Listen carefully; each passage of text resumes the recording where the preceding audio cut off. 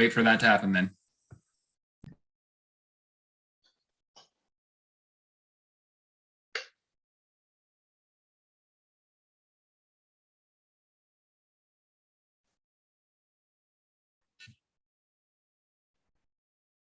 Madam Clerk, I see Councillor Neal and Osanik. Hello to both of you, but I don't see Councillor Chappelle. Is that on your end? But I can't see him. Oh, I think I see a camera turning on as I say that.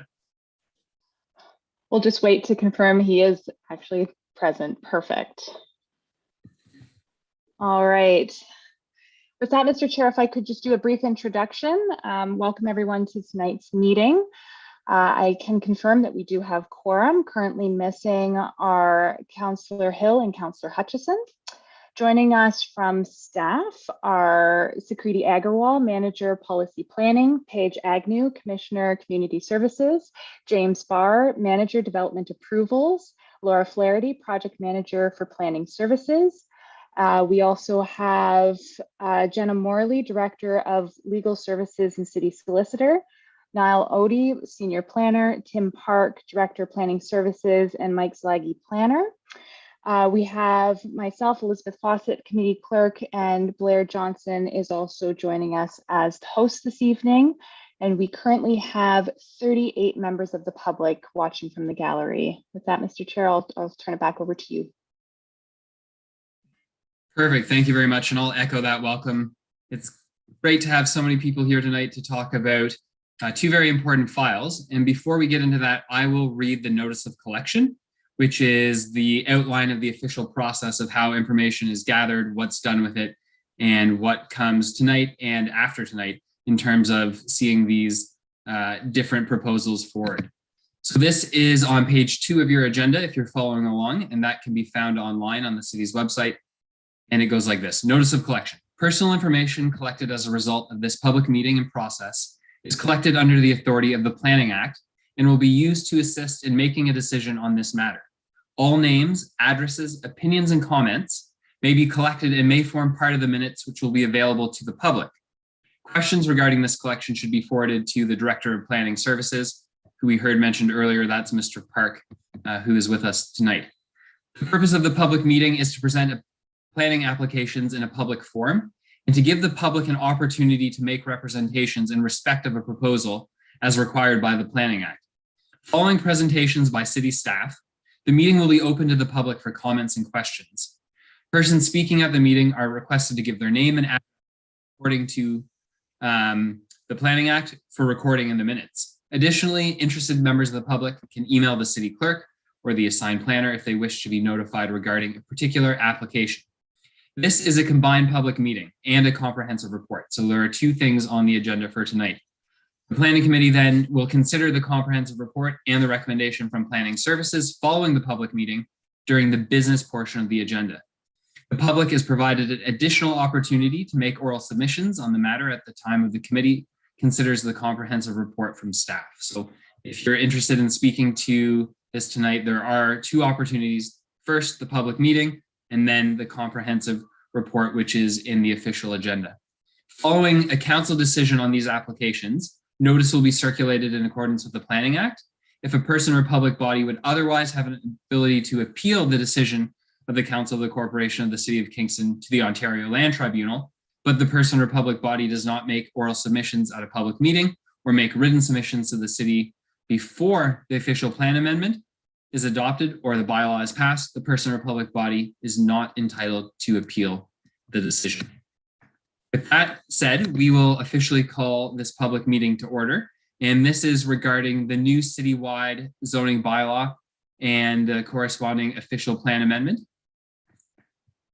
And with that, I will hand it to staff to open up, and I'll note to committee particularly that given the large scope of what's before us tonight, and this is good for members of the public to note as well, staff will have 30 to 40 minutes to give their presentation, and we'll be amazed that they can fit all the zoning of an entire city and amalgamating many hundreds of different bylaws together in that time. So Ms. Flaherty, it's over to you.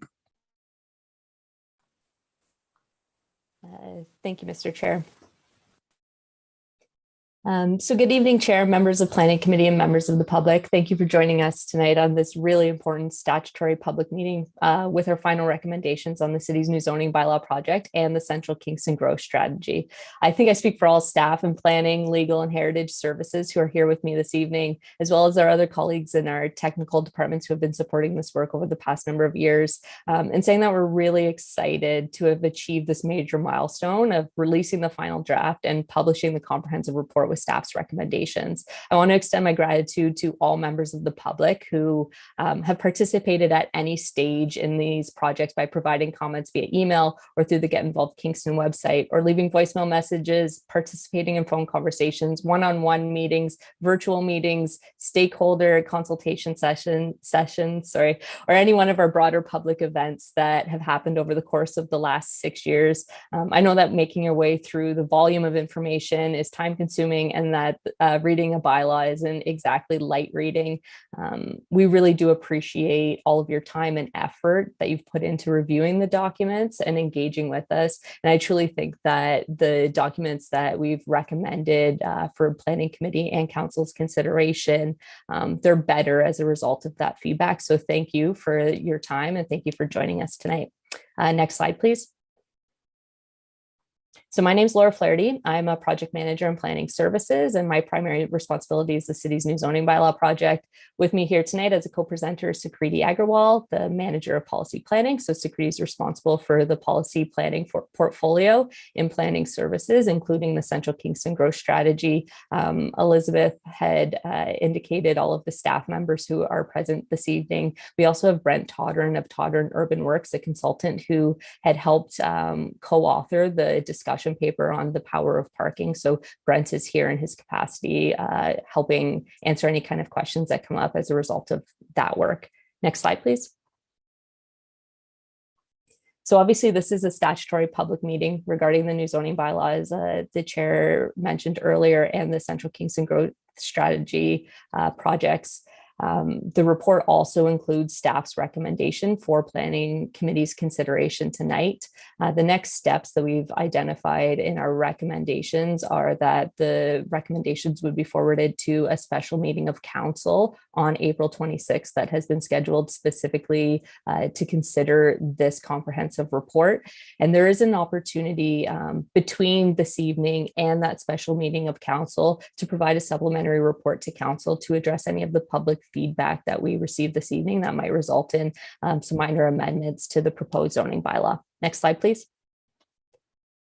So first and foremost, this is a combined report that integrates the recommendations of both the CKGS and the new zoning bylaw project. So on the screen in front of you, I have a diagram that kind of breaks it down into the 5 main bylaws that we're proposing in our recommendations. So the CKGS has contributed to the official plan amendment and the Kingston zoning bylaw. So specific sections are connected directly to that CKGS work, while which Sukriti will speak to later in the presentation, and the new zoning bylaw project has proposed amendments to the official plan. Obviously, the Kingston zoning bylaw itself as a result of the whole purpose of the project, and has also proposed a new cash in lieu of parking bylaw, which would repeal and replace the existing cash in lieu of parking bylaw, proposed amendments to the fees and charges bylaw related to that cash in lieu of parking bylaw, and as well as some proposed amendments to the delegated authority bylaw for planning services. So I'll speak to those additional recommendations at the end of the presentation,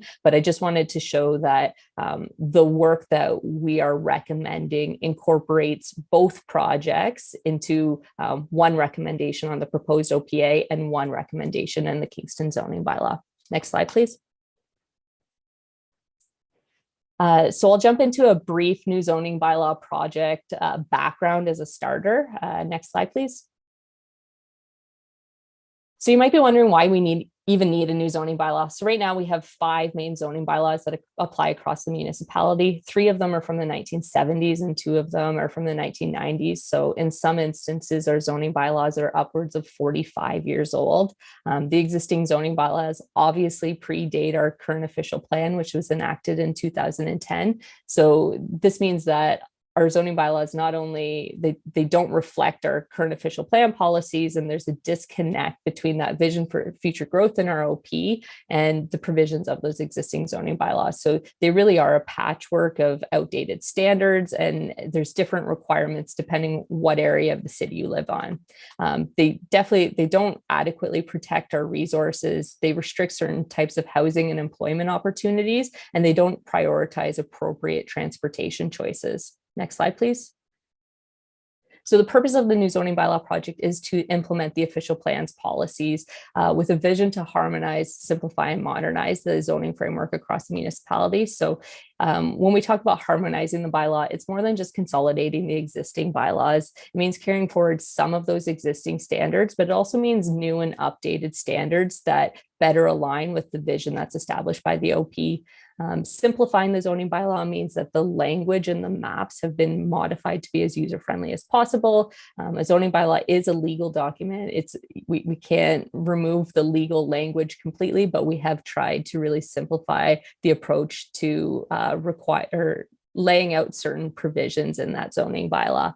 And modernizing the bylaw means that we've updated the terms. The uses now better reflect current trends. There aren't references to arcades and specific uses that were really the focus of 45 years ago in zoning, and we've really worked to modernize the language and the terms that better reflect current uses and allow for innovation to happen in the future. Next slide, please.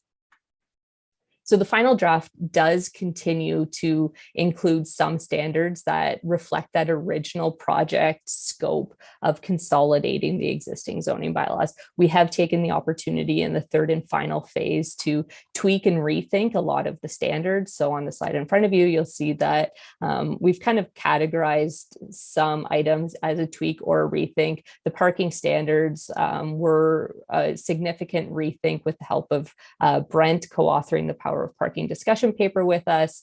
We've had a discussion paper on schools and places of worship, which we've added complementary uses to places of worship and really removed the funding model from the way that we permit schools across the municipality.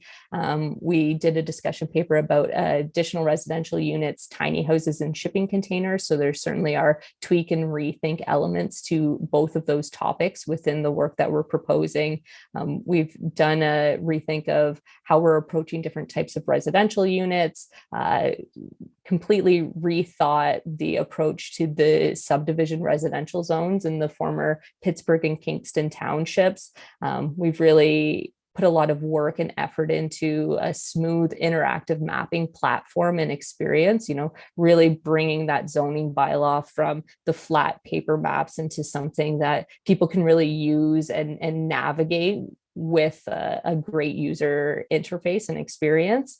And we've really tweaked the way that we're approaching the employment lands to ensure that they conform with our official plan, looked at home occupations, and throughout the entire zoning bylaw itself, we've introduced interpretation provisions to allow us to consider unique scenarios that we see across the city right now that the existing zoning bylaws don't capture. So recognizing that the creation of a new zoning bylaw will create elements of legal non-conforming uses or legal non-complying buildings. So we've tried to proactively plan for a lot of those scenarios with innovative language and the appropriate approach to dealing with those situations proactively rather than reactively after the zoning bylaws passed. Next slide, please.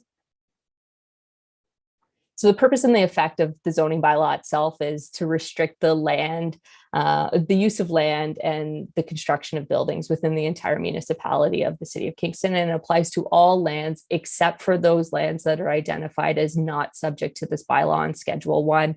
And the proposed official plan amendment from a new zoning bylaw perspective is really to enable the new zoning bylaw to better implement the intent of existing official plan policies, to clarify some existing provisions, and to really implement the policy recommendations of the CKGS with respect to the proposed intensification areas. Next slide, please. So obviously this project dates back to 2016. The first draft was created by an outside consultant and it was released to the public back in October of 2016. So on the left-hand side of the screen, I've listed a number of events and engagement opportunities that we held or attended to discuss the first draft with the community. So there was extensive public outreach when this project was released from the very get-go. The project was put on hold in 2017, 2018 when the city was completing the official plan update and when we were newly directed to complete the CKGS project. So fast forward to September of 2020, that's when the third and final phase of this project has really started. And as staff, we took ownership of the project. The whole zoning bylaw itself has really come into city staff's hands. Brent Todern is the only outside consultant who's participated in this third and final phase, and specifically on the power of parking discussion paper, but all of the mapping and the work that's been done to the text of the zoning bylaw has been done in-house by planning staff.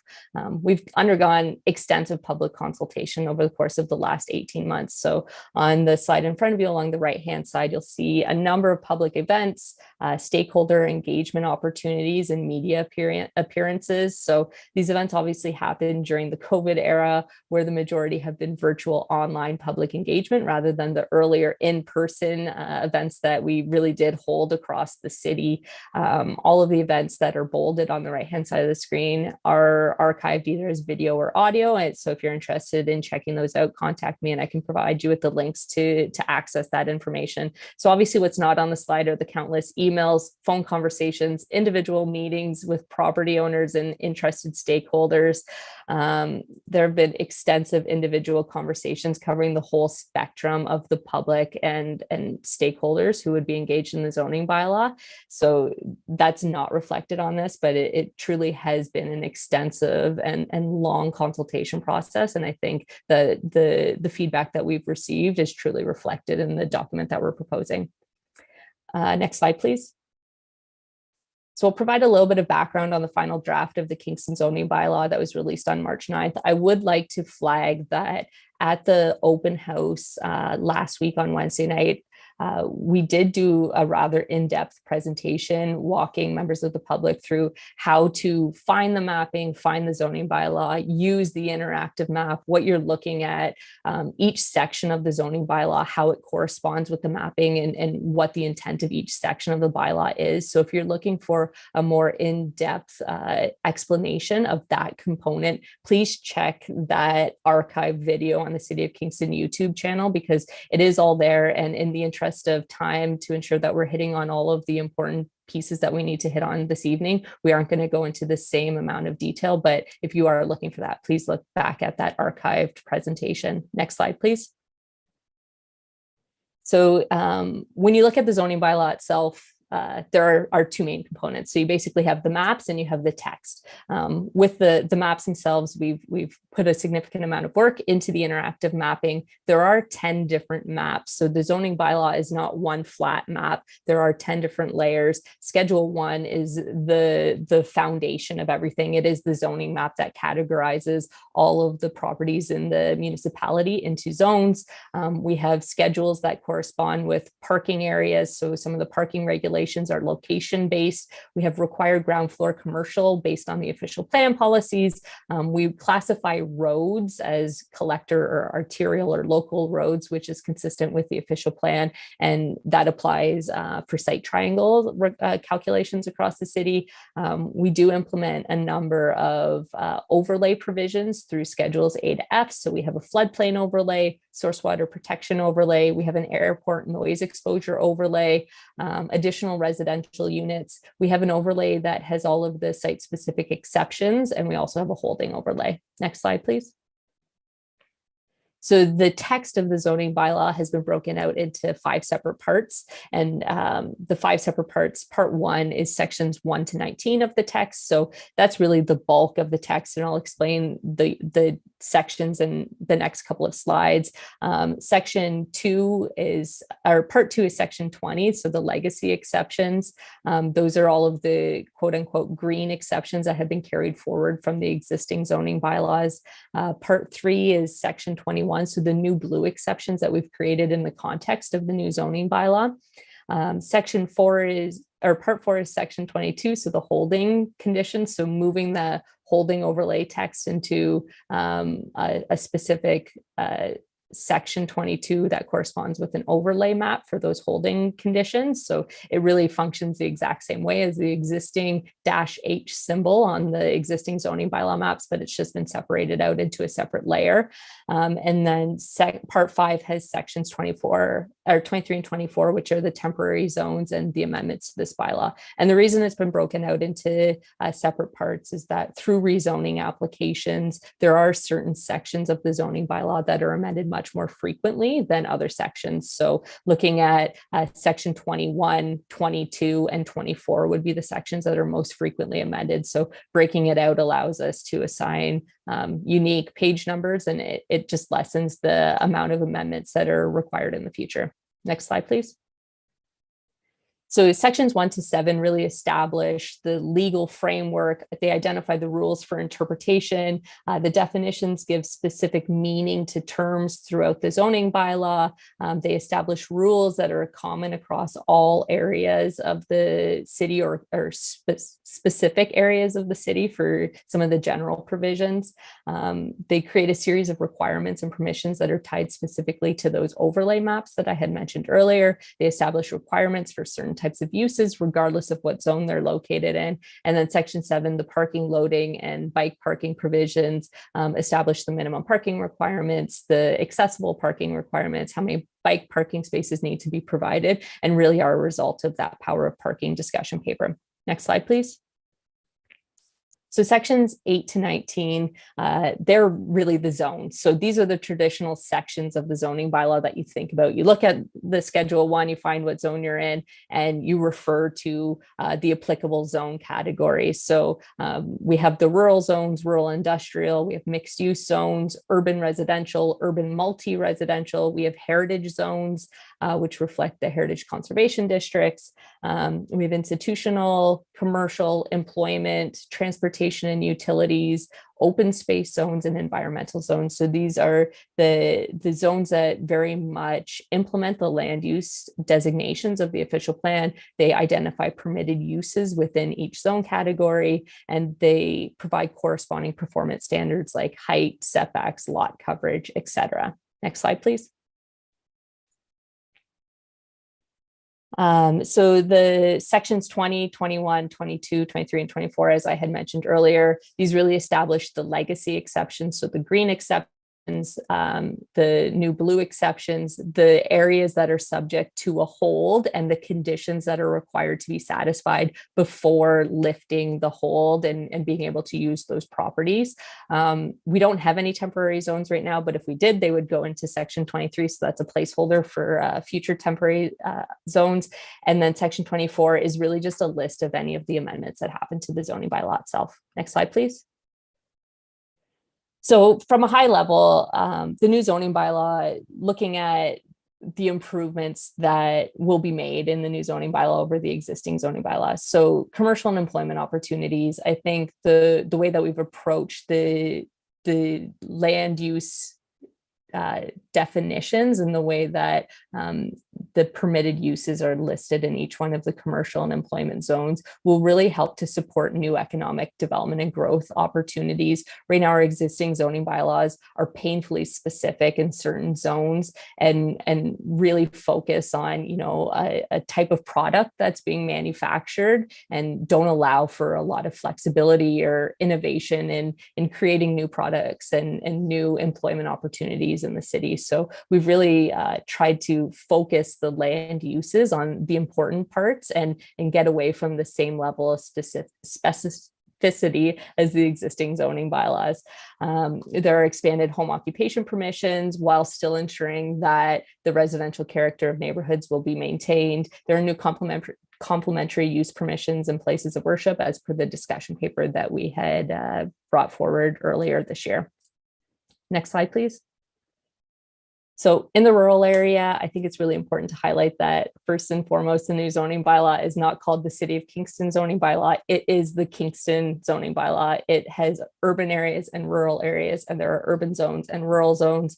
The new zoning bylaw will protect our prime agricultural areas with a new prime agricultural zone that aligns with the official plan designation. We've allowed for expanded number of uses within that agricultural use idea.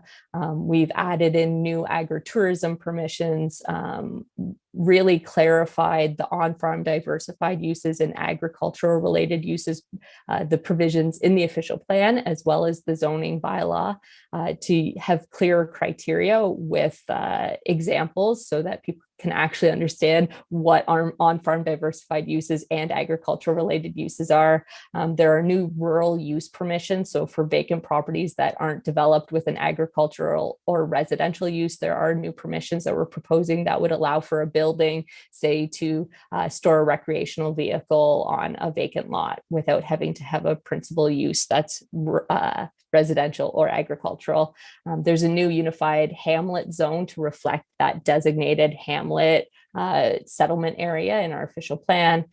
We've added in new food truck permissions as accessory uses on agricultural properties. And really, we hope that some of the car share work that we're doing will actually expand to support the rural area as well as the urban area. Next slide, please.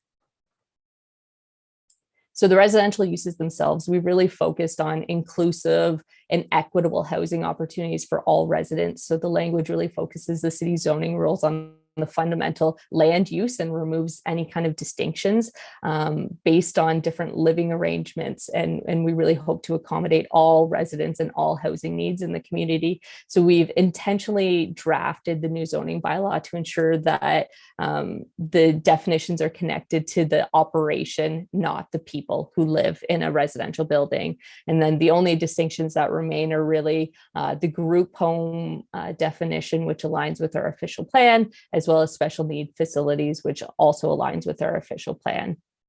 Next slide, please. So through the new zoning bylaw, we have introduced new additional residential unit permissions, which aligns with the requirements of the province through the Planning Act. We did a discussion paper about additional residential units, so it would have the effect of allowing up to 3 units on any property that has a single detached house, a semi-detached house, or a townhouse.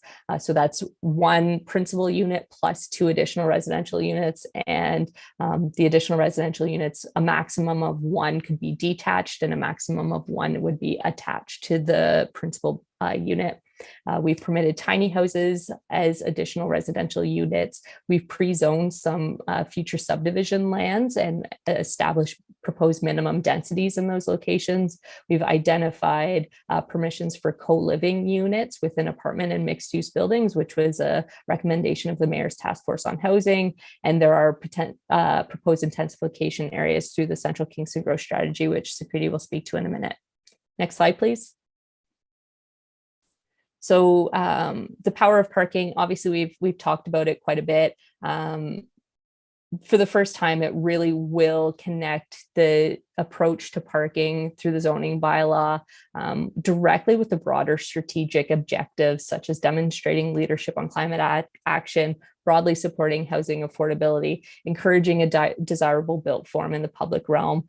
We've really worked hard to ensure that the overall regulations related to parking, bike parking, accessible parking are well integrated and well thought out. So all of the recommendations have been put together as a group, and it's really important that they work together to ensure that we're supporting alternative modes of transportation over the private automobile and ensuring that we're providing the appropriate infrastructure for bike parking spaces and allowing for money to be put towards cash in lieu of parking that will support car share operations in the city and requiring car share parking spaces to be provided. So we really have worked hard to ensure that the requirements for parking in the new zoning bylaw do align with those broader strategic objectives.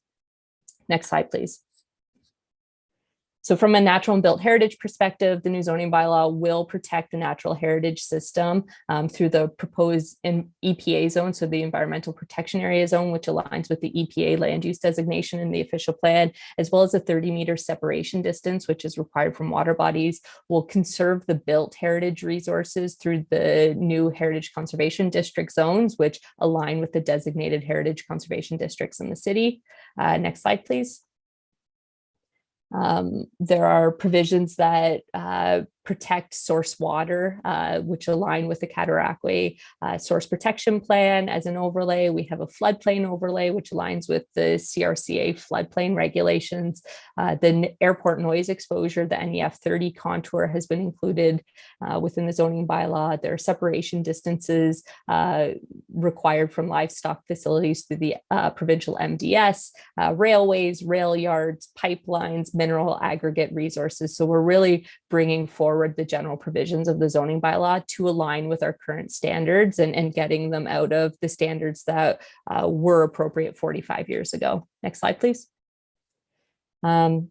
The existing permissions, so fundamentally the zoning bylaw was approached as a consolidation of the existing zoning bylaws. So the whole purpose of doing that was to maintain the existing permissions wherever it was appropriate and possible within the policies of the official plan. So it limits the creation of legal nonconforming uses, and where it is necessary to create those legal nonconforming uses or legal noncomplying buildings, we have included provisions that allow for appropriate development, with legal non-complying buildings. For example, there are certain interpretation provisions that would allow development that meets the other requirements of the zoning bylaw.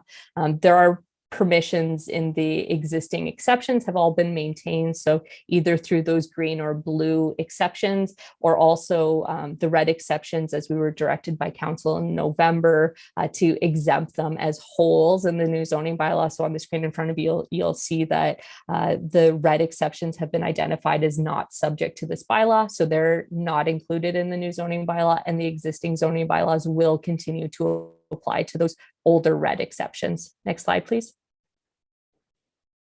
So obviously we've received a lot of public feedback and participated in many meetings and events and stakeholder sessions with interested members of the public. The staff report and the addendum have included all of the written comments that we've received throughout the whole course of the project. You'll see thousands of pages of public comments and have been provided. So what I've focused on in this slide is really a summary of the public feedback that we've received since we released the final draft in March. There's been public feedback on recreational vehicle parking provisions with a request to increase the lengths.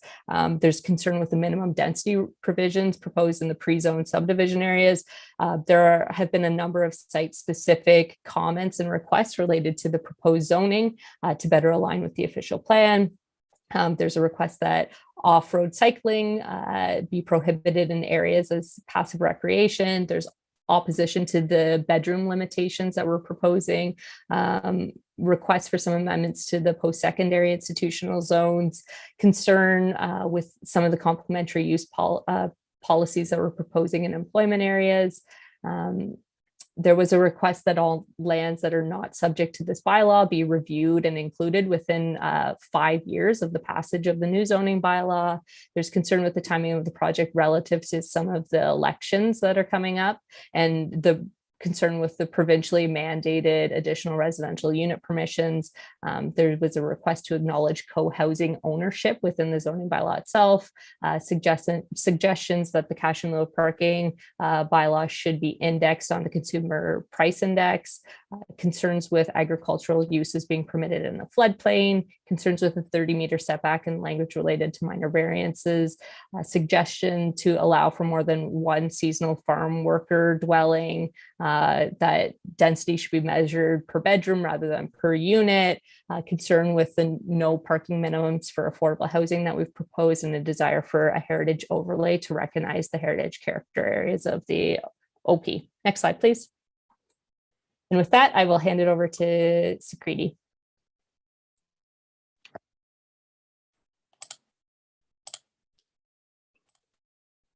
Thank you, Laura. Can everyone hear me? Yes, we can, loud and clear. Okay, thank you. I was getting some message about an unstable connection. My name is Sukriti Agarwal, and I'm the manager of policy planning with Planning Services. And I'm going to be providing a brief background on the CKGS and a summary of its recommendations. Next slide, please.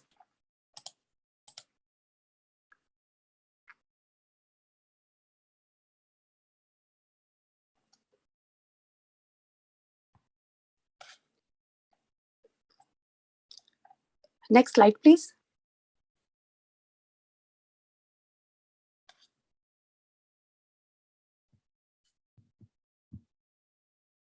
Ms. Agarwal, sorry to interrupt your time here. We can see the Central Kingston Growth Strategy appears to be the first slide talking about being initiated in Q4 of 2017. Yes, thank you. Thank you, Councillor Kylie. I think I am having some internet issues, so I have switched over to my phone. My apologies. The CKGS was initiated in late 2017 in response to Council's consideration of an interim control bylaw that would have had the effect of prohibiting new development or alterations to residential development within the Sydenham, Portsmouth, and Williamsville electoral districts. The study area was expanded to include the residentially designated areas regulated by zoning bylaw 8499 for a more holistic approach. The study area is shown in yellow on this map. WSP Canada Group Limited was retained to undertake this study. And the intent of the study was to identify strategic areas for intensification along with the zoning and policy framework. The final recommendations report prepared by WSP was prepared at a planning committee meeting on August 12th of 2021. Next slide, please.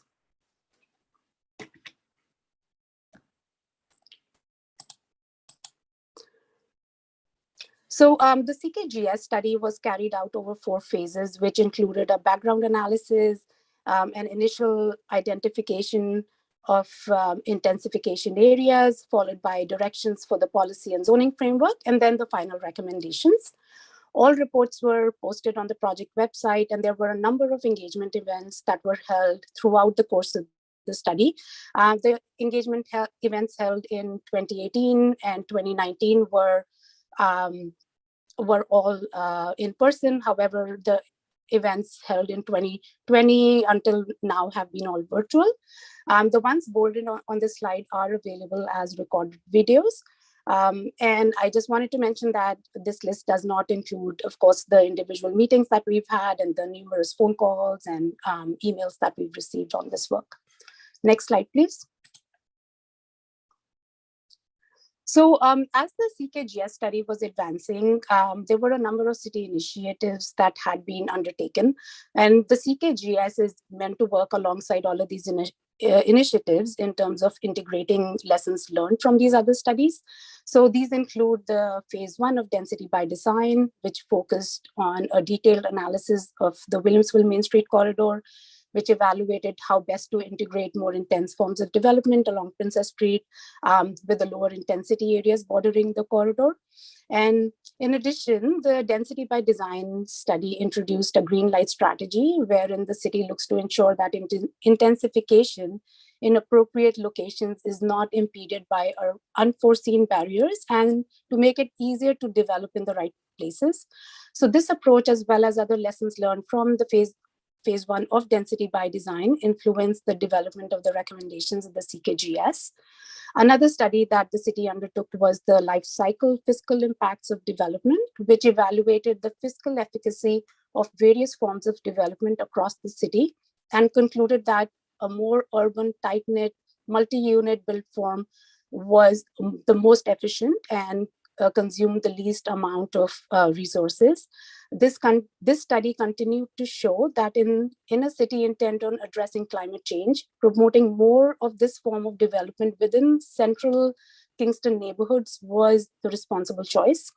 And more recently, we had the bedroom limits amendments and also amendments to second residential unit regulations, which are now called additional residential units, which were endorsed by council, which were intended to address a concern heard consistently leading up to and throughout the project related to unintended overdevelopment and high occupancy levels in low density forms of housing. This bylaw is currently under appeal and is awaiting a hearing date, but the clear direction of intent was established through council's approval. Next slide, please. So the CKGS included recommendations for all residential zones in central Kingston, as Laura has mentioned, along with zoning and policy recommendations for proposed intensification areas. These recommendations are proposed to be implemented through the new zoning bylaw and through an official plan amendment. As previously noted by Laura, the city is undertaking an official plan amendment to the new zoning bylaw, and the CKGS official plan amendment has been combined into one draft bylaw to amend the official plan, as is included in Exhibit A to the staff report that's in front of you today. Next slide, please. So this slide includes the proposed CKGS zone categories included in the new zoning bylaw. The existing A category zones are proposed to be included in UR5 to UR13 zones. So these are the urban residential zones. And the existing B category zones are proposed to be included in the URM3 to URM7 zones. So these are the urban multi-residential zones. The 8CD3 zone, which is a new zone, is proposed to be applied to the Old Sydenham Heritage Conservation District. And the URM8 to URM12 zones are proposed to apply to the intensification areas proposed through the CKGS. Next slide, please. So within the CKGS low density zones, recommended changes include removal of floor space index regulations and lot coverage provisions, as these performance standards were deemed to not be appropriate given the wide variety of lot sizes within the CKGS area. Instead, a maximum building depth of 18 meters as measured from the front yard setback is proposed, and a distance of 7.5 meters between the rear building wall and the rear lot line is also proposed. In some areas, including the existing A zone and the King's Court area, front yard setbacks are proposed to be set at 4.5 meters with some flexibility to vary depending on existing context. Height is now described in both meters and stories in all of these zones, and minimum lot frontages have also been included where they previously did not exist. Next slide, please.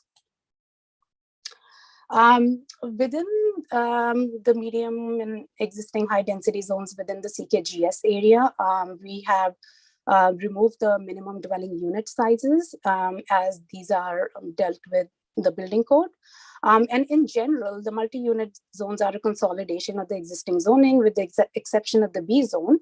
And for the B zone, which currently permits up to 6 units and will continue to permit up to a maximum of 6 units, we've included a minimum lot frontage, as this wasn't currently within the current zoning, along with the addition of a maximum building depth of 18 meters as measured from the front setback, and then also a minimum distance of 7.5 meters between the rear wall of a building and the rear lot line. And then the front yard setback is set at 4.5 meters with an opportunity for some reductions based on existing context. Next slide, please.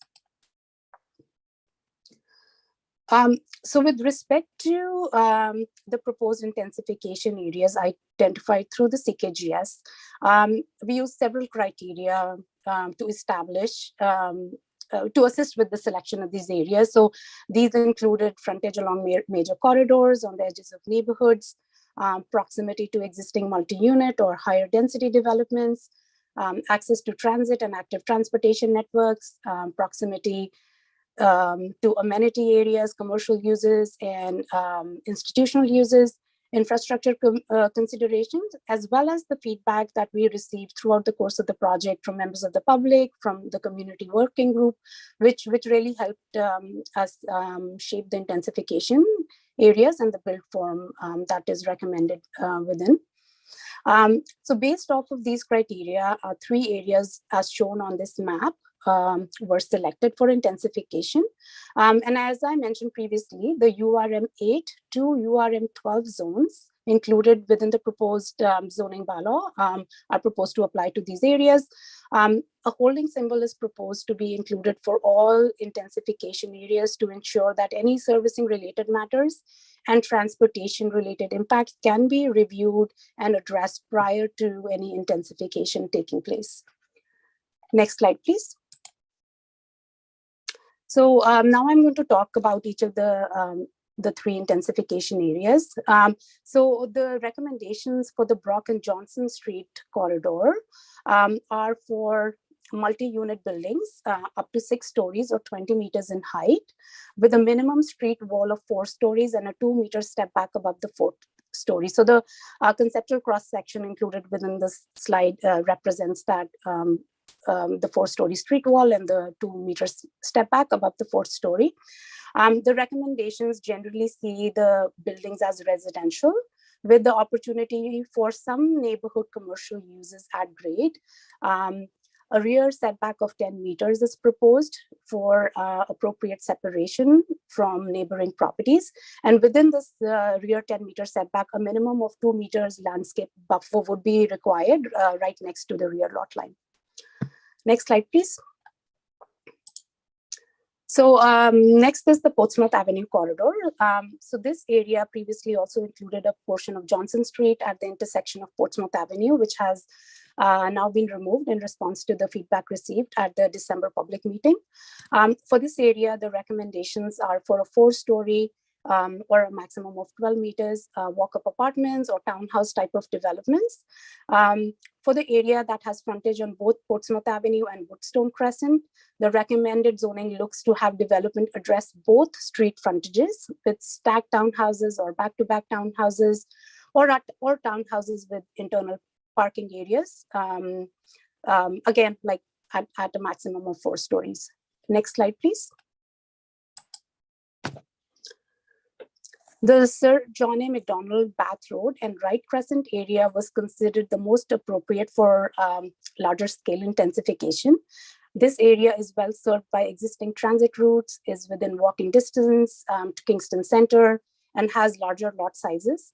And for this area, multi-unit residential buildings of up to 12 stories in height are recommended. These would include a podium of 6 stories, and then a tower portion of an additional 6 stories. The upper stories are to be set back 3 meters from Sir John A. Boulevard and Bath Road, carrying over from the work that was done for the Williamsville Main Street corridor. And the tower portion would be limited to a floor plate of 790 square meters. And any adjacent towers must have a minimum separation distance of 25 meters. So these were lessons that we learned from the Williamsville work, and we have incorporated them within the CKGS work as well.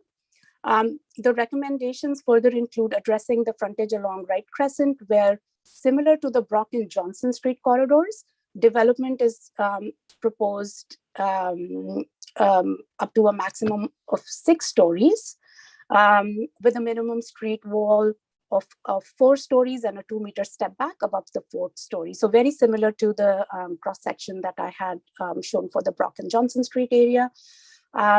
So that step back along with the intervening street, which is Wright Crescent. So these are both intended to help transition from the 12-story buildings, as you can see on these images to the very left, to the existing low-rise townhouse development along Wright Crescent, located on the east, on the right side of the images. And we did receive some feedback on previously not allowing entrances to all of these intensification sites from Bath Road and Sir John A. Macdonald Boulevard, and those policies have now been removed from the proposed amendment. Next slide, please.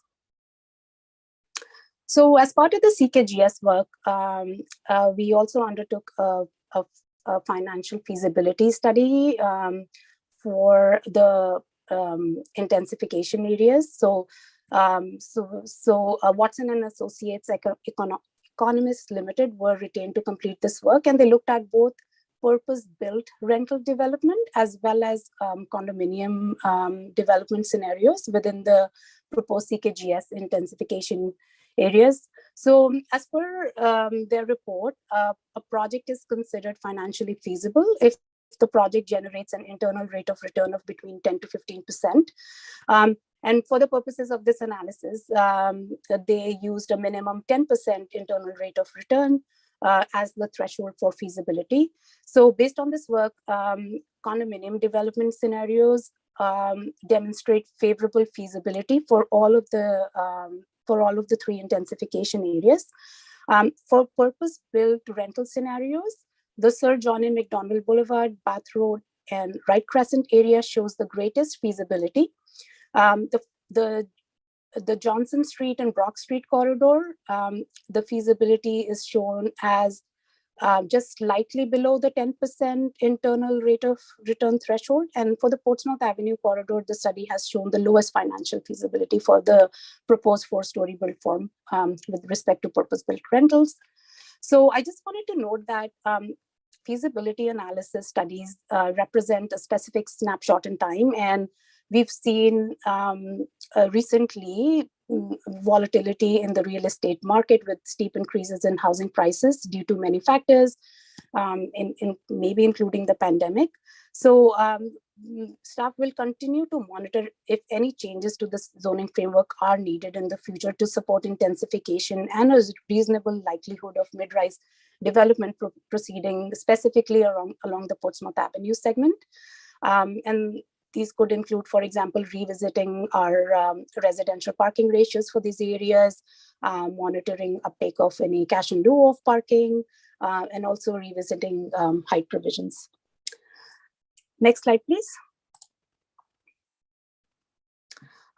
So as part of this work, we've received a lot of questions and comments on the recommendations, and all of the comments that we have received that were received at the time of finalization of the staff report have been included as an exhibit to the report, along with a comment and response matrix, which includes staff responses to the comments received.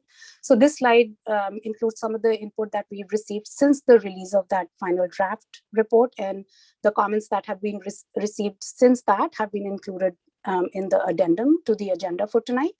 The comments that we've received recently have been mostly around the inclusion of the Sir John and Macdonald Boulevard, Bath Road, and Wright Crescent as an intensification area. We've also received comments on the proposed height within the Brock and Johnson Street corridor. And we've also received some additional comments requesting that some of the policies that we are proposing in the new OP section, which specifically includes policies related to the intensification areas, be applied citywide. Next slide, please. Okay, so I'm now going to provide a brief summary of the proposed official plan amendment.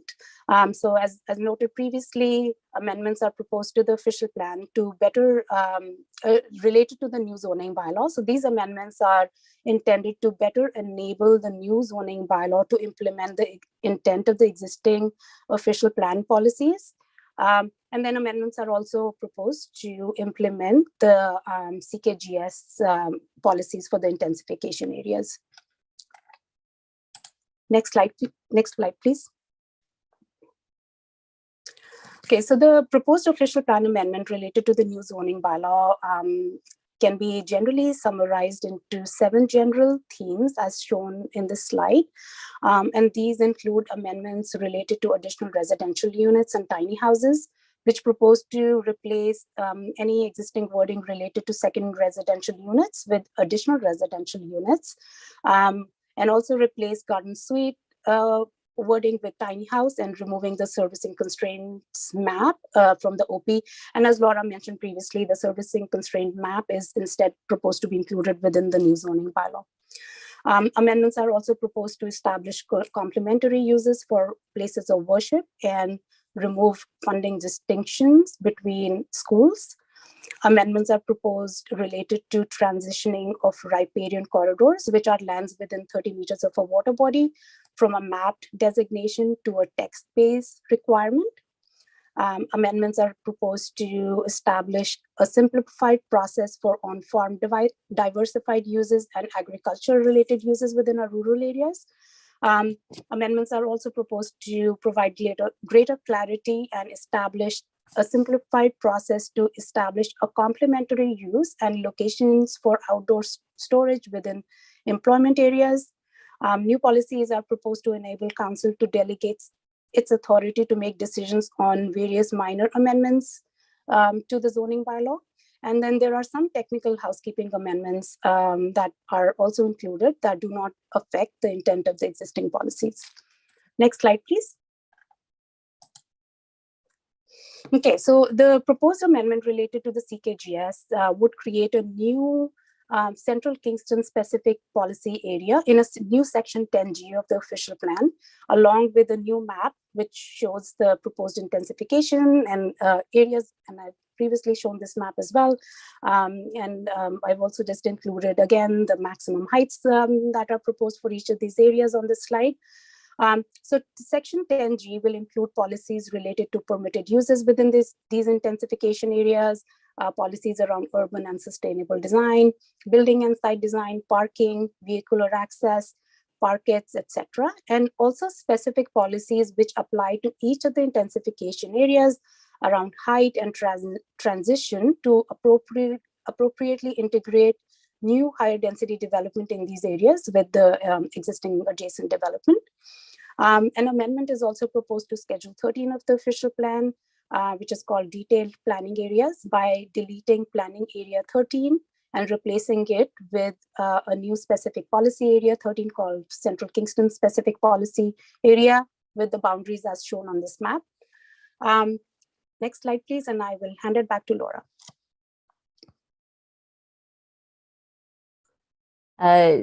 Thank you. So recognizing that we've run over time here, I don't want to take too much longer with our staff presentation. So I do want to quickly go through the staff recommendations that are included in the comprehensive report on the agenda tonight, just to walk through the intent of each recommendation. So next slide, please. So recommendations 1, 2, and 3. So these would be the typical recommendations that you would expect to see with these two projects. So the approval of the projects themselves, the new zoning bylaw project and the CKGS, the file numbers, including the new zoning bylaw and the proposed official plan amendment. Recommendation 2 would be the bylaw that amends the official plan to implement the proposed official plan amendments. Recommendation 3 is the zoning bylaw itself. So the actual text of the bylaw, as well as the PDF maps that are included as schedules in the agenda package. Next slide, please. Recommendations 4, 5, and 6 are all related to the cash in lieu of parking, the proposed establishment of a brand new cash in lieu of parking bylaw that would allow for reductions in the minimum parking requirement for multi-unit residential buildings the proposed rate has been increased from the existing rate to $8,000 per space, and that would be applied when a property owner wanted to provide less parking than what the minimum parking is required by the zoning bylaw. The funds would be used to help to support the establishment of a broader car sharing system across the city. Number 4 includes the establishment of the actual accounting, the reserve fund that goes along with taking that money.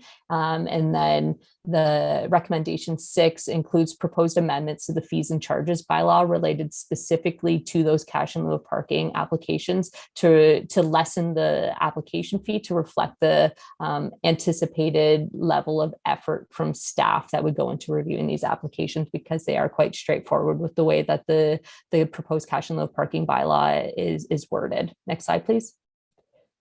Recommendation 7 is a recommendation that would delegate minor zoning bylaw amendments to the Director of Planning Services. So this is a new permission that's in the Planning Act. There are a number of existing delegated authority approvals through the delegated authority bylaw to planning services. And the amendments that we're proposing would have the effect of delegating the approval of minor zoning bylaw amendments that we consider to be quite technical and minor in nature that we're anticipating with the new zoning bylaw. So removal of additional residential unit constraint areas when we've been advised by Utilities Kingston that there are no longer constraints in those areas. Amendments to the floodplain overlay when we've been advised by the CRCA that there are updated data for that floodplain. Amendments that would implement conditions of a severance of a surplus farm dwelling. So if there's a consent application to sever that and there's a condition that it be rezoned, that type of amendment is quite technical in nature. And any amendments that would be required to bring site-specific zones, so those existing red exceptions, into the purview of the new zoning bylaw. Next slide, please. So recommendations 8 and 9. Recommendation 8 is really related to the Planning Act automatically includes a 2-year moratorium on zoning bylaw amendments after the passage of a new citywide zoning bylaw when it's been updated after an official plan update. So the new zoning bylaw, since it is a citywide zoning bylaw that's repealing and replacing the existing zoning bylaws, the 2-year moratorium automatically kicks in. There is a permission in the Planning Act that says that council has the ability to pass a motion to allow for certain application, like individual applications, certain classes of applications, or all applications in general. It is staff's recommendation that council pass a motion allowing all zoning bylaw amendments in general.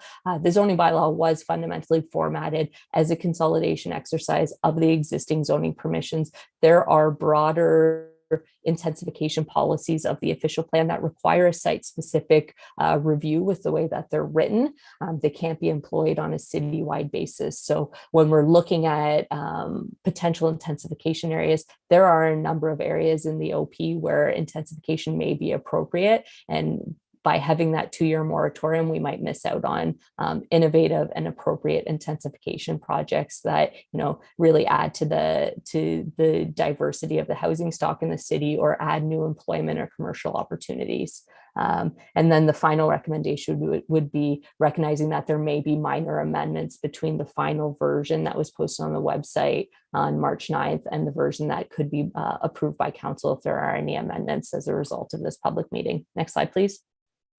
So as stated in the comprehensive report, the new zoning bylaw and the proposed official amendment implement and conform with the city's official plan. They're consistent with the provincial policy statement. They have regard to all matters of provincial interest that are set out in the Planning Act. They represent good planning and they reflect the diverse public and stakeholder feedback that we've received in consultation on these projects over the last number of years. Next slide, please. Finally, as legal documents, obviously the zoning bylaw is required to have measurable objective standards. So council's strategic plan for 2019 to 2022 has really informed the approach to updating and modernizing the standards. You won't see the word climate action in the zoning bylaw. You won't see housing affordability in the zoning bylaw. You won't see the word walkability in the zoning bylaw or economic development opportunities, but certainly council's strategic plan has informed our approach to all of the zoning provisions. And I think that this theme permeates through all of the work that we've updated, and the existing zoning bylaws certainly don't achieve these, really important priorities, and the new zoning bylaw will help to bring those into the zoning bylaw regulations. And next slide, please. With that, I think we'll move on to any kind of questions or comments. Thank you. Thank you, Ms. Flaherty and Ms. Agarwal. Very much appreciated. I know that committee members, myself included, of course, appreciate the tremendous work that yourselves and your team have put in over the number of years that you've documented, and you've been professional and gracious through it all. So just wanted to thank you for that. And also, of course, thank members of the public, as you said, Ms. Flaherty, that have helped refine and input in this process. And that's why we're here tonight. So we're going to turn to members of the public. And I'll look to the clerk to give a bit of an overview of how we can best do that. Thank you, Mr. Chair, and through you, for those who are joining us this evening who would like to speak during the public meeting, we do require you to raise your hand in Zoom so that we may call on you. This is found in the center of the Zoom screen when you move the mouse over your window. Mr. Chair, I'm just going to give a couple seconds here. We do have some hands generating, and if you would like to go over how we will receive those comments. Yeah, absolutely. So it's been great to hear from staff. And what we'll do now is have questions and comments, concerns, hopes, dreams, everything that the public would like to say in response to the files before us tonight. Each individual who wishes to speak has 5 minutes to do so. And we'll have approximately 7 people at a time speak, and then the applicant, which is tonight the city, our planners here tonight, will be able to respond to what they've heard from members of the public. And we'll continue those rounds as long as we need to make sure that everyone who wishes to be heard in this forum can be. And also a quick reminder at this time that if you would like, you can submit to Ms. Fawcett, who we just heard from, or Mr. Park, any of your questions or comments as part of the official record. So 7 individuals at a time, 5 minutes each. And to open each comment from the public, please state your full name and address so that we can have that for the minutes. Madam Clerk. Thank you, Mr. Chair. Through you, I will just note that we do have 52 members of the public with us at this time, and we'll begin with Annette Burfoot. Thank you, and through you, Mr. Chair. I'm at 74 Regent Street, K7L4J7. I'm in the Brock-Johnson corridor area, and that's what I want to speak to today as a resident of that area. I did take part in one of the consultations, the public consultation, CKGS consultation, and I raised my concerns about the corridors there as well. I don't feel they were addressed at all by the members of staff who were there. My main concern is that these corridors are not simply transport routes. First of all, they were never designed the way they are now, which is as one-way streets in and out. And it's not just the one-wayness, it's how the traffic lights are designed, how many traffic lights there are on it. It's all designed to get cars as quickly as possible, either downtown or out of downtown to the west side of the city. This may work really well for cars. It flies in the face of the city's commitment to climate change. And it also flies in the face of what was being said today in terms of trying to encourage alternate forms of transport. It also makes living in the area very difficult and now dangerous. I know a petition that I was part of on about the 2 streets, Brock and Johnson. I was part of the Brock petition, which was submitted to council in the fall. And we had meetings after that with Ian Semple about transport, and they're now seeking to make community safety zones of these areas. There was a fatality in the last month on Brock Street. There have been 72 accidents reported between 2014 and 2019. They stopped reporting them during the pandemic. I see accidents constantly. I see people driving the wrong way up the streets. It's very dangerous. It's not conducive to walking. It's not conducive to biking. And now we have schools on either side of those corridors where people are moving from one side to the other because one is the French immersion program and the other, Churchill School, has opened up to include the area on the other side of the corridor. So young children are now having to cross these streets. So now we're going to intensify on the lower ends of these 2 streets. And we're going to intensify significantly up to 6-story buildings at the bottom of these streets with no study on the impact on the communities of what such intensification would do on these already well-established raceways. My petition to you tonight is we need more information about the impact of that kind of intensification on an already problematic area that does very little to meet the city's commitment to climate change and is now becoming unsafe. Thank you. Thank you very much. And that was under 5 minutes, but I should mention that close to 5 minutes, I will interrupt, not to be rude or not to stifle the conversation, but to let folks know when you're at 4 minutes and 30 seconds, I'll just say 30 seconds remaining. But that wasn't an issue this time, and maybe it won't be going forward. Madam Clerk, who's next? Mr. Chair, through you, next to speak is Craig Jones. Good evening. Thank you. My name is Craig Jones. I live at 121 Cliff Crescent, K7M 1B1. and I'm an owner of a townhouse at Kingsdale on Wright Crescent. I'm speaking in that capacity on behalf of a large group of residents on Wright Crescent. What they all have in common is that this proposal for intensification came out of the blue. Most residents along Wright Crescent had no clue of the scope or scale of this proposal. They are taken aback by the envisioned transformation of their neighborhood. You will hear different views and voices this evening, but I've been asked to speak on behalf of a large group of concerned residents. This includes members of the church community, seniors at the Kinsman Senior Home, townhome condo owners and renters, and condo owners at Crestview Towers. We have 6 issues to draw your attention to. Number 1, poor communication between city planners and residents. We respectfully ask for a more resident-friendly and plain language consultation and documentation. This is key to a healthy, informed, and respectful dialogue, and it is lacking. Number 2, the intensification as proposed would create a wall of vertical sprawl, changing the character of our neighborhood in every conceivable way.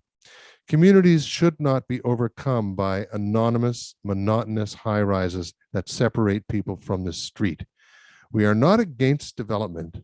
We recognize the need for new housing, but we object to planning that does not consider compatibility with the existing neighborhood, access to healthy green space and parks, and the safety of people getting to and from their homes.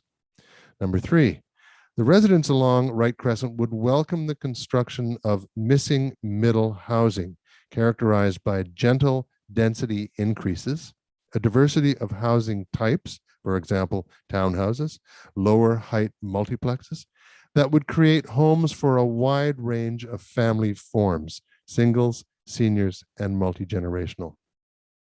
Number 4, the current proposal would triple the population in this neighborhood and produce a huge increase in traffic through our modest crescent. Number 5, we're also very concerned about the loss of healthy green and recreational space. Parklands and open space encourage social interactions for all age groups, provide safe play space for children, and remove carbon from the atmosphere, assisting in reducing overall climate temperatures. As envisioned, it would be a kilometer walk for a child to access the closest green space. How is this defensible in a sustainable city? Last, we request that this neighborhood be designated a special study area and that future planning be done in closer consultation with residents. Thank you very much for your time and attention. And thank you, Mr. Jones. Madam Clerk. Mr. Chair, through you, next to speak is Rick Monroe, followed by Ann Boniferro.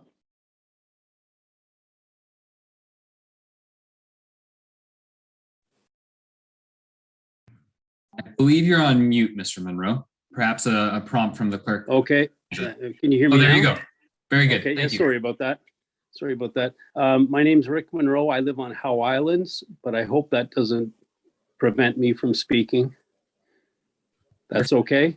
Yep, that's okay.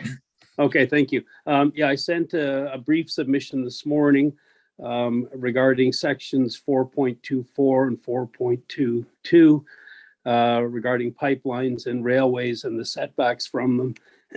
I won't repeat that now. I'd like to focus just on some background information on the broader issue of public safety, especially with regard to policies that shape public safety. Also, my request last year in September for clarification regarding the discrepancy between what the province requires in terms of hazards and sensitive uses like schools, as opposed to what the city is permitting, most specifically alongside high pressure pipelines.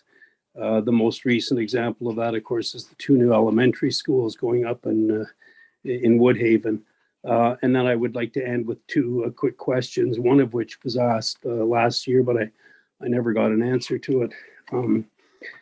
On September the 2nd of last year, I participated in a public Zoom meeting and asked why the city, in my opinion, ignores the public safety requirements of Section 3.0 of the PPS. And I was told that pipelines are not a hazard. The term hazard is not defined in the bylaw, your zoning bylaw, and it's not defined in the PPS either. That pipelines fall under infrastructure. So I had to accept that answer. But when I got home, I checked the PPS and realized that it's not defined as infrastructure. It's simply listed, pipelines are, among many examples of infrastructure, many of which are hazardous. Hydro substations are clearly critical infrastructure, so are nuclear power plants, but certainly they're hazards as well.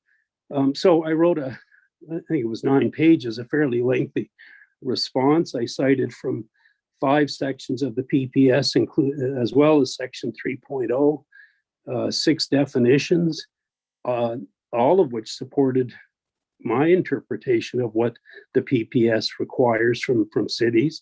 And I saw nothing in there that contradicted it.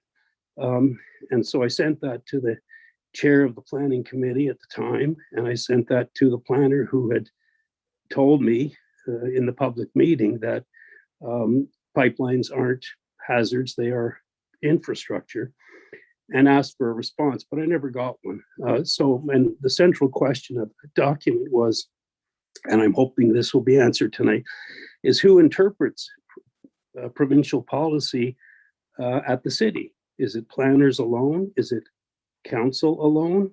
Is it the city's solicitor? Is it everyone cooperatively? I'd like an answer to that. And secondly, I asked the chair of the planning committee at the time to please examine what I'd written, then to pass it along to the other members of the planning committee so they could see my arguments and the evidence, I guess, and that perhaps it should be sent to the larger council, and that somewhere along the line, council, in my opinion, ought to meet with planners and get this sorted out so that there's a common understanding of what the province requires with respect to public safety, what constitutes a hazard.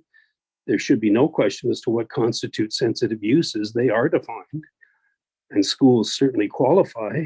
And I guess my hope was that somebody might share that outcome with me or with the public, but I received nothing. So my second question is, did any of that process that I asked for, not that it's my place to ask for it, but to me it seems a sensible way to resolve the issue, did any of that process happen? So my 2 questions are, 30 seconds, please. Yeah, who interprets provincial policy as it gets applied by the city? And secondly, the process, did any of it happen? Thank you. Thank you, Mr. Monroe. And a reminder, we will hear from 4 more people, and after 7, we'll give the planners and other appropriate city staff an opportunity to respond to these questions and comments. Madam Clerk, who's next on our list? Mr. Chair, next to speak is Anne Bonifero, followed by Cheryl King-Van Vleck. Oh, good. Good evening. First, I'd like to thank Mr. Jones for his comments, which I think speak very well to the concerns that I have. My name is Anne Bonifero, and I live at 115 Wright Crescent, Unit 27. That means that I would be facing directly across from where 4 large apartment buildings are going to be. I'm sorry, I said Unit 27 and I'm at 13. I have a neighbor with me who is at Unit 27. I noticed that the Johnson Street west of Portsmouth development that was included in the meetings in the fall has been removed. And yet, in spite of many concerns expressed at those fall meetings, no change has been made to Wright Crescent, other than the possibility, and I stress that possibility, of access from the main Sir John A. and Bath corridors. It was mentioned that 6-story buildings would be a nice transition between the 12-story buildings and the existing 3-story townhouses. I wonder about the transition between the Kinsman housing, which is 1 story, or the Calvin Park Library, which is 1 story. Why we are using 12 stories as a starting point seems to baffle me. I'm not against intensification. As a matter of fact, this townhouse complex is a fairly high density housing compared to most city streets. And certainly there are lots of other proposals that could fit in there. Many things that we've seen around the city, like the low-rise buildings that are on Mack Street across from the park, rather than putting up boxes and boxes. We already have 2 new apartment buildings. One is completed, the other is under construction. Wright Crescent right now would qualify for the worst road in Kingston because of the potholes from the quantity of trucks coming up and down. If we were to add another 10 apartment buildings on this street, I think Wright Crescent is bearing the weight of all of the central Kingston intensification, and perhaps a wider spread needs to be made throughout the city for some other areas. Again, not against some intensification here, but it needs to be appropriate to the character, the existing character of the neighborhood. Thank you very much. Thank you. Good job.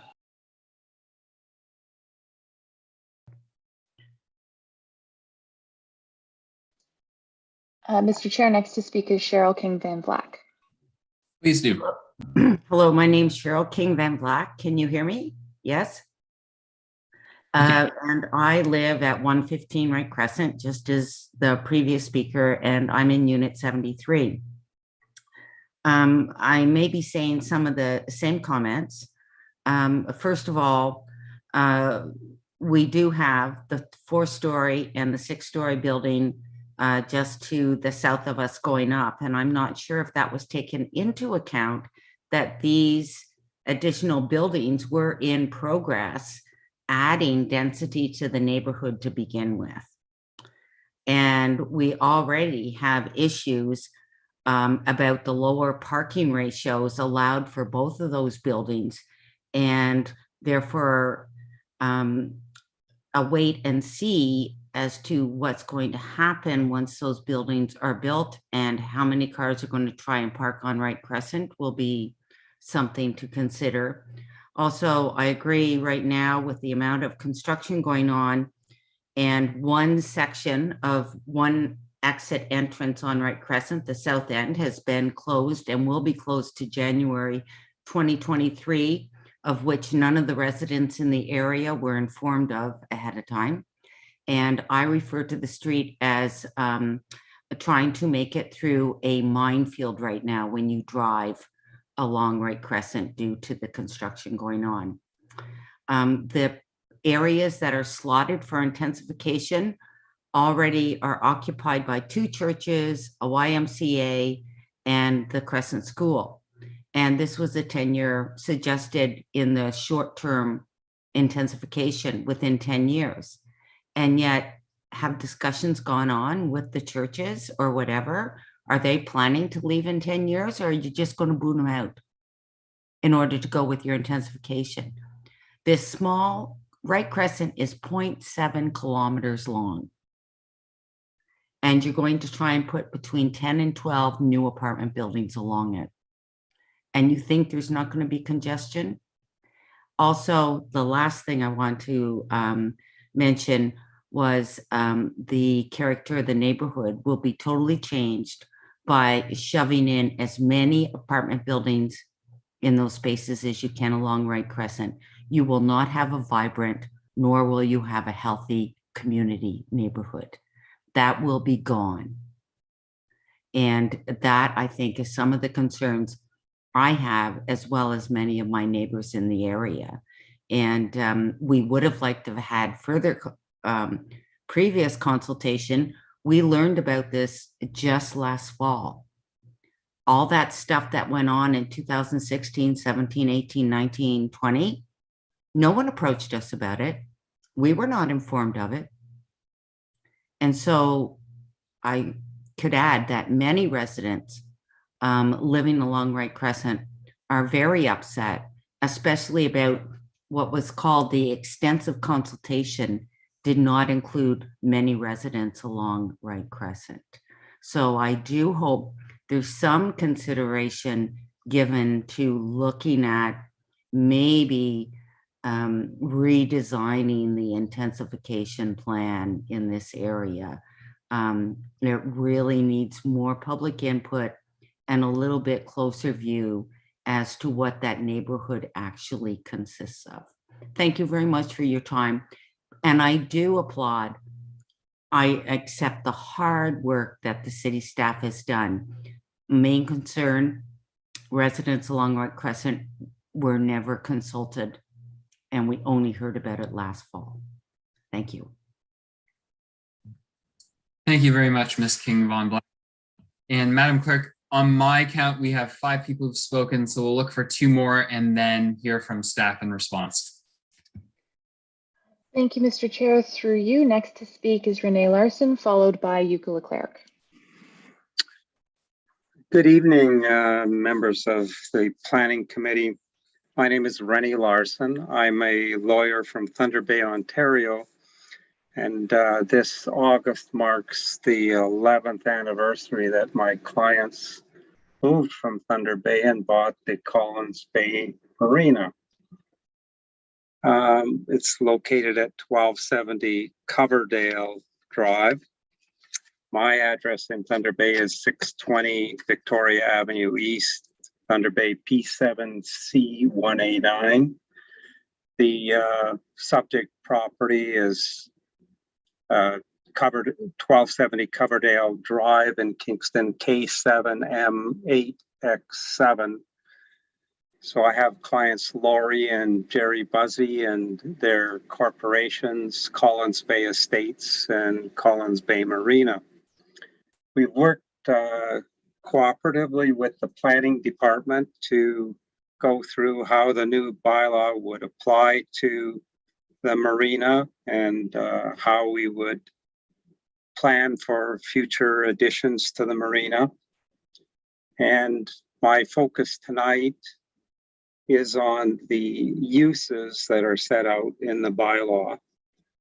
And if I could, in summary, say that we believe that there are more uses that could be brought forward from the old bylaw and inserted into the new marine commercial CW zone that would allow for increased flexibility of the marina operation at on Coverdale. Marinas are quite different animals, and we had to work in previous years to explain how it's very important to the city of Kingston to have opportunities for citizens to access the water, and marinas perform that special function that get us from the land to the water and the recreation and other opportunities that are given by boats and sailboats and other types of watercraft that are invented newly every year. So on page 1 of my presentation is the location CW at the top of the bay here, the top of Collins Bay at the end of Coverdale Drive. So that's the land we're talking about. On page 2, I've broken up the uses between existing, proposed, and removed uses. And because of the nature of zoning being a legal document and requiring definitions of activities, there's some overlap between all of these areas, and we have made several suggestions to the planning department as to how our viewpoint is with respect to proposed uses. And we think that we can continue to work with them and get some changes to the definitions and perhaps have some additional uses brought forward from the old bylaw that we think are compatible with a marine commercial zoning. Under the proposed zoning, which is the middle column on page 2, there were a number of new uses that were suggested for the zone, and I just wanted to point out that some of them are totally useless for a commercial marina operation. For instance, a community center, a library, a museum, a place of worship. 30 seconds, please. So, Mr. Chair, we are very pleased with working with your planning department, and we will continue to work with them, and we hope to resolve our differences without having to make an appeal. Thank you.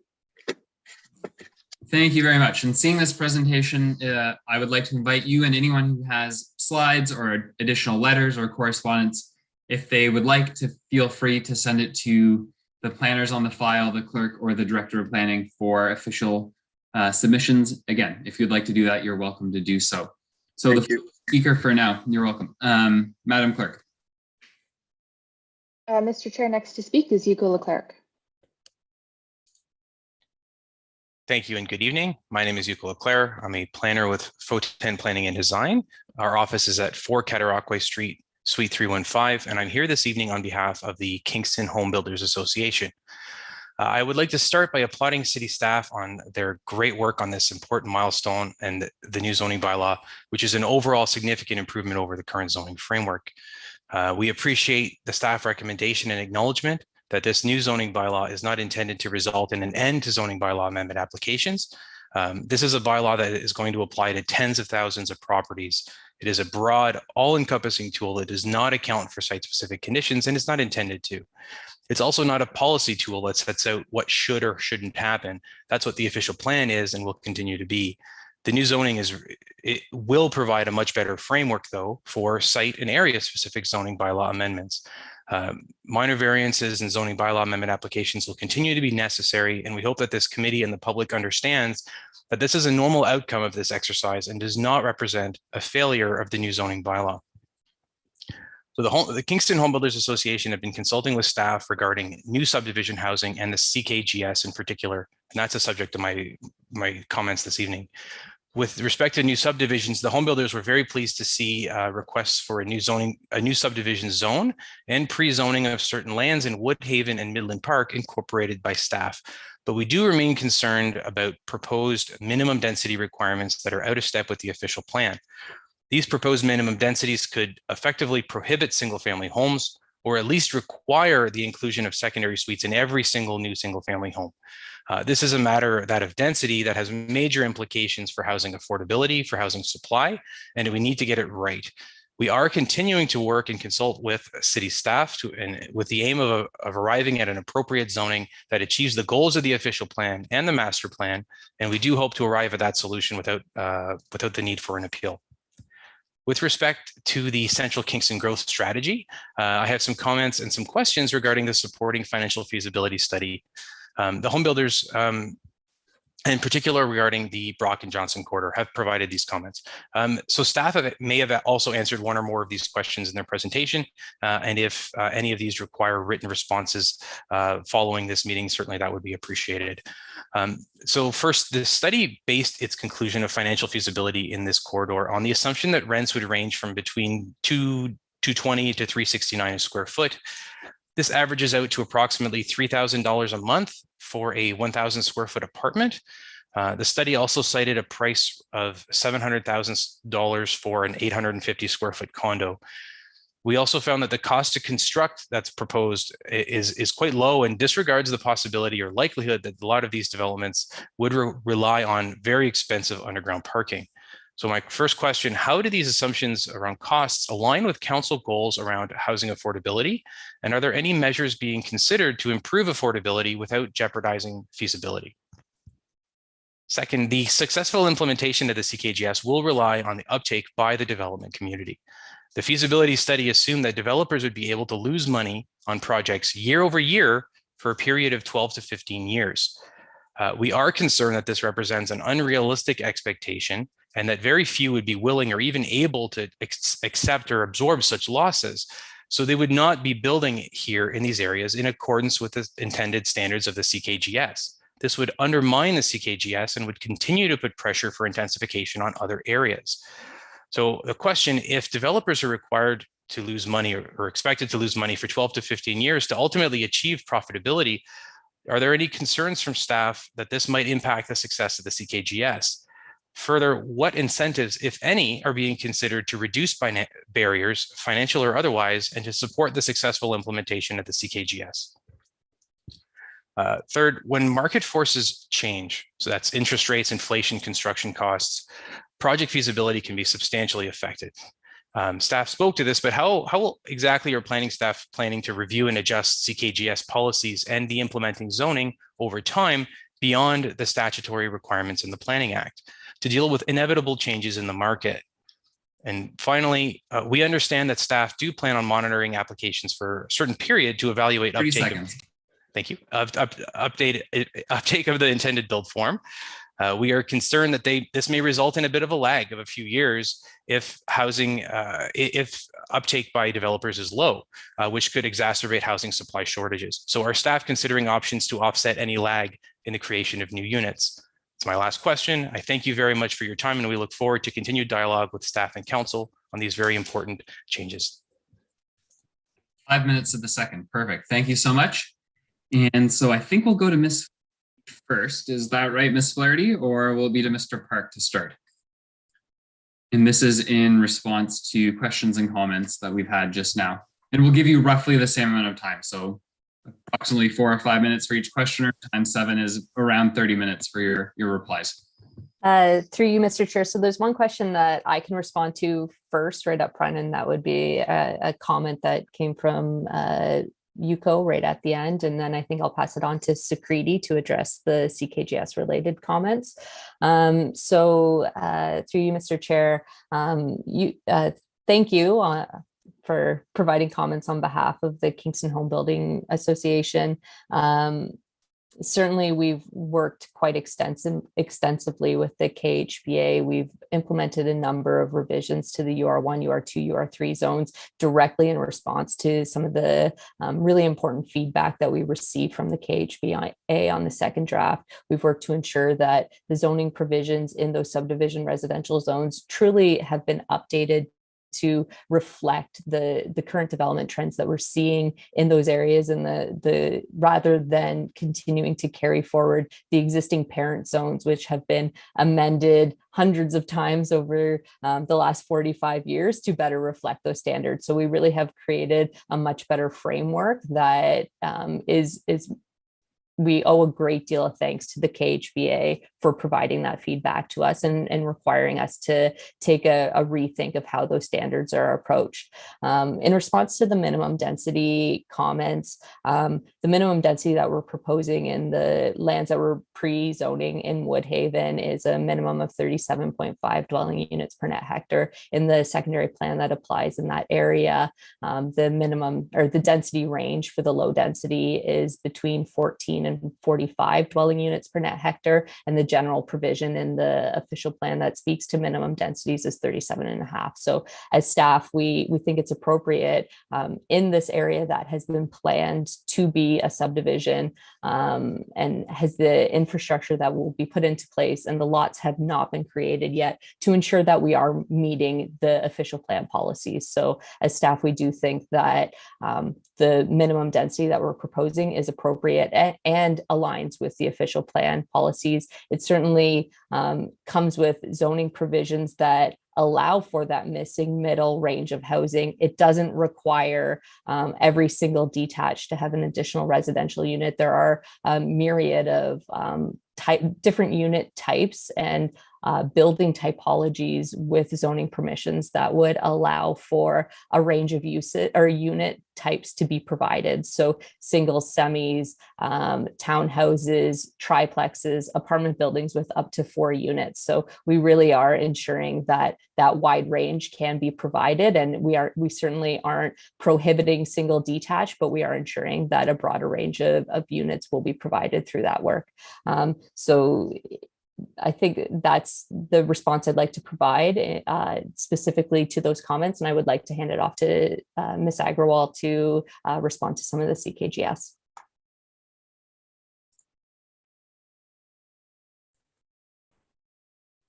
Thank you, Laura. And through you, Mr. Chair, can you hear me okay this time? Okay, yes, perfect. we can. Yeah. Yes, I wanted to thank everyone for their comments on the CKGS, and I am going to start with the first set of comments that we've received tonight on specifically the Brock and Johnson corridors. So there were a number of concerns identified specifically as it relates to traffic in the area and some of the accidents that have happened in the area and how it's dangerous for driving as well as walking. So I just wanted to mention that as part of the overall CKGS work, there was a transportation analysis that was done for all of the intensification areas that are proposed through that work, including the Brock and Johnson area. However, as part of the proposed zoning, a holding symbol has been applied, which would require proponents of any new developments within these intensification areas to submit a detailed transportation impact study, which can review these types of impacts in greater detail. And if there are any changes that may need to be made to, for example, the existing right-of-way in terms of, like, for example, adding stop signs or some lane changes, that would be reviewed through that process. The next set of comments were around the Right Crescent intensification area. So the Right Crescent area, the lots that we have identified for intensification are currently in the B1 zone, where there is no height limit at present. And height is regulated through side and rear yard setbacks at present. So really, like, if somebody could meet those setbacks, and given that the lot sizes in this area are large, buildings greater than 12 stories could be built today without requiring any relief from the zoning bylaw. And there were comments made about, like, if staff should look at a different type of intensification, for example, missing middle or townhouse type of development. So I just wanted to lay it out up front that the zoning, even the current zoning in this area, allows for that level of height. However, what we are trying to do is more appropriately transition the height to these existing low density developments in the area. And these areas were chosen based on a lot of technical analysis that was prepared throughout the course of the study, including the transportation work, servicing related analysis, as well as, like, looking at built form through 3D modeling and shadow studies. And also, as I mentioned through my presentation, one of the, some of the other, we used a number of criteria to identify these intensification areas, some of them being convenient and easy access to existing transit, convenient and easy access to existing commercial uses and amenities within the area. There were comments about loss of recreational space. So it is not really the intent to lose any recreational space. All of these properties are zoned for residential uses and designated for residential uses in our official plan. And the intent is that each of the properties would be required to have some landscaped open space on the properties. And also there will be a requirement for parkland dedication, which is typically reviewed through the site plan control process. So I wouldn't say that like there will be no access to any green space at all. And in addition, for all multi-unit developments, there is also the requirement to provide amenity area, and that could, for example, include rooftop amenity areas, private amenity areas, as well as amenity areas on the ground, which could include some open parking type of spaces. There were comments again made around how, like for example, the developments along Mac Street, which are townhouse type of developments, may be more appropriate for this area, which I have just responded to. There were comments made about not having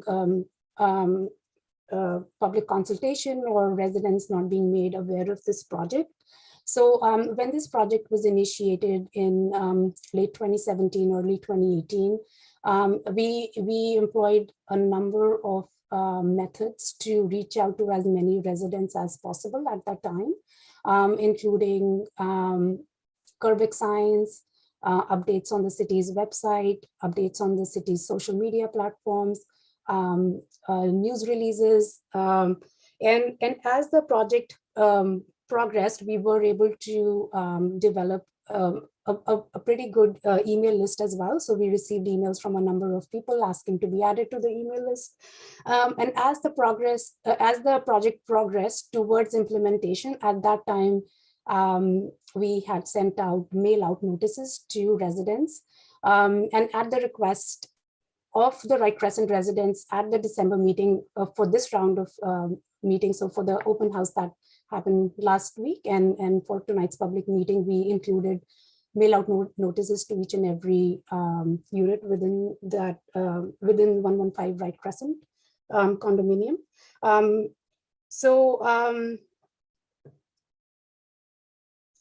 One of the comments was made around lower parking ratios and the impact it may have on parking on Wright Crescent.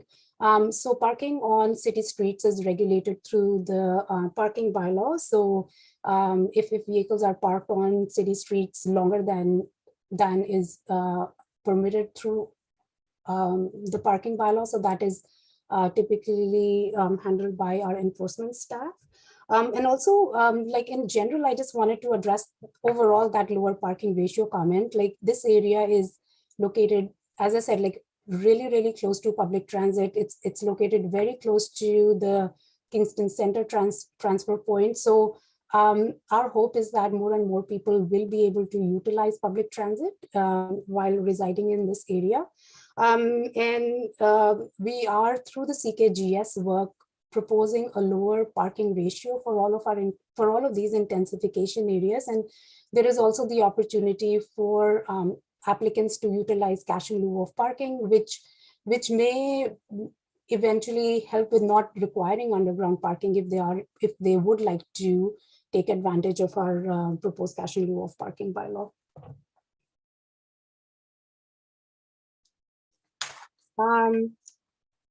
And then lastly, comments were made around the CKGS financial feasibility study, around how those rents were established and the cost that would be required to construct these buildings on Brock and Johnson, and what would happen if there is no uptake by the developers in terms of like how would that impact affordability. So as I mentioned in my presentation, we do intend to monitor the uptake of these proposed changes over the next few years.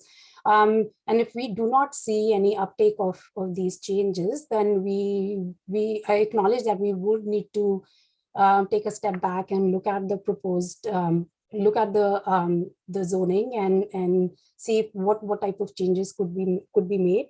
And I just wanted to mention that like it's not just the intensification areas that we are looking at for additional housing. As Laura mentioned, the city is also including additional residential unit permissions across the city. So there is that opportunity as well for more affordable housing, for gentle intensification that residents can totally take advantage of.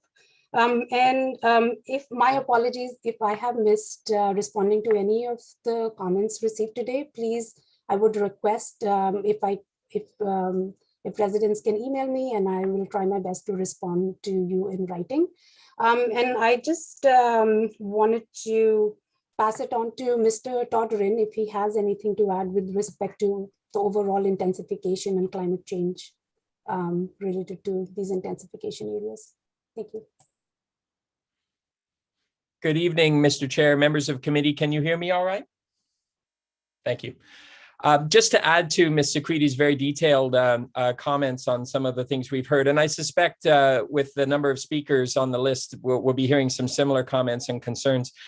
It kind of reminds me of the need for us to make sure we've done a good job of connecting the dots between some of the specifics of the intensification areas that are being proposed and the bigger picture aspirations and challenges that we're facing in all the planning work. And as committee knows, I've been advising the planning department in a very general sense on many things over several years now, including providing some strategic advice on how to connect the dots with this greater, the Central Kingston growth strategy and some of the larger things that we're working on across the planning department. So it is probably useful very quickly to connect the dots a bit, because one of the things we did when we took a pause in the Central Kingston growth strategy is make sure that the recommendations that are coming forward directly connect to the specific challenges and aspirations the city is facing. The declaration of climate emergency, the housing emergency, the need for development to not just be compatible, but actually feasible. Hence the economic analysis that was done.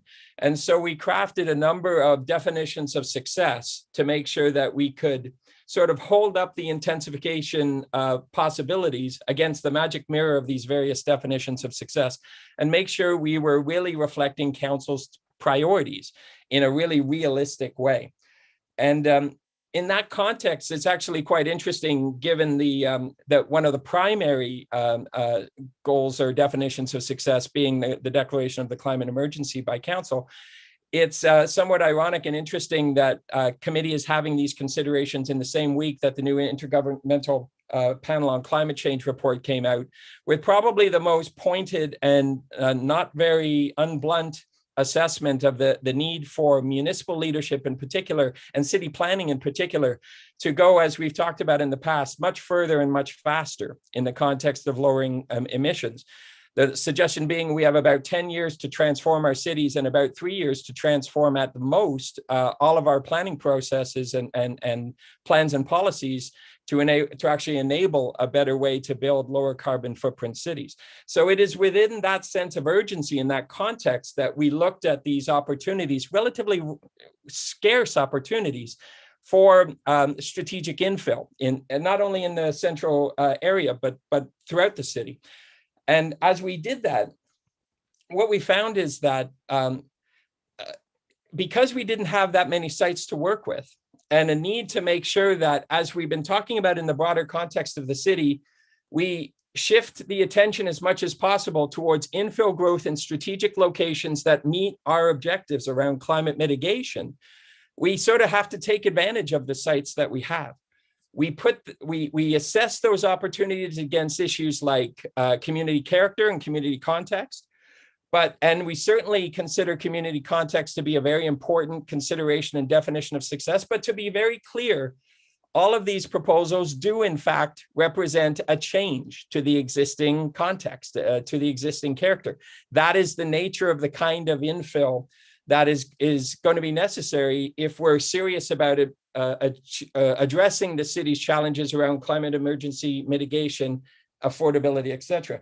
So as I've said to council in other contexts, and you've heard this from me before, we're kind of in the hard part now of translating that declaration of climate emergency into specific solutions, particularly around land use and density and form, et cetera, and infill specifically, that would actually go a long way in addressing the climate emergency, as well as the affordability challenge, the infrastructure cost challenge, social equity issues, et cetera. So it probably would benefit us to just take a pause, as I've tried to do here, and connect this conversation of some of the very site-specific concerns on some of these very site-specific intensification areas to these broader aspirations. I assure you that's what your staff tried to do, to take very seriously the commitments and directions of council, and to show in a very direct way how the specific intensification opportunities that we have in the context of Central Kingston are not only, they don't just come from nowhere. They very strongly are necessarily and represent some of the very few opportunities, in fact, that we have to do this kind of strategic intensification in the context of the city's broader goals. So that doesn't mean necessarily that everything that's been proposed in the context of any individual intensification area is perfect, but I think it's helpful to understand that's what staff was trying to do. That's what staff was trying to challenge itself to do.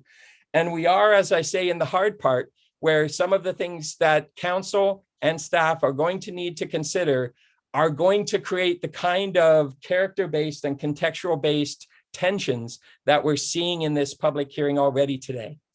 That was not unexpected. That is inevitable, but it is necessary if you're going to have an honest conversation about how translating what the climate scientists and other experts around affordability, et cetera, are telling us are necessary in terms of actual solutions. So forgive the soapbox for a minute. I didn't mean to be soapboxy. I just wanted to help committee put into perspective the nature of the work that staff has done. Thank you, Mr. Todern, Ms. Agarwal, Ms. Flaherty. Any other staff at this point to offer a response? Mr. Burr. Thank you, and through you, Chair, I'm going to respond to the questions posed by Mr. Monroe earlier in the evening. I'll start at what I think is kind of the high-level question, like of who interprets provincial policy and the provincial policy statements. The provincial policy statement is a tool under the Planning Act meant to guide land use planning decisions. It does contain a multitude of different policy areas, from transportation to human health and safety. So there are a lot of professionals who use that document, but for the purposes of Planning Act applications and city policy like official plan amendments and zoning bylaw amendments, it is a planning staff who are registered professional planners in the province of Ontario who apply and interpret this policy on a daily basis. We are aware, we do have Mr. Monroe's correspondence from September of last year. It was submitted under a development application that was adjacent to a pipeline that Mr. Monroe commented on.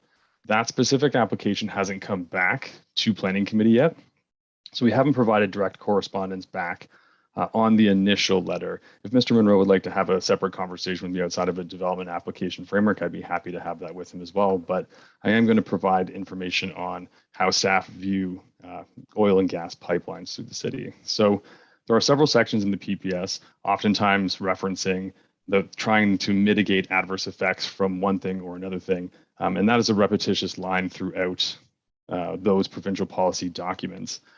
Pipelines are considered in the interpretation of staff as a major facility, which lays out a bunch of different infrastructure considerations. So a major facility is defined in the PPS, and it can include transportation infrastructure and corridors, rail facilities, oil and gas pipelines, and energy and generation facilities and transmission systems. And the intent of the PPS is to try and mitigate any potential adverse effects like noise, odor, or other contaminants, or public health and safety between those major facilities and sensitive land uses like residential or schools or hospitals.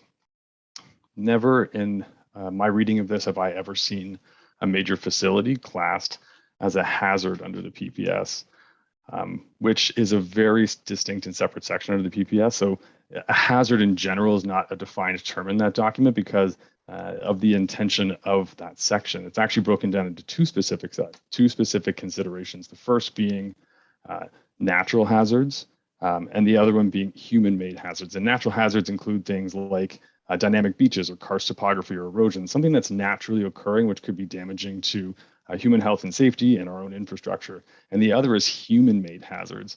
And human-made hazards are specifically defined in the PPS and include things like being near oil and gas and salt hazards, petroleum, resource operations, or mineral aggregate operations. And a petroleum resource operation, you think that would kind of line up with what a pipeline is, but what it actually means is oil and gas and salt wells and associated drilling facilities in operation. So it's the actual extraction of those items from the earth. So long story short, staff view this as an infrastructure aspect, as a major facility, excuse me, and that's how we've been interpreting and applying this. In addition to that, the due diligence in trying to understand how to mitigate or minimize potential adverse impacts from these infrastructure, there are two key items that we use. So for every zoning bylaw amendment that happens in the city, the pipelines are automatically circulated. In addition to that, other application types that are near a pipeline, I believe it's 200 or 300 meters, are circulated as well. That's because they have a prescribed area under the Canadian Energy Regulator Act, which lays out what their review area is. And that's a federal regulation that regulates these interprovincial and intercontinental pipelines. And in addition to that, they have a 30-meter review area that extends from either side of the pipeline. And it's within that area that they can specifically permit or not allow certain aspects. And there are documents put out by the pipeline regulators themselves. TMPI has a corridor crossing document that lays out the regulated area under the Act and what they do commonly permit and not permit within their regulated area, which is why you sometimes see certain different types of land uses within them. So some backyards might be permitted, schools are permitted within a certain distance. And if we think about the regulations that are contained in the zoning bylaw, which mandates and regulates a 30-meter setback for those school uses, that's a number that we've actually gotten from TNPI on site-specific zoning applications. The schools in Woodhaven are required to have a 30-meter setback, and that was reviewed as part of that site-specific zoning application. Staff have also had numerous conversations with people at TNPI about their regulated area and how to apply it, as development in our employment lands and in the residential areas in the West End have gotten closer to that pipeline. Additionally, Mr. Monroe in his latest letter mentioned a couple other items, one being the Ministry of Environment, Conservation and Parks draft land use compatibility guideline. They did in 2021 begin a process to develop a new set of land use compatibility guidelines to replace their older D series guidelines, which regulate everything from industrial facilities and the many classifications that there are and how they interact with sensitive land uses. They did release the draft document last year in March of 2021.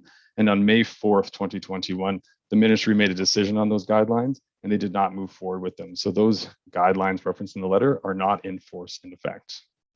That is the answer I'd like to provide for Mr. Monroe's comments this evening, but just to, I guess, sum up my long answer, staff have taken the due diligence to understand and apply and appropriately regulate sensitive land uses near these major facilities as classed under the PPS. Thank you, Mr. Barr. And I see one more staff's hand, and I'm recognizing that we're at about 30 minutes of response. So we will hear from that staff member and then take a 5-minute recess and then back to public comment and question. Mr. Audion. Thank you, Mr. Chair. I just wanted to give an opportunity to respond back to Mr. Larson on behalf of Collins Bay Marina. We received a fairly detailed submission late this afternoon that posed a number of very specific questions, good questions, and we just need to take an opportunity to review the official plan policies for the marina areas against the commercial waterfront CW zones and look at those permitted uses and also the definitions of those permitted uses and see if there's any additional uses that we can add into the CW zone for in response to Mr. Larson's comments. Thank you. Thank you very much. And for those joining us, we have multiple members of our staff team here in Kingston and consultant Mr. Todden responding to public comment on the central growth strategy and the proposed new zoning bylaw. It is now 8:03. We've been meeting for 2 hours already. So to recognize the need for blood flow, refreshments really quickly. Let's break on recess until 8:10 and then come back for additional public question and comment, and we'll go from there. So a quick recess until 8:10.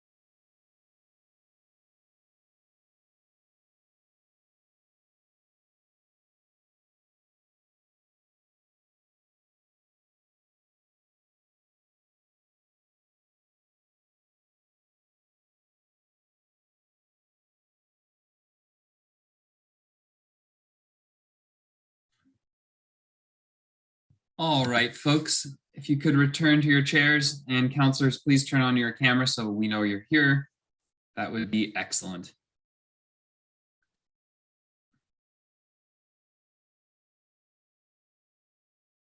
All right, I see quorum, Councillor Hutchison, Chappelle, Neal, and myself. Madam Clerk, could you give us the first two members of public to speak? And reminder, it will be 5 minutes each, full name and address to start your comments, please. Thank you, Mr. Chair. Through you. Next, we will hear from Edgar Nunes, followed by R.L. Walton. Good evening, councillors. I am the pastor of 66 Right Crescent, K7L 49.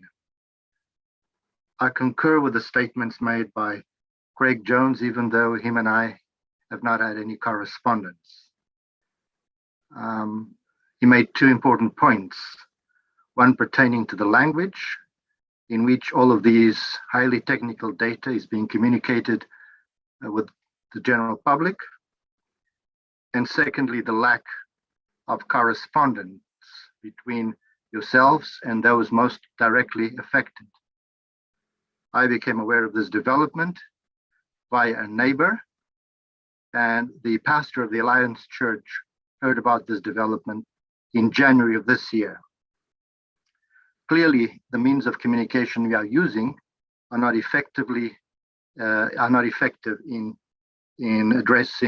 reaching out those most affected, which it seems to be the two churches in this situation.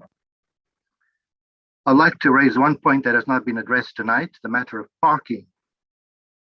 Currently, the residents of the new building, recently constructed, have already approached us regarding parking needs. I would imagine that the residents of the new building, the 6-story building, will be doing the same thing. And I can hardly imagine what it will be like for the residents of a 12-story building searching for parking. The second issue that has not been addressed would be the correlation between high density area and public health, physical, mental, and emotional health. I noticed that one of the values of the city of Kingston is related to the well-being of its citizens. And I wonder if you have any studies that would show a correlation between public health and high density living. Thank you for the opportunity of sharing these comments. And thank you for your contribution. Next person. Hello, I am speaking under R.L. Walton, but my name is Sonia Burse. I am at 130 Right Crescent, apartment or unit 607. First of all, I'd like to thank you for having the opportunity to finally be able to speak. In 2012, when then number 7 Right Crescent was sold to the city and then resold again for the development of the apartment units, now number 11 and 27, I had the opportunity to take part of the multi-building zoning meetings. And at that time, my name was placed on an email, which I was notified that I would be told if and when there were any further development issues that pertain or arose in this area. I did not receive any. In fact, I've only heard about this last week personally. You state that there had been multiple public notices, including mail-outs to the residents on Right Crescent. I can tell you and attest that there was none received in this building to the actual board, or as I'm a member of an individual, nor did I receive any. I totally understand the need for affordable housing in multiple styles. I would like to ask how many retirees can afford a $3,000 plus a month rent? I would also like you to know, I work with many young people at the hospital. Many of them cannot afford the rentals that are in this area, nor can they afford housing. Some of them actually have no cars as well. They are making multiple choices that is very difficult for them. And they too would like to have the success, which is also equivalent to affordability of actually living and feeling good about yourself and where you live.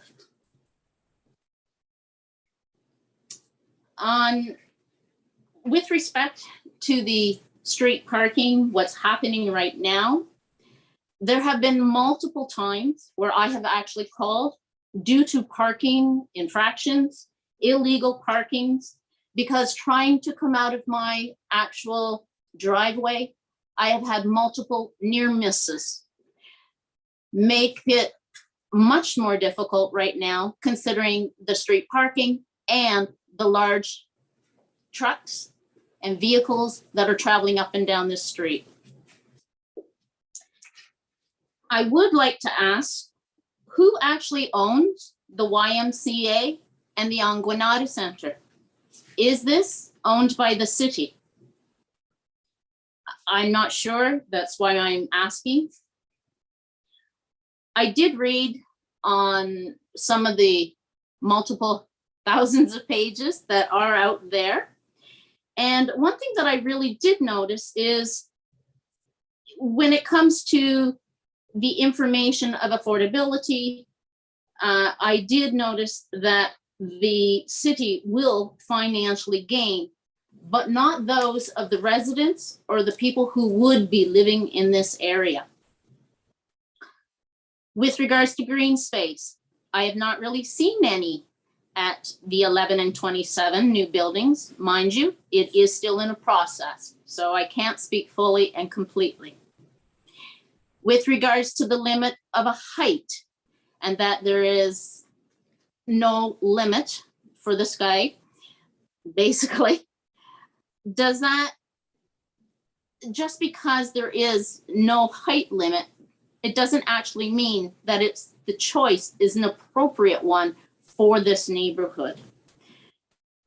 I do understand the great difficulties. I totally agree with the requirement and need of affordable housing, but affordable housing in a good living space is a mix of multiple styled of units, not all one kind. 30 seconds, please. I thank you very much and and thank you all basically for everything that you're doing. Thank you, and we're glad you could be here tonight to participate. Madam Clerk, who's next? Next two can just flow one from another, please. Mr. Chair, next to speak is Barbara Simard, followed by Josephine Matthews. Good evening. My name is Barbara Simard, and I'm here with my husband, Marcel. We live at Kingsland Townhomes. It's FCC 6, and there are 80 townhomes in this complex. And it's a very well-established complex. And I'm speaking with experience from living in this community for over 15 years. The proposed plan on the website is very comprehensive. Some people would say that it is massive. One of our owners in our complex went to City Hall to get a copy of the document. It's over 400 pages. This document has taken a lot of work and a lot of time, staff time. It presumes that the churches will move. There's a lot of work to be carried out. There was a lot of work carried out with that presumption.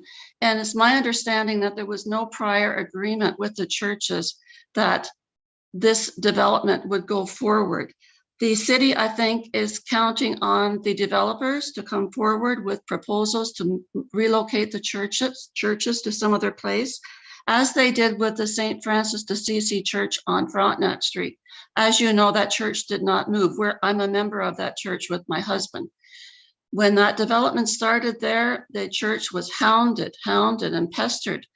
The developer scouted all over around Kingston looking for locations and took the elders of the church to these locations to see if they could move there. At the end, the church is still there. Mind you, it's surrounded by apartment buildings, but the church is still there. The other comment I want to make is that the map that was presented tonight is very misleading. It's the first time I've seen it in the presentation.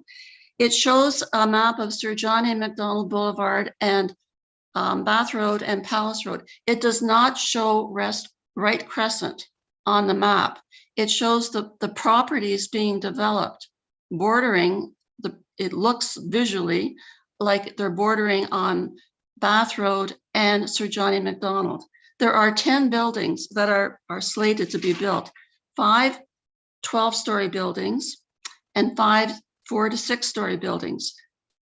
2 of those 12-story buildings are going to front onto Sir John A. Macdonald Boulevard, and 2 are going to front onto Wright Crescent. The other 3 12-story buildings are fronting on Bath Road, with 3 fronting on Wright Crescent. The map is it is visually incorrect, and I think that needs to be changed in your records because it's totally misleading. The other thing I wanted to mention is when I went through the table of contents, I didn't see Wright Crescent. I saw Sir John A. Macdonald Boulevard and Bath Road. We all know the development is going to be on Wright Crescent. It might front on Bath Road and it might front on Sir John A., but the activity is going to be, the traffic plan is on Wright Crescent, with the hope that there will be access to Bath Road and with the hope that there will be access to and from Sir John A. Macdonald Boulevard, which seems very unlikely given the heavy traffic there. The other thing I want to mention is we should not have to be checking the city's website regularly to find out if we are being affected by anything that's under consideration with the city. Something this massive, 10 new buildings going out in this corner of property is enough for the city to have taken upon itself public engagement, not only with the condo owners and the residents, but certainly the churches who have been put up for bidding. The consultation also was taking place during COVID times. Like a lot of the staff were working at home, and I'm sure they were very busy writing and doing all kinds of things.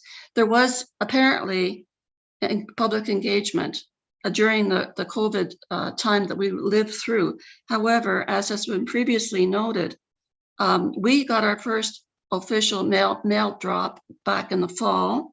We did not receive any mail post notification of the March 30th meeting or this meeting tonight. And the other thing we have a petition that's going forward, and you have it in your, the text of it in your package. And there's been a working group that has been working on this, and we are very, very committed to having this plan being segregated and partialed off as a separate study area. We really would like to see this massive plan. Thank you, Ms. Simard. I'm sorry to interrupt, but just out of procedural fairness, I will stop you there. And again, always invite additional comment through email. That's more than welcome. So you'll get our petition. Please, yes, you can submit that to the clerk.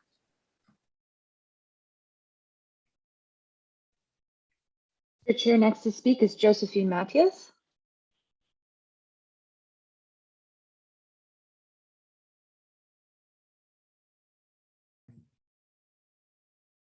Ms. Mathias, I believe you're on mute.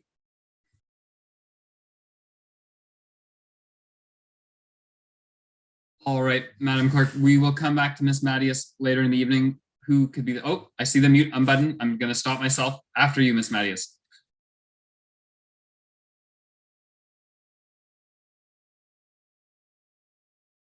All right, perhaps there are technical difficulties. So the next person, Madam Clerk, and then Ms. Mathias can speak later if we can work out whatever's happening.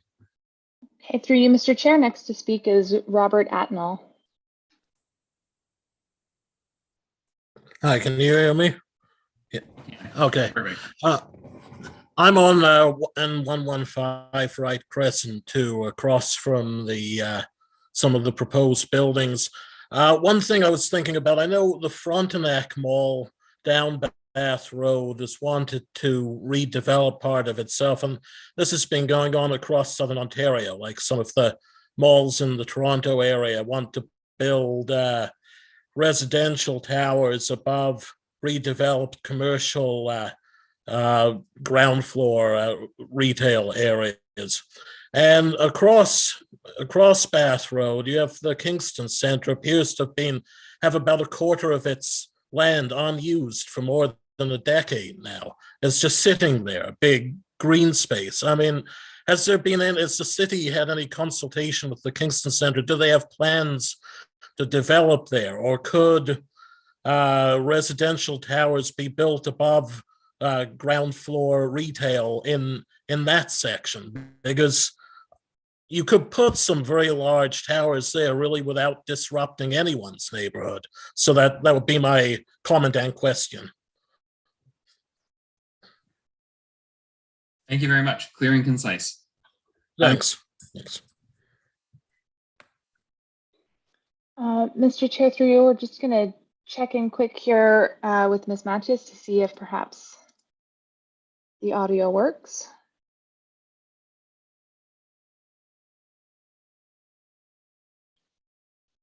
Mr. Chair, I'm not hearing anything at this time, so perhaps if Ms. Matthews would like to exit the meeting and come back in, we can call on her at a later time, and we'll move forward with Helen Chadwick.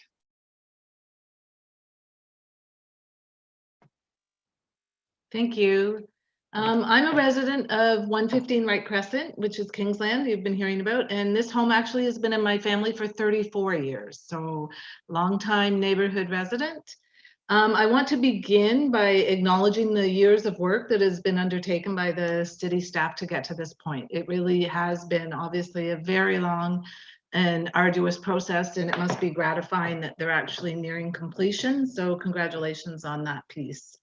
Mr. Jones, who spoke earlier this evening, really did add most of what I was going to contribute. I will, though, just reinforce a couple of points. One is that, again, for some reason, this neighborhood seems to not have been one of the stakeholder groups consulted.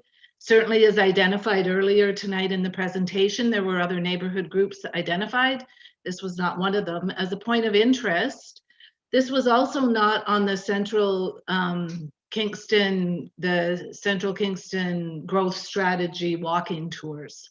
So there were walking tours that were put on the city's website during the pandemic. It was challenging probably to have people get a real feel for the neighborhoods, but this was not one of the areas, interestingly, when there is so much planned intensification here. Again, I'll provide the following for consideration: that the city, I think, would do well to consider intensification with a diversification of housing types, and not only provide apartment options for growth in the urban area. In Kingston, individuals wishing to downsize, professionals wishing to upsize, families wishing to enter the housing market will still be interested in moving into the urban area, and what are the options for them now? Currently, we seem to push all new building for home ownership out of the urban area into some of our suburbs. So some of this, again, to reiterate, the missing middle housing types such as duplexes, fourplexes, bungalow courts, they can provide options along a spectrum of affordability as well as interest. And so I would suggest having a second look at that. And more diversified housing types also allows for a more diversified neighborhood. So the new additional residential units provision in the zoning bylaw will help. I definitely agree that that will help with some of the downtown intensification and provide some of that middle housing, but using the Wright Crescent space could definitely kickstart some of this gentle intensification development. I'd also like to just make a couple of notes in response to some of the earlier responses. One is in response to the point that the current zoning allows for greater than 12 stories. And we have heard that rationale actually several times, I will mention. The point of this whole exercise is updating the zoning bylaw and the official plan. So this is what the respondents are addressing. We're not addressing the old plan, which maybe allowed more than 12. We're addressing what's currently being proposed. So I just want to mention that. And also one of the earlier responses by Mr. Todderan discussed the necessity of making difficult decisions considering the climate crisis. And yet it seems that the only intensification is being offered as the solution. And I think there needs to be further consideration. It doesn't consider the greater operational footprint of a larger building, for example. The stormwater capacity issues with less green space. And as was mentioned by the minister from the church earlier, the social impacts of living in high-rise housing. And so additionally, it was noted that there would be changes in character, and these are tough decisions that City Council is going to have to make. But I would say a 12-story construction next to a 1-story building seems a bit more than a straightforward change in neighborhood character. That's quite dramatic. So the current built structure at Wright Crescent includes 1, 2, 3, 6-story building and 1 10-story apartment building. There are 82 and 3-story owner-occupied townhouses. There's 1 6-story owner-occupied condominium building. The proposed plan amendment prescribes, I will note, it prescribes right in it, a continuous street wall height on Wright Crescent of 4 stories. So I would suggest remove the minimum and at least allow for creative intensification using varied multiple unit housing. And additionally, 30 seconds, please. Okay, some of the space identified on the intensification area is currently used for community gardens. There are 2 community gardens right in this Wright Crescent area. And as we know, that contributes to local food security. So reserve at least 1 lot, keep 1 lot zoned for parkland and continued community garden use. So this is an opportunity I see for the city to introduce reasonable scale restrictions for development on Wright Crescent in line with the neighboring built structure. So I wish you well with your decisions. Thank you, Ms. Chadwick. Perfect timing. Madam Clerk. Mr. Chair, we're going to try Ms. Match's audio one more time here. Okay, can you hear me this time around? We can. Welcome. Oh, excellent. So I'm sorry, I don't know what was happening, but we did some shuffling at this end. My name is Josephine Matias, and I live at 121 Cliff Crescent, and I have owned a townhouse at 115 Wright Crescent for 7 years. My 5-year-old granddaughter lives there with her parents, and this proposed intensification will change her life in ways that are difficult to imagine. First, I'd like to thank the staff for the presentation this evening, and to the Planning Committee members for their attention and diligence. You've heard many voices, and I share their concerns regarding the lack of green space, the traffic issues that are sure to come, the tripling of population, and the building types and density being proposed. A virtual wall of 12 and 6-story buildings is almost inconceivable and, quite frankly, horrifying. One of the goals of the Kingston strategic plan was listed as fostering healthy citizens and vibrant spaces. This led me to question how the proposed intensification areas can possibly justify maximum building heights at Wright Crescent being 2 to 3 times the maximum heights of the other 2 proposed intensification areas. But I found my answer in the next slide in the presentation. That being that the measurement of feasibility is what gives the best return on investment for potential developers. This seems to ignore the priority of healthy citizens and healthy communities, but I am sure that it makes developers very happy. I would also like some clarification on the statement by Ms. Agarwal regarding the lack of any current restrictions on the height of buildings. Like many or even most Kingston residents, I was under the impression that there are currently height restrictions in place. So to echo the words of many others, the consultation process has been seriously lacking. No mail-out notices were received at our property, and certainly no one knocked on our doors or met with current residents. We have spoken with representatives of the Kinsman Housing, the churches, the condo and management companies of the 2 condo corporations, the board of directors, and no one was consulted. We have been blindsided by the scale of this proposed intensification. Finally, we are requesting that the committee designate the Wright Crescent neighborhood as a special study area, as more consultation and work clearly needs to be done. Thank you very much for your time and kind attention. And thank you for your input. And we're really glad that we could find a technical solution to have you here. So with my count, we have 1 more individual before we go back to staff for the replies. Madam Clerk. Mr. Chair, next to speak is AJ Keelty. Please do. Good evening, Councillor Kiley and members of the Planning Committee. My name is AJ Kilty, and tonight I'm speaking on behalf of Kilty Realty Corporation. Our office is located at 80 Queen Street in Kingston.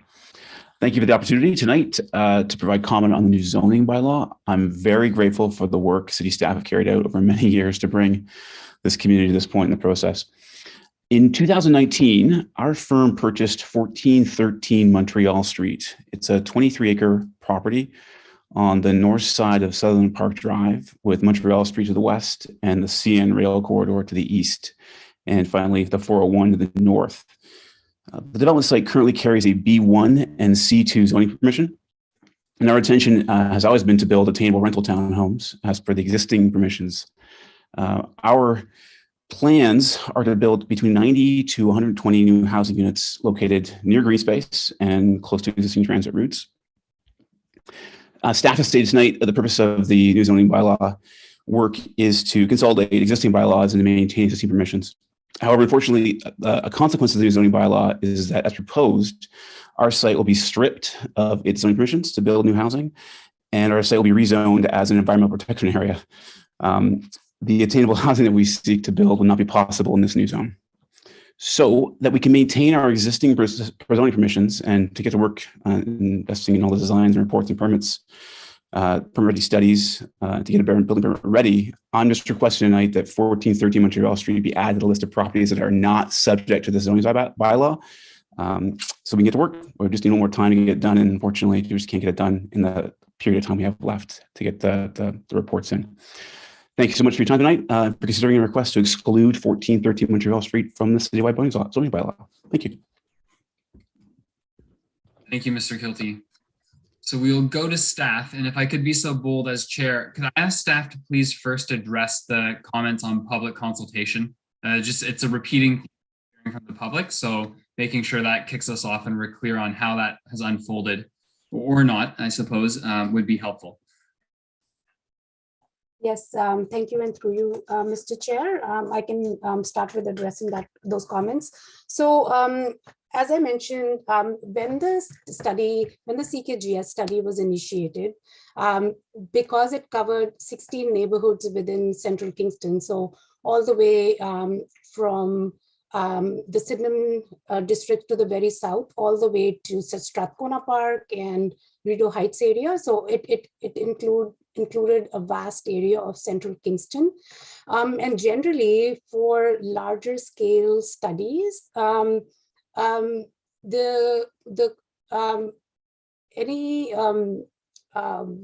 sorry, I'm thinking about the correct word, but any notification or ads related to those studies are generally provided through the city's website.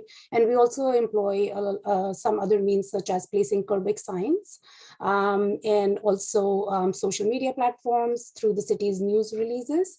And I do recall specifically for this study, there was a curb sign placed in the very beginning, like the initial stages. I would think it was probably 2018, on the library property, the Calvin Park Library property.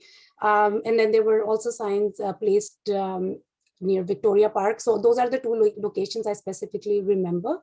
And then as the study progressed and coming to the implementation stage, so that would have been the statutory public meeting that was held in the fall of last year.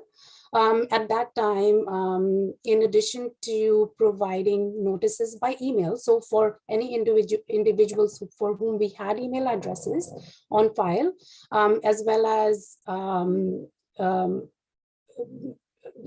for all of the property owners that were located within 120 meters of any of these intensification areas. So notice was provided by mail and or by email, where we had email addresses through previous correspondence received on this project. For the December meeting, we did not include notification to individual units within condominiums, because typically we would provide notice only to the corporation. However, at that meeting, we were requested to notify individual condominium unit owners for any future meetings. So for the meeting that was open house that was held last week. And for tonight's public meeting, we included mail outs to all residents at 115 Bright Crescent. So we, in general, I would say there were about 1,400 mail outs as part of this work. So that would have included the Wright Crescent area, as well as the Johnson and Brock area and the Portsmouth area. As well as if we did not have email addresses for anybody who had previously provided correspondence, but who had provided correspondence by mail, they would have also received a mail out.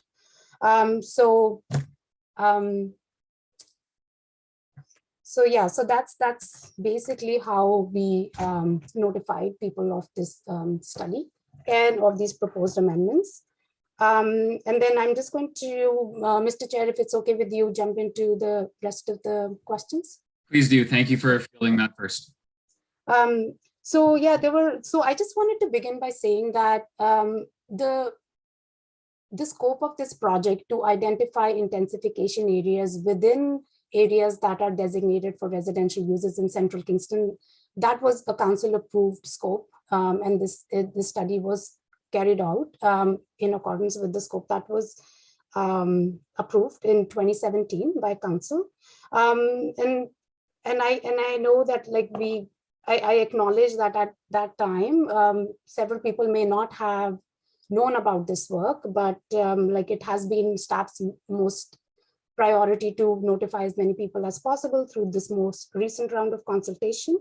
There have been questions around the maximum height. There was one question around there not being any height limit in the current zoning. So the current zoning for the Wright Crescent area is the B1 zone, and there is no height limit in that zone. However, height is measured through side yard setbacks and through the rear yard setbacks. So for any, and I'm sorry, I can't exactly remember how there is a sliding scale with respect to setbacks. So for each additional story that is proposed, there's a setback of 1.2 meters that is required. However, given that these are large sites that can very easily be achieved with a 12-story building and even taller buildings, depending on what footprint is chosen. So like I mentioned, these are large sites and these can accommodate fairly large buildings, and which are possible to, it is possible to achieve 12 stories or even higher based on the setbacks that exist within that zoning. I also wanted to mention that within the height limits that we are proposing are maximum height limits. These are not it's not a specific number that the buildings have to be 12 stories. So I just wanted to mention that within the URM 11 and 12 zones that are proposed for these areas, an apartment building as well as stacked townhouses are permitted uses. So it doesn't mean that if that stacked townhouses couldn't go within this area. It's just that there is definitely that a requirement for a street wall of 4 stories along the Wright Crescent frontage. So that would still have to be maintained. However, the proposed zoning that we've put forward does allow for stacked townhouse type units. There have been comments made about what would happen with the church properties. Is the city going to what will happen with respect to the relocation? And again, I wanted to mention that within the URM 11 and 12 zones, a place of worship, a community center, these are permitted uses. So this doesn't mean that these uses cease to exist. If and where possible, there is always an opportunity to incorporate these uses within the design of new development. And it's totally up to the owners of these properties. There was a comment about whether the city owns the YMCA property or the Ongwanada property. The city doesn't own them. So it is totally up to the landowners as to whether or not they would like to develop their properties with the proposed zoning that is being presented at this meeting today. I'm sorry, I just need to quickly go through. Some of the comments were around stormwater management, lack of green space. So stormwater management is reviewed at the time of site plan control, and And generally, stormwater is required to be controlled at a level which is equal to pre-development flows. And in some cases, stormwater is actually required at a reduction, at a 20% reduction. So this is determined at the time of pre-application by the city's engineering department. There was a comment about any study done by the city on social impacts of living in high-rise buildings.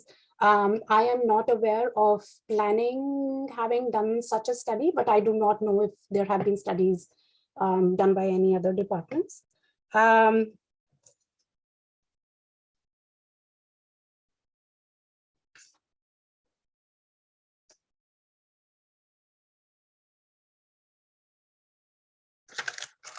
I think that is mostly it, Mr. Chair. And I will pass it on to Ms. Flaherty for the comments on 1413 Montreal Street. All right, thank you very much.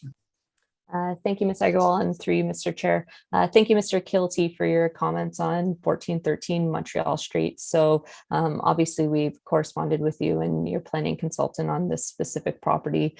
This property is designated EPA within the official plan. There is a provincial ANSI on the property. The existing zoning bylaw does not conform with the official plan, and the zoning that we're proposing on the property implements the official plan policies. So through this work, in implementing the EPA land use designation and those provincial policies on this property, it's appropriate to zone it EPA.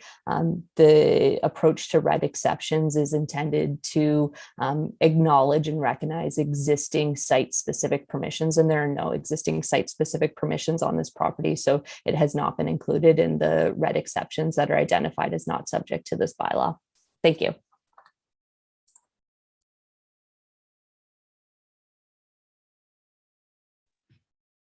Seeing no other hands from staff at this time, I'll give one moment to see if there's movement. All right, Madam Clerk, do we have other members of the public who have their hand up at this point? Mr. Chair, I see that we currently have 2 hands raised at this time. Perhaps we could do a final call for all those who are still with us who would like to speak during the public meeting. If you could please raise your hands now in the Zoom platform so that we may identify those who still wish to speak. Again, the button is located in the center of the Zoom window when you move your mouse across the window. Again, we'll just do one final call. Anyone else wishing to speak, please raise your hand now so that we may identify.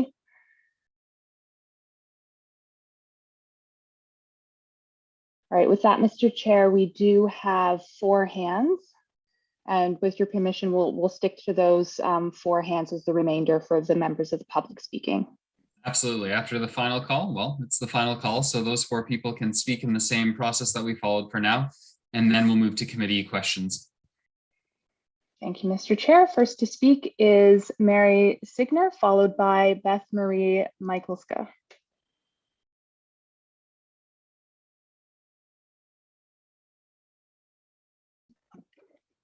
Evening. Can you hear me? Thank you. My name is Mary Signer, and I live at 130 Wright Crescent, Unit 504, Kingston. Here are my concerns. The first one is the lack of communication and why there were no targeted mailings. I'm sure Canada Post would have appreciated the business. To rely on electronic information and social media is a huge assumption, because I, for one, am never on social media. And I know some people in this tower, Crescent Towers, don't have a computer. So targeted mailings would have been much appreciated. I only read about this meeting on March 29th, Week Standard. My second concern is middle housing. Now, Ms. Agarwal just mentioned that stacked townhomes and things like that would be a consideration or could be a consideration for Wright Crescent. So that would be appreciated, 4-story or townhomes, or even some tweaking of 5, 12 stories. We don't have to have 12 stories, 6 of them or 5 of them going around the Crescent. And if Brock and Johnson can manage with 6 stories, and they have a walk score, which would be better than ours to everything. And they have major bus routes, including the express bus routes, and they're limited to 6. I'm assuming because you don't want the wind tunnel that now exists in Williamsville. And Portsmouth is now getting 4-story and townhomes. So I would like to see middle housing as a diversity in housing as well for Wright Crescent. My third concern is the green space. COVID brought it to the forefront that having a place to get outside, walk around, refresh your mind, emotional and physical well-being was very important. And I'm not talking about rooftop terraces that might be coming with these new buildings. My condo does not have a rooftop terrace. So to be able to get out and walk around Wright Crescent and meander through the green spaces was much appreciated. Anguanata, which is on the other side of my towers, they have a large community garden and it's always busy in there. And if they put a 12-story there, that will be lost. My fourth concern is setbacks. Will they really happen? Because Williamsville doesn't seem to have any, and I believe they were supposed to when their buildings were first planned. And if not, there'll be even less green space to help take up water runoff, snow melt, etc. And my last concern is regarding the footprint of the Alliance Church at Palace Road and Bath Road and the Anguanata footprint. Is there a minimum depth and width restriction for buildings? Because if you're going to put up a 12-story and a 6-story in both of these lots, and if you're accounting for setbacks, I'm just wondering if there's a minimum requirement. Again, thank you very much to the Planning Committee. I appreciate having this opportunity to put my questions forward. Thank you very much, Ms. Signer. Madam Clerk. Mr. Chair, next to speak is Beth Marie Michelska. Good evening. My name is Beth Marie Michelska. Can you hear me? Good. Okay. I live at 405 Victoria Street, and I'd like to make about 3 points. The first one relates to the climate emergency and the discussion around lowering emissions and creating a lower carbon footprint and climate mitigation. There is obviously going to be some changes to neighborhoods. However, there is recent peer-reviewed scientific findings that demonstrate the need to decouple density from tallness in analyzing the life cycle of greenhouse gas emissions of cities. In other words, high-rise buildings over their life cycle actually do not improve the quality of the environment. So it's important to look at the current research that suggests that you can have high densification and low rise to medium rise, and you will get a better climate outcome under those circumstances. And I do believe that relates to what the Wright Crescent people have been speaking about this evening, although I live in the Brock-Johnson corridor. So I think it's really important, just because we have a climate emergency doesn't mean that we stack human beings in concrete. We have to think about the life cycle of the carbon emissions, as well as many of the other things that people have already said this evening about neighborhoods, community, and the impact on mental health. I'm a retired psychologist. The second main point that I wanted to mention was that I strongly object to a 6-story possibility at Brock-Johnson. I concur completely with Ms. Annette Burfoot's earlier comments that there be a study of the impact on the community before increasing intensification in the Brock-Johnson corridor. She commented a lot on the traffic fatality and the traffic congestion and the school children crossing the major corridors, depending on whether they're going to the French immersion school or the Winston Churchill School. I'd also like to commend the Planning Committee and other staff working on projects that have come up in the last few years, such as 637 Johnson and 640 Brock Street, which actually do fit in with the neighborhood. And they are, I think, 3-story to 4-story buildings. So there's a lot of apartment buildings that are also approximately 3-story. So when you put that together, high densification, low rise actually does help the environment, even with the central Kingston growth strategy, notwithstanding that. And I have one final point that I wanted to make, and I think it's gone. Oh yes, there are more community gardens in our neighborhood as well lately. And I think that I accept the need for some densification, obviously, but I think that consideration has to be taken into account for vegetable gardens increasing in the neighborhood, and there are community gardens in our neighborhood as well. And so I think that 4-story would be just tickety-poo. Thank you. And thank you. All right, Madam Clerk, final person, is that correct? 2 more, Mr. Chair. Next to speak is Ignacio Donati, followed by Robert McInnes.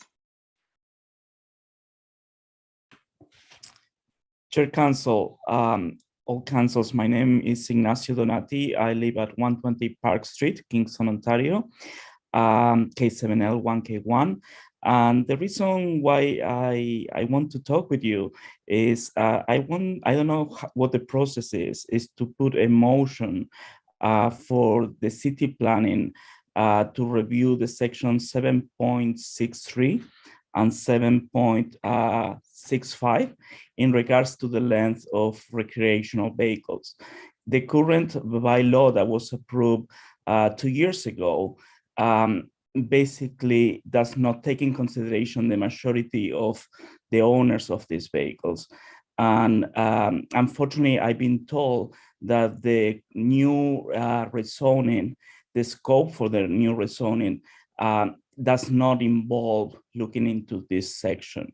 So I don't know if the committee needs to pass a motion to have planning please review these 2 points. Please let me know. Thank you very much. Thank you.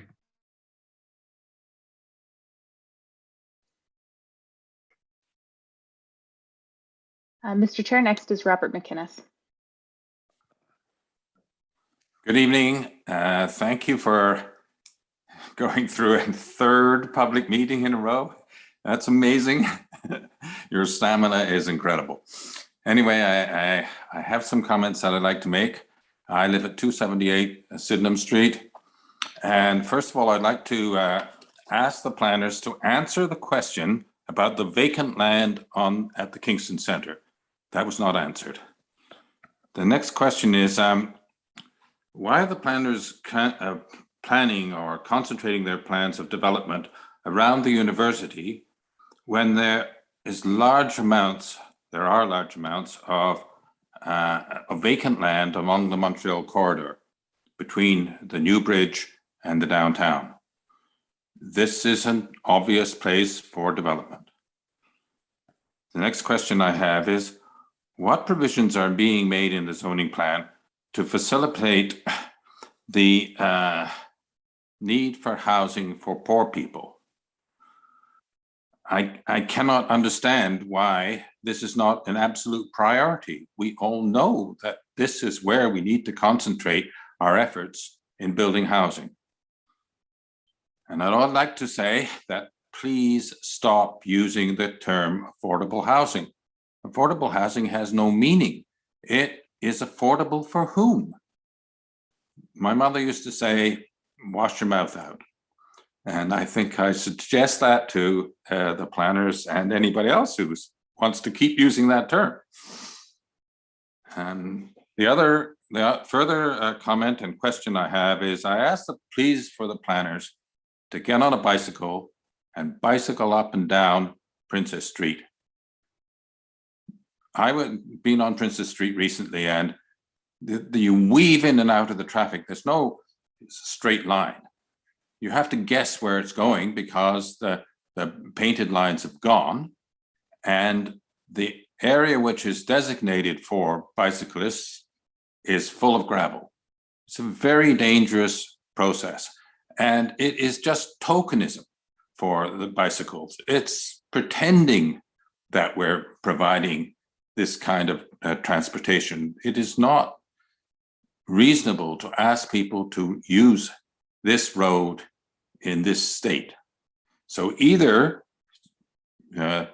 take out the bicycle lanes and put in larger sidewalks, so at least some people could benefit from using their legs, or modify the program so that we actually have a protected space in which to ride in. And this goes for Brock Street and Johnson Street, the same problem. We need to be protected when we ride on our bicycles. Thanks a lot. Good night. Good night. Thank you, Mr. McInnes. All right, so that brings us to the end of the public portion of the public meeting, but we will still have staff respond to those questions and comments and then turn it to committee for the same. Mr. Zielinski, or sorry. Sorry, obviously Ukraine's on my mind. I very much apologize. Over to you. That's fair. My name is Hungarian, so I could see where I it would trigger apologize. that. Goodness. So I'll give my colleague a bit of a break here and speak to the CKGS related questions. With regards to notification, I believe my colleague Ms. Agrawal went through a pretty comprehensive response to that. So the comment is heard. With respect to missing middle housing, again, one of our goals here was to use through guidance of our consultants to figure out the most appropriate development forms that would be feasible, that would allow for a variety of housing units, including missing middle. And as Ms. Agrawal mentioned, the 6-story maximum is a maximum, so it would still permit 4-story townhouse or walk-up apartment buildings. And really it was just meant to look at the various forms that may be possible and increasing diversity in the area. For example, in Wright Crescent, there's obviously with the townhomes and mid-rise apartment buildings, there's already a nice variety of housing, and this adds to that variety by adding the 6-story buildings and then the 12-story apartment buildings. With respect to green space in the Wright Crescent area, I believe it was mentioned earlier, but more specifically, the zoning would require for any new development a minimum of 30% for the URM11 and 25% landscape open space in the URM12. So that would, of course, only be for groundscaping. That wouldn't be included in the amenity space or internal amenity areas that we had mentioned earlier as well. And that could be used for parkettes or gardens which had been mentioned earlier, or as general passive green space in assistance with stormwater management and just general beautification. With respect to the Alliance Church and Anguanada Center, again, the impetus to develop would be on the private landowners. The city doesn't own this land and would not be looking to expropriate the lands. And in the event that any of those owners would like to redevelop, again, as Ms. Agrawal mentioned, the opportunity and the permission to maintain either the place of worship or the community center exists.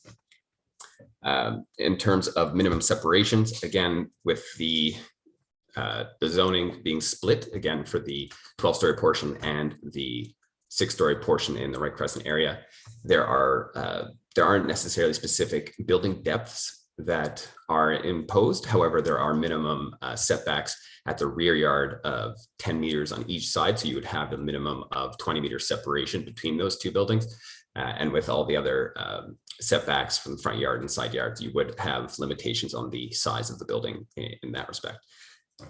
In terms of the comment related to life cycle sustainability, again, part of our goal and what was established as our mandate through the council approved mandate was to try to seek out lands for intensification that could accommodate between 2,000 and 4,000 new units. Understanding that with our criteria that we established, looking at areas that were on the edges of communities that had access to transit and services, and also existing high density developments, those areas of opportunity started to be quite narrow and limited. So we had to try to balance our desire for sustainable development using sustainable building practices such as wood frame construction, which was why we tried to look for opportunities for the 6-story developments, which is permitted within the Ontario Building Code, as well as greater intensity from the higher order buildings, with the 12-story buildings. I will pass it over to Brent Todderan, who I believe can speak to this specific question a little bit more detailed, but that was something that we took into consideration as we developed our recommendations. Thank you to committee and Mr. Chair. There was a reference to a recent study regarding the carbon footprint associated with taller buildings. And it's fair to say that I have spent more time reading studies about carbon footprints of various heights of buildings, peer-reviewed or otherwise, than just about anybody on the planet. I'm frequently someone who the media calls upon to critique or comment on the methodology of these kinds of studies. And so it's a safe bet that whichever study the speaker was referring to, that I've read it.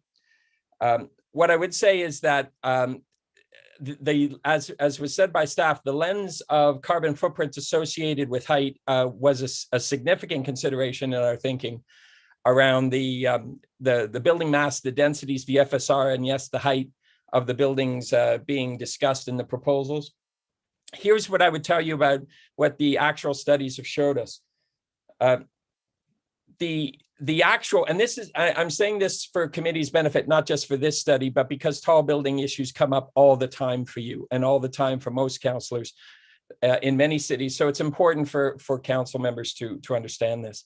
The carbon footprint implications of tall buildings are quite true, but only kick in at much taller buildings than we're talking about. There is a certain height of building where the amount of carbon footprint that goes into the embedded steel and concrete is so high that it not only overrides the green potential of the building design, but even the transportation related benefits.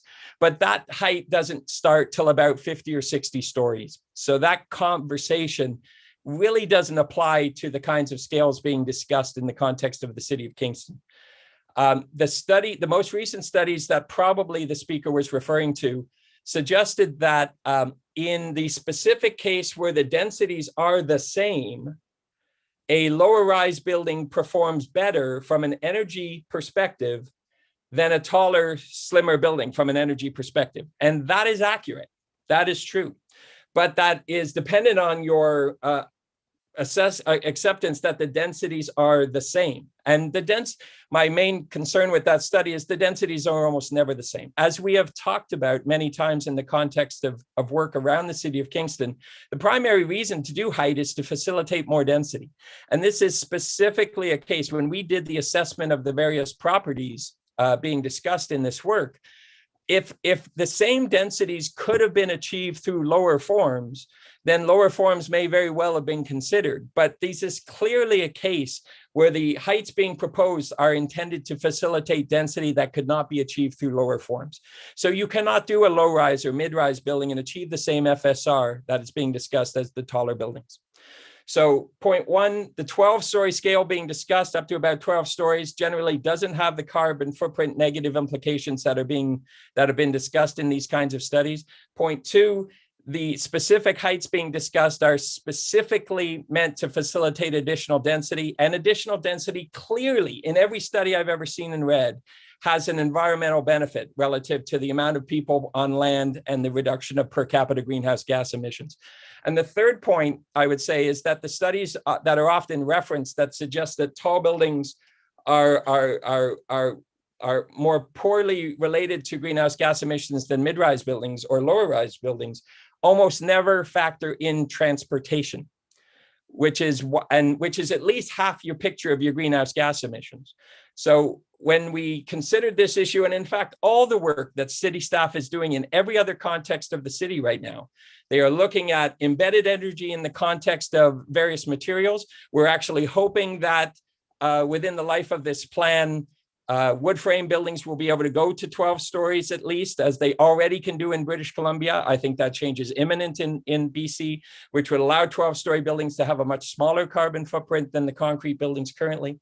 And when you overlap the corresponding greenhouse gas emission benefits of transportation through non-car dependent means, the environmental footprint, the carbon footprint is very clear about the facilitation of additional density, and correspondingly through height when height does support that additional density.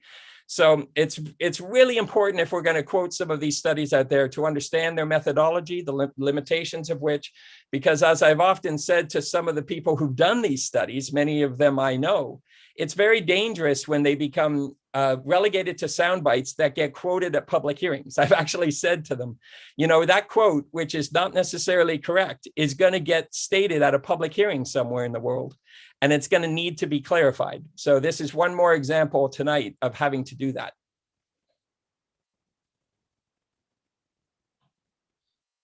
Sorry, that's it, Mr. Chair. Thank you, Mr. Todder. And Ms. Agnew, I see your hand. Thank you, and through you, Mr. Chair. Thank you for recognizing me.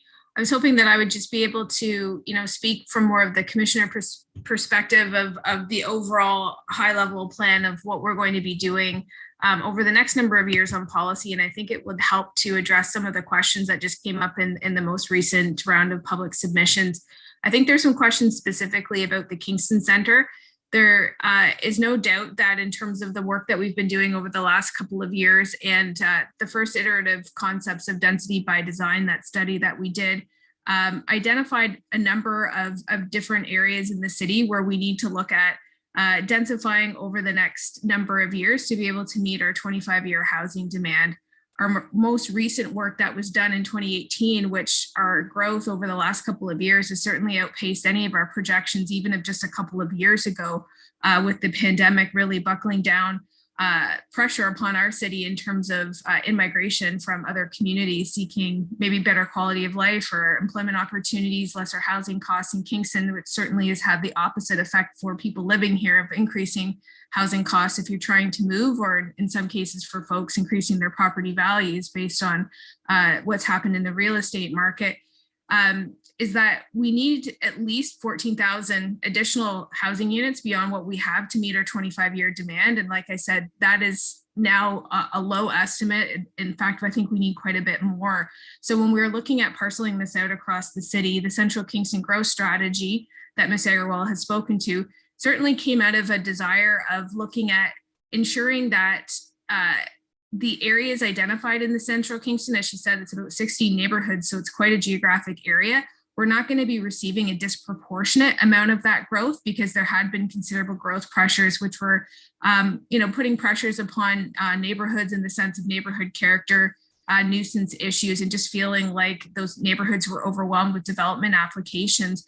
So again, scoping Central Kingston, the idea was to look at how can we accommodate 2,000 to 4,000 units, and that being a portion of the overall 14,000 additional units that we need to meet our 25-year growth plan. Additional areas of the city are certainly being looked at to accommodate the remainder of the additional housing stock that we're talking about needing to meet our long-term growth plan. One area of the city in particular, there was a question about the Montreal Street corridor.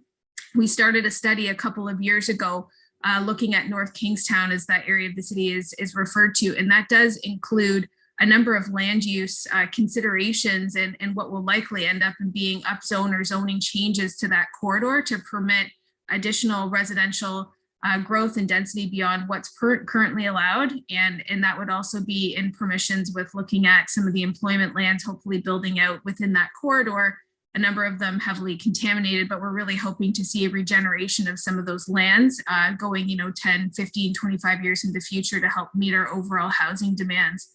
We also certainly looked at places like the Cataraqui Center Mall, the Frontenac Mall, and the Kingston Center in particular, knowing that the Kingston Center is really interesting from the standpoint that it's almost like a gateway to our downtown. It's a central place where you can get to it from very many arterial roads, and the Kingston Center itself is a combination or a place of intersection for a number of those roads. And because there is a substantial amount of commercial amenity that's there already, employment that's right nearby in terms of some of the lands that surround it, but also the walkability and the transit investment, certainly an area that of the city that the character is a little bit different than our downtown, in an area that we thought is certainly an area for study for intensification. So when we started to look at the Central Kingston growth strategy, those are some of the reasons, in addition to a number of the other areas or reasons that we talked about, of looking at the possibility of creating some additional intensity in and around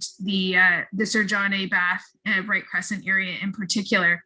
The Kingston Center itself wasn't subject to this study because council directed that study to only look at residential lands, and those are commercially designated and zoned lands, but it is part of what we identified as a future area of study to look at those lands in particular, as well as lands like the Cataraqui Center out in the west end of the city, the Frontenac Mall in particular. And our actual next area of study that we're going to be focusing on after we finish the zoning bylaw is looking at our downtown in particular.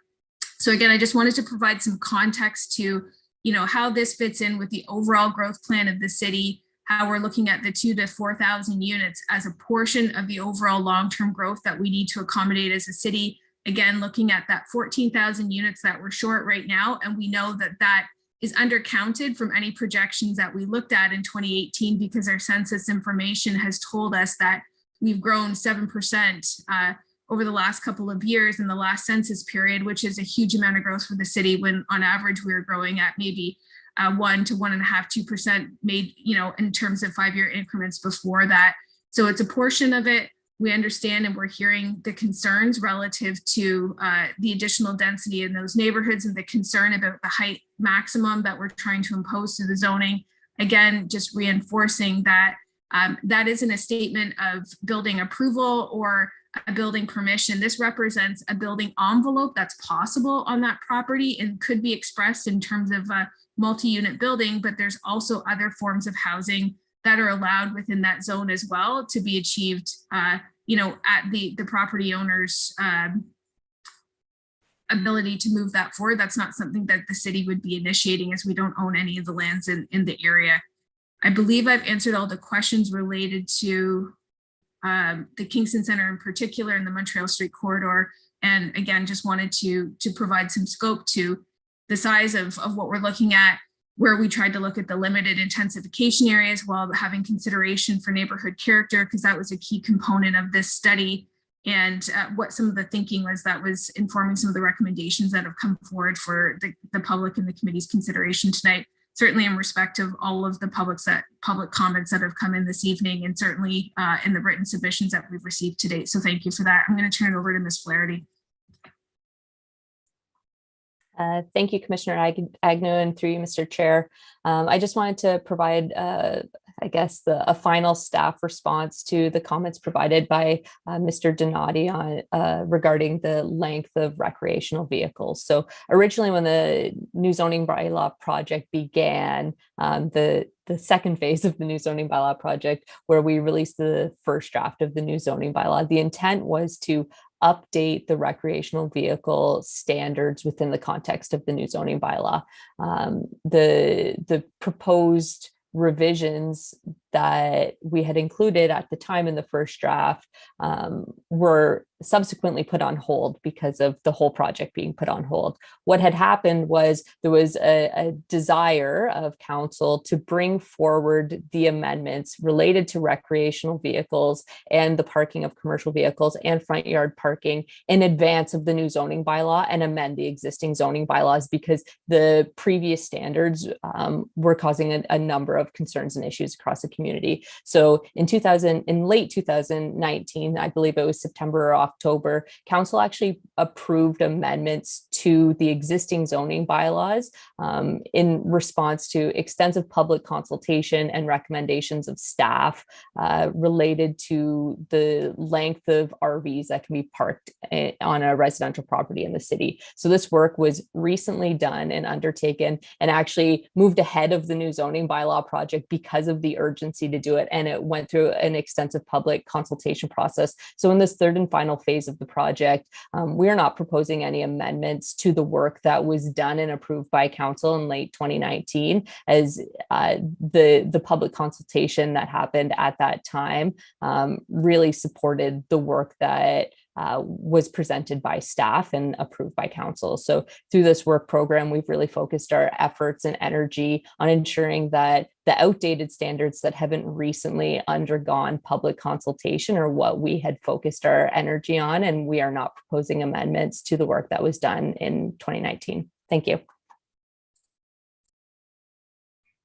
Very good. Thank you to staff for your replies. And I just wanted to take a moment to remind the public that if you're still with us, this is just the public meeting portion of our time together tonight. After we're done this, after we hear from committee right now, we'll wrap this up and move into the official agenda, where these items are actually on the docket for a vote tonight. So there will be that opportunity for you to speak before we vote once more. So there is still later on tonight an opportunity for you to participate should you wish.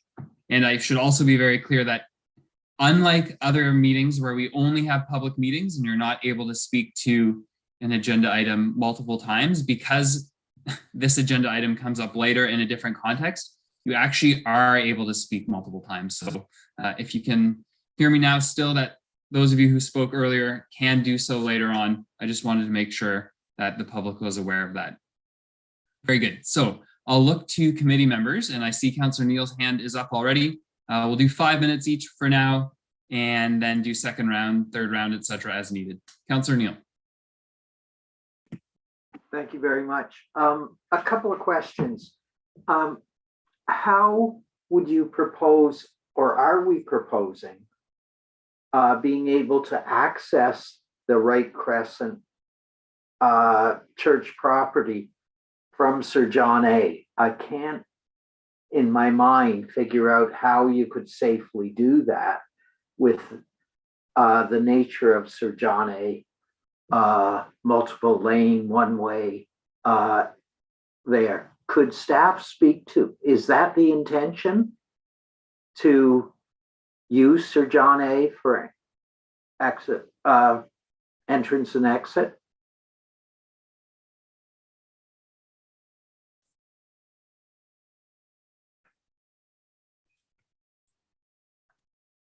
Ms. Agarwal.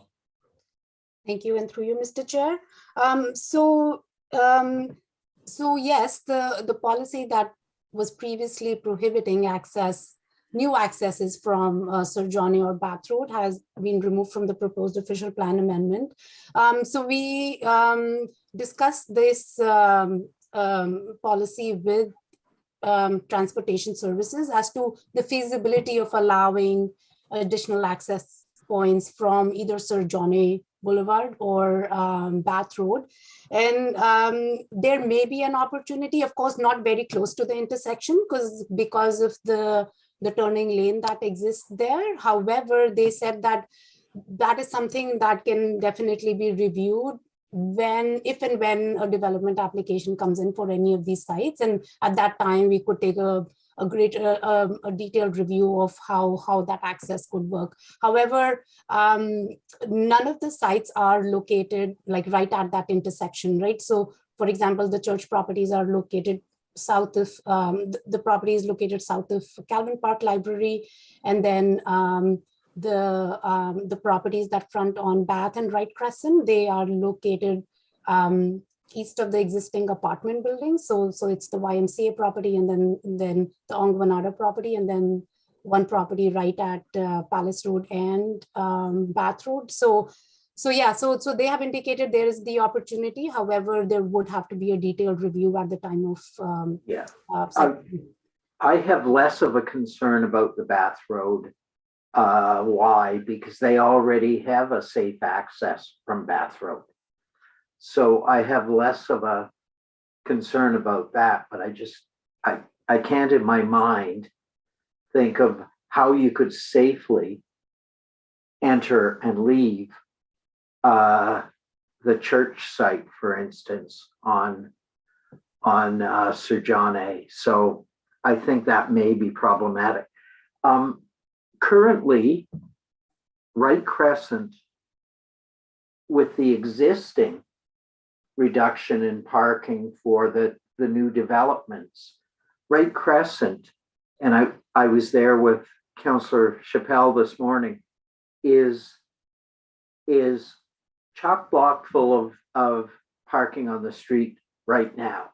And with this number, an increase of people, even with underground parking, there's going to be all kinds of greater spillover. So that's a real concern for me. How are we going to address the Wright Crescent parking issue, which is already problematic? The chair has said I'm a policy wonk, so I'm about to ask a couple of policy questions if I could. Mr. Kilty's 1413 Montreal Street, he normally does good development, and we definitely need more development along Montreal Street. Has he already started the process with planning, and therefore by right he should be able to continue to a public meeting stage? If staff could address that, that would be great.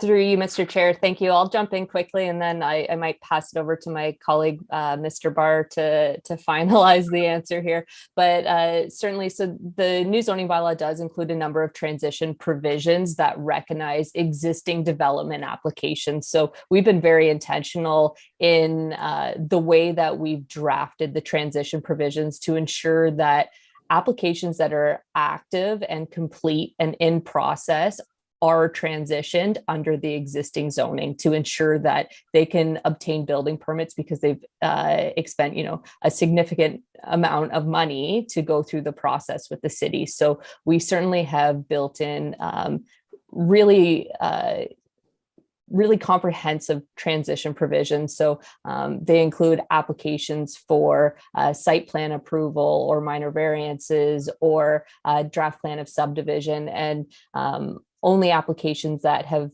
actually been submitted and are complete qualify for those. So we have been in communication with Mr. Kielty's development approvals team. I believe I had identified the transition provisions to his team more than 6 months ago to ensure that that was very well communicated on this property. So it is a conversation that we have had with him, and I will pass it over to Mr. Barr to provide any additional comments about staff involvement on this. Yeah, thank you, Laura, through you, Chair. Laura has touched on a lot of the points that I wanted to bring up about the transition policies and complete applications. Subsequent to the conversations that Laura has had with Mr. Kielty on the transition provisions and how they apply to his site, we haven't had any complete applications come in for those lands. Therefore, they wouldn't benefit from those transition policies.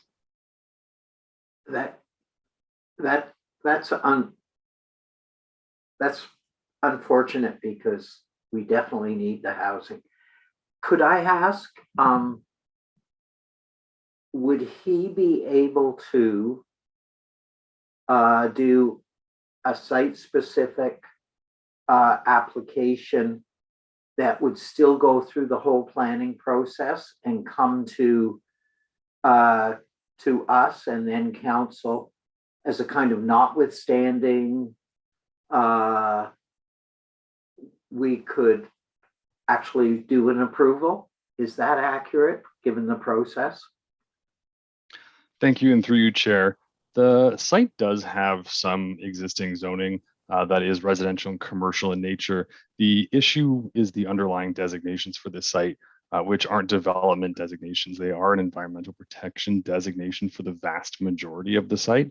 So if an application was to be submitted to, say, amend the zoning bylaw or vary a zone provision, the official plan, the underlying official plan designation would severely restrict the ability of that site to turn over an applicable zone or category in order to facilitate development. So everything would have to be facilitated within the existing zone parameters, because the underlying official plan designation, including policies for the natural heritage system and the environmental protection area, and I believe it's an ANSI, area of natural and scientific interest, would kick in, and those would be part of that development review. So it's a very challenging site from a Planning Act application perspective, outside of what exists in the zoning bylaw there today, which Ms. Flaherty has noted that in the passing of the new zoning bylaw, because it doesn't have a site-specific exemption, it doesn't qualify for one of those legacy exceptions. So it's being rezoned to be in conformance with the official plan. Thank you. I will be bringing forward an amendment that I've shared with senior staff when we get to the comprehensive when we get to the comprehensive report. I just would like to ask staff one more policy wonky question. If the amendment succeeds in separating out those areas of greatest concern that we've heard from the public, which would be Wright Crescent, Sir John A, and Brock and Johnson farther down. And so it would end up, if the amendment passed, with those being within the existing zoning. So they wouldn't have by right the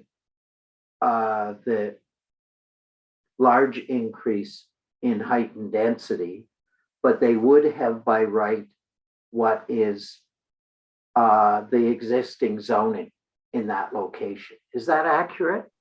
Maybe I'll just make one comment as chair. Maybe we won't make it so specific to the amendment because it's not on the floor, but generally if something were to be a recommendation, is that fair? That's fair. Perhaps Ms. Agnew, who is aware of the amendment for which I shouldn't speak, I believe has an answer for me. Yeah, thank you. And through you, Mr. Chair, certainly it's a great question, Councillor Neal. So should there be any recommendations from the committee to amend the staff recommendation with the purpose and intent of removing some applicable section of the bylaws as we've presented them, or amendments as we're presenting them, they would stay in their existing zoning category. They wouldn't move forward with the recommendations in the zoning bylaw. And again, if an applicant wanted to come, they would still have the ability to request a site-specific amendment to that existing zoning if they wanted a somewhat denser development. Is that accurate? But it would go through the whole public process that we're used to. Is that accurate? Yeah, so certainly if there are properties that at council's request are excluded from something that moves forward as part of the overall zoning bylaw, again, if council was supportive of that, yes, there would still be the ability for any property owner to file a site-specific zoning bylaw amendment and go through the full process to look at a greater entitlement or increase or different type of housing type than maybe what their existing zoning permits. And then that would go through the normal regulatory process and go through planning committee. I appreciate that. That would give the public the full process rights to speak to whatever the development is. So thank you very much. Perfect timing, just under 5 minutes. Other committee members at this point. Councillor Osanek, then Councillor Hutchison. Thank you, Mr. Chair. Through you, just some questions to staff about community gardens.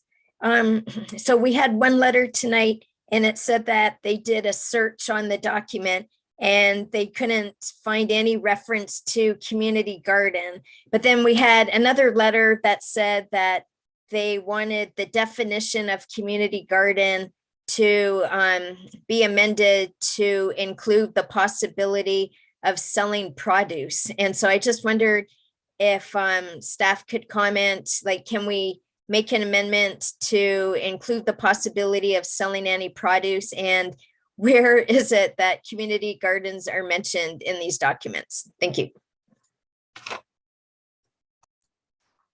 Through you, Mr. Chair, thank you for that question, Councillor Osanek. So yes, I believe one of the comments was related specifically to the Right Crescent CKGS work, and the other comment is related more broadly to the new zoning bylaw, the text of the document. So there is a definition of community garden in the text of the new zoning bylaw document, and they are actually broadly permitted as uses across the city.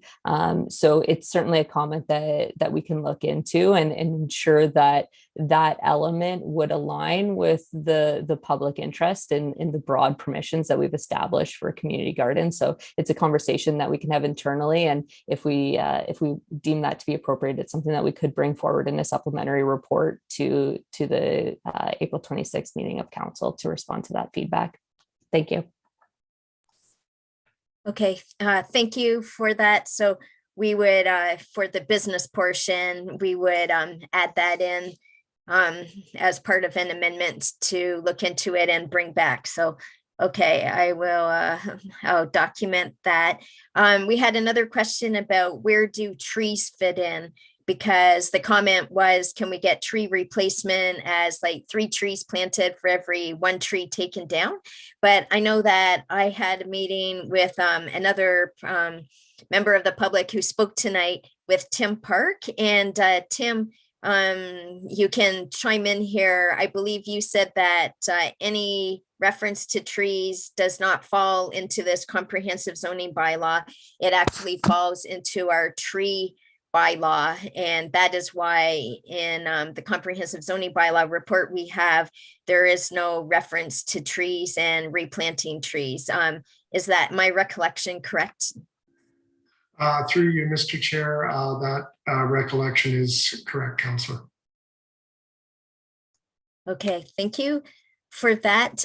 We had another comment tonight that asked why was this report not sent to the Heritage Committee for their feedback? And I wondered what the answer is to that question.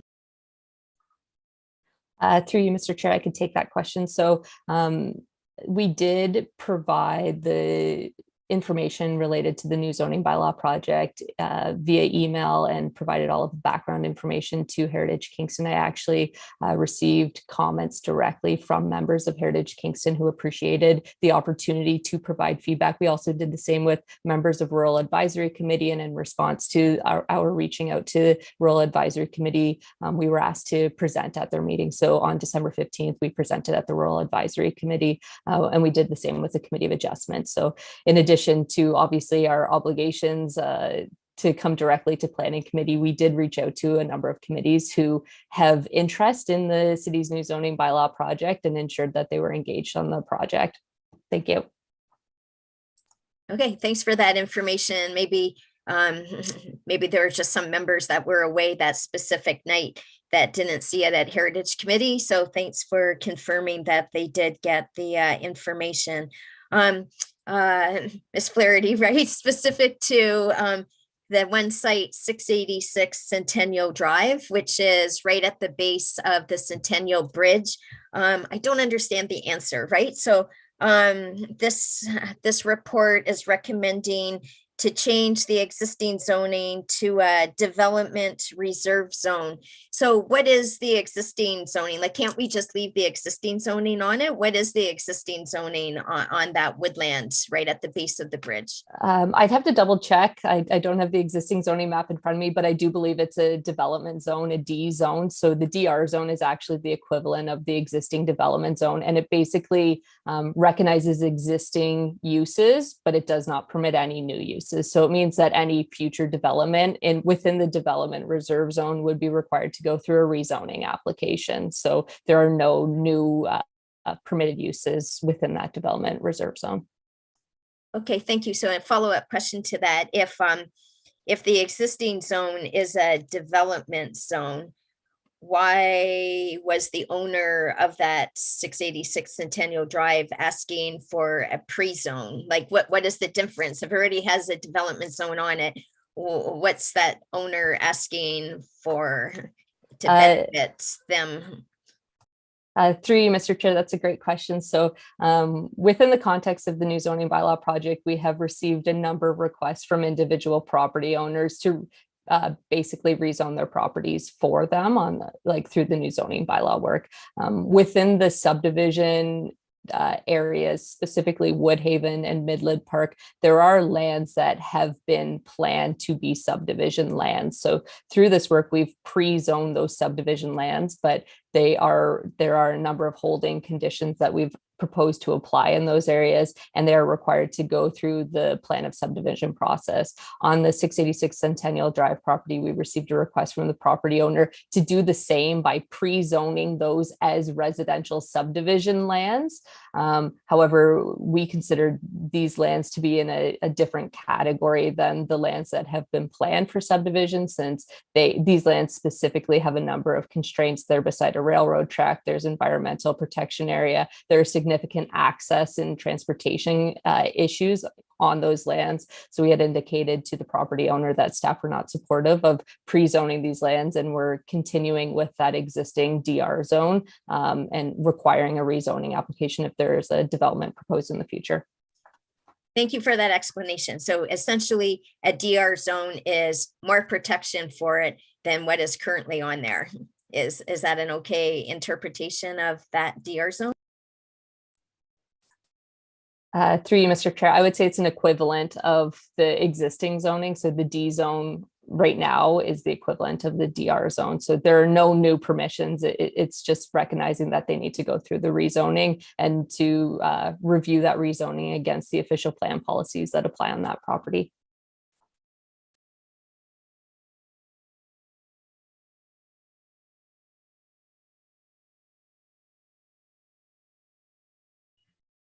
Councillor Osanek, I'm not sure if you're asking a question, but you're on mute. Sorry about that. So yes, just my last question is to Ms. Agrawal, and thanks so much about when you were explaining the return, the internal what does the R stand for? The rate of return, the threshold for profitability, right? Being in the 10 to 15%. So I just wondered, like, you know how for Brock Street, Johnson Street, we were talking about 6 stories and using like maybe a 10% ROR threshold. If it's just 4 stories at those sites in the central growth strategy, just 4 stories instead of 6 stories, or even more than 6 stories, are we saying that there wouldn't be like an ROR profitability return at all if we reduce the height? Thank you, and through you, Mr. Chair. So we didn't model, or we didn't study that area for 4 stories, but likely, yes, the profitability will go down with 4 stories because it'll create less number of units. Okay, so it could just be like no rate of return. If you go too low, there's like, you can't make any profits. So, okay.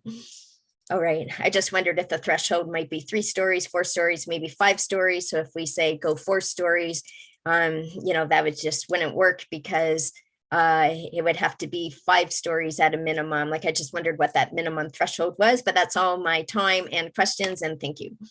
Thank you. Thank you, Councillor, with actually 21 seconds to spare. All right, Councillor Hutchison, then Councillor Chappelle, please.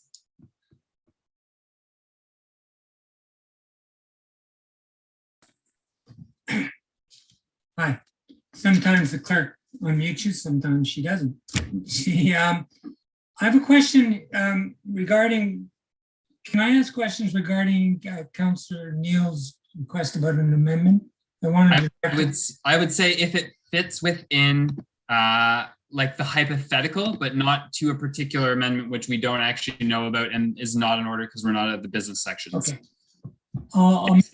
But in theory. And I'm not sure it applies. That's why I wanted to ask them. It seemed to me that Councillor Neal was talking about maintaining the current zoning. There may have other reasons for that on the Wright Crescent properties. And it seems to me from what we heard tonight that that the zoning there allows for more than 12 stories. I think I heard Ms. Agarwal say that. So it doesn't seem to me the current zoning is what people want. As it is, the proposal actually caps that at 12 stories, which we heard was not, they didn't think that was in their favor. So I think we have to take that into account. Do I understand what Ms. Agarwal is saying is correct? And is that an implication? And I see Ms. Agnew's got her hand up. Thank you, and through you, Chair. That's correct, Councillor Hutchison. The existing zone for some of those properties doesn't have a height maximum in them. The way that the building form is regulated through the existing zoning has to do with yard setbacks and certain setbacks associated with certain height and minimum unit sizes. So it would depend on the configuration of the building itself and the size of the lot to get up to a building that would be probably 12 or more stories in height, and they would have to be very large units based on the density. But you're correct that what we're proposing now creates some limitations or parameters that would be in some ways more stringent than the existing zoning that's on the property, depending on how a developer would bring forward an application and which individual parcel we're talking about, because there's some variation within those stretches of frontage on those roads. Okay. I guess my point is that I'm not sure Councillor Neal was going to get what he was looking for by taking the particular tack he chose. I have no objection to where he wanted to go. So I have some other questions that I don't think some of which were not answered, or maybe they weren't able to be answered clearly that came out of the public. And as we know, there's emails full of questions. As for the Johnson Brock corridors and the concerns about increased safety concerns given intensification and presumably increased traffic. So is staff supportive of a safety review in that area? Addressing those concerns? That came up 3 or 4 times. Who from staff would take that for the council on safety?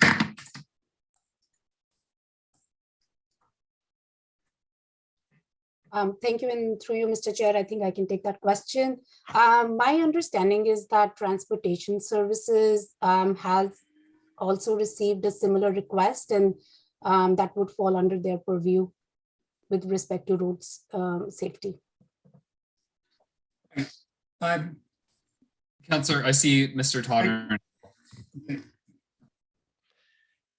Through you, Mr. Chair, I might just add that I did take note of some of those comments too. I haven't read the emails that Councillor Hutchison is referring to, but I will say in general, in our experience with the kind of suggestion that increased density equals safety issues relative to increased car traffic, it's a bit of a chicken and egg thing. We find that without increased density, alternatives to cars usually are not viable. And so there's always this conversation about you need enough density to make walking, biking, and transit work so that you can actually have fewer cars per capita than otherwise. So that's part of it.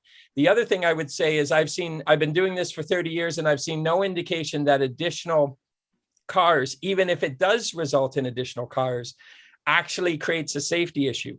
If you want to have a serious conversation about safety in the context of cars, a better review would be to look at your street widths, your traffic speeds, your width of lanes. It is usually about the details of your car-related infrastructure where the issues of safety come, not the actual amount of cars. Ironically, an increased number of cars actually tends to slow down traffic because of congestion and doesn't necessarily lead to safety issues. Often the opposite is true. But if you want to have it, but I can understand why the general public usually translates additional cars into additional safety issues. But if you want to have a serious conversation about improving safety as density increases, it would be more appropriate to do a review of your actual street standards and speeds and such, rather than trying to study whether density actually increases safety issues. Okay, thank you. You sort of anticipated my next question, which was concern the relationship of intensification with traffic. And what I wanted to do in asking planning about the previous question was to get transportation and planning sort of necessarily linked up. Another thing came forward, and that is, and this came up 3 or 4 times, will planning be looking at the White Crescent area as a special study?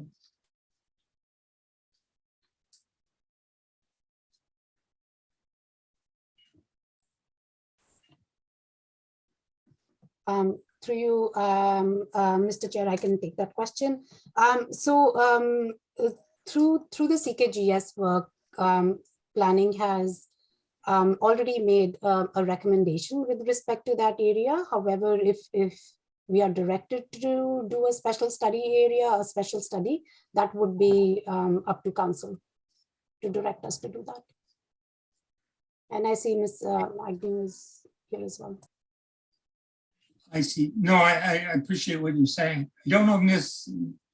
No additional information. I was just going to offer the exact same answer to Councillor Hutchison. Okay, but that's what I needed to know, and I'm not saying what will happen.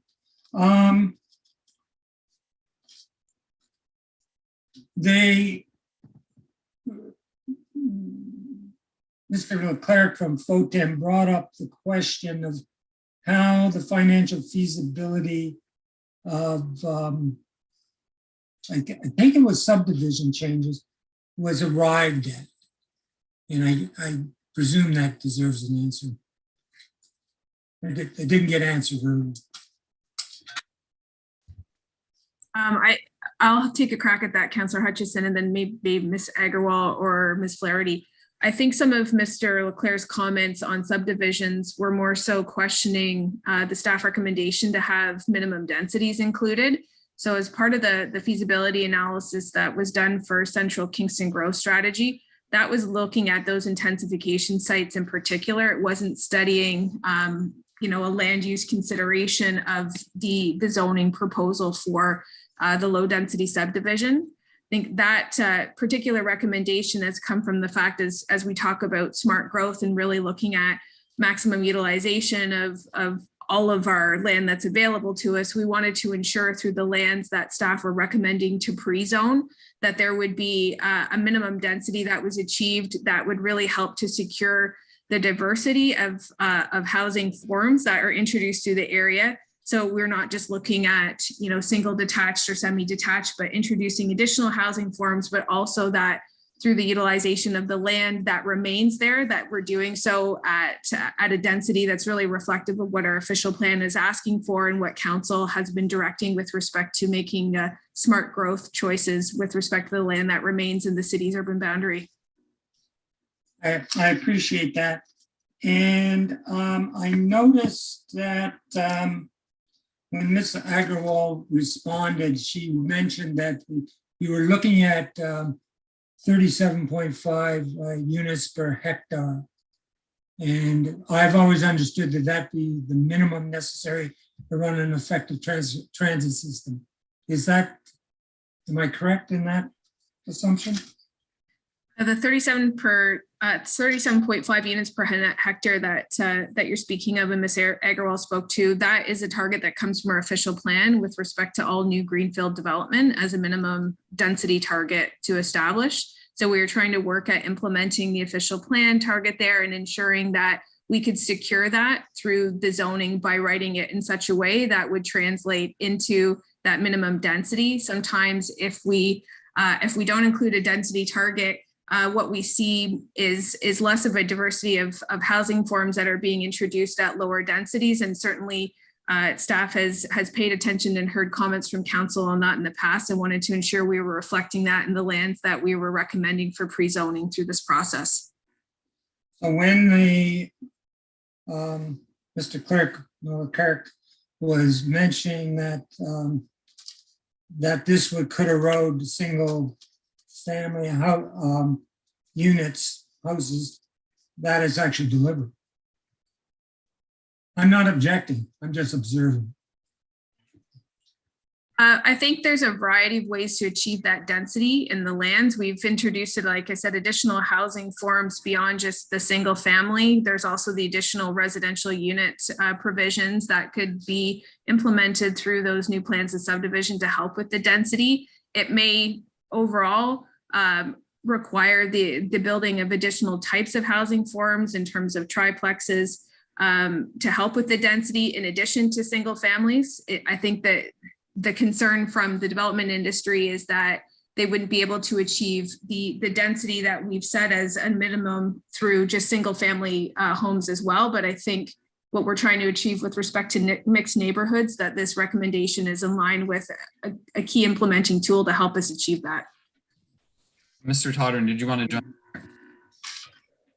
If I might, through you, Mr. Chair, Councillor asked a magic question that I really like when it gets asked, and I didn't want to miss the chance to say this to Council. Ms. Agnew is correct that the minimum density relative to transit is out of the official plan. But the councillor's question asked, is this minimum density for, I think you said, a successful or properly operating transit system? And one of my pet peeves in a lot of official plans is we have targeted this minimum density to make transit work, quote unquote, but it never answers the question, what do we mean by work and what do we mean by transit? What kind of, and so what I'm doing in several official plans for cities around the world right now is try to target an optimum density, not a minimum, but an optimum density, which actually gives transit a real chance of success instead of giving the bare minimum density that hopefully will allow it to work if we cross our fingers, and target a specific level of transit service that we're actually trying to achieve. Because what invariably happens, and this is true of your official plan, is you set a minimum that is the bare minimum to give infrequent bus transit that doesn't run very frequently and thus is not a particularly effective alternative to car ownership and use. And then we sort of we brush our hands and say, well, we've achieved transit-oriented density. Well, we haven't, because what we've done is given the bare amount of density that might give you a chance of getting a bus every 45 minutes, which nobody who has a choice will ever choose over a car ownership. So I'm looking forward to a point in the new official plan process where we can have the conversation, as I say, I'm doing it with other municipalities, where we can ask the question, what kind of level of transit support we want. If it's 10 or 15 minute headway bus service, for example, instead of 45-minute headway bus service, what minimum and optimum densities do we need to achieve that? And that will be a very different kind of conversation, as you can imagine, a tougher kind of a conversation, but a much more honest conversation, because the answer we get will actually be an answer that has a chance of achieving real attractive transit service, as opposed to what we've been doing up till now. Thank you very much for that. You don't have a off the top units per hectare, do you? I'm working on 2 regional plans in Australia, in suburban Australia right now, and I will just say it's probably about twice what you're talking about, and that is a scary. And it'll vary by locations within the sort of very urban to less urban to more suburban to extremely suburban. And it also invariably depends on whether or not your routes are designed for ridership versus coverage, which is a conversation I've had with your transit staff. But you should think in the order that definitely the numbers you've been talking about are not enough to achieve viable, attractive transit. It's probably about an order of times 2. And you can see why I don't mean to scare anybody at this point, but it's a conversation that if you're serious about viable transit ridership in the suburbs, that's when you sort of get real in the conversation. Okay, I'll just observe that's the density of downtown Kingston. But in my area, it's 65 to 67, and Sydenham, it's about 75. I think the numbers that we're using, we're using the numbers in the order of something like, so maybe double is too high. I think the numbers we're using in the draft regional plans I'm working on are in the order to 45 to 55 units per hectare. That makes sense. That makes sense. Thank you. Question, if I may, Mr. Chair. We heard about concern about green space, and when private development goes in, that green space will not be enough green space will be available or to other citizens, which I think is a fair concern on the part of the neighbors in the Wright Crescent area. So is staff willing to look at, in terms of development in that area, the creation of a park, a public park, which would include the community garden and so on, or the moving of the community garden to wherever it can be done? And before the response there, Councillor, I'll let you know you have 30 seconds after the response.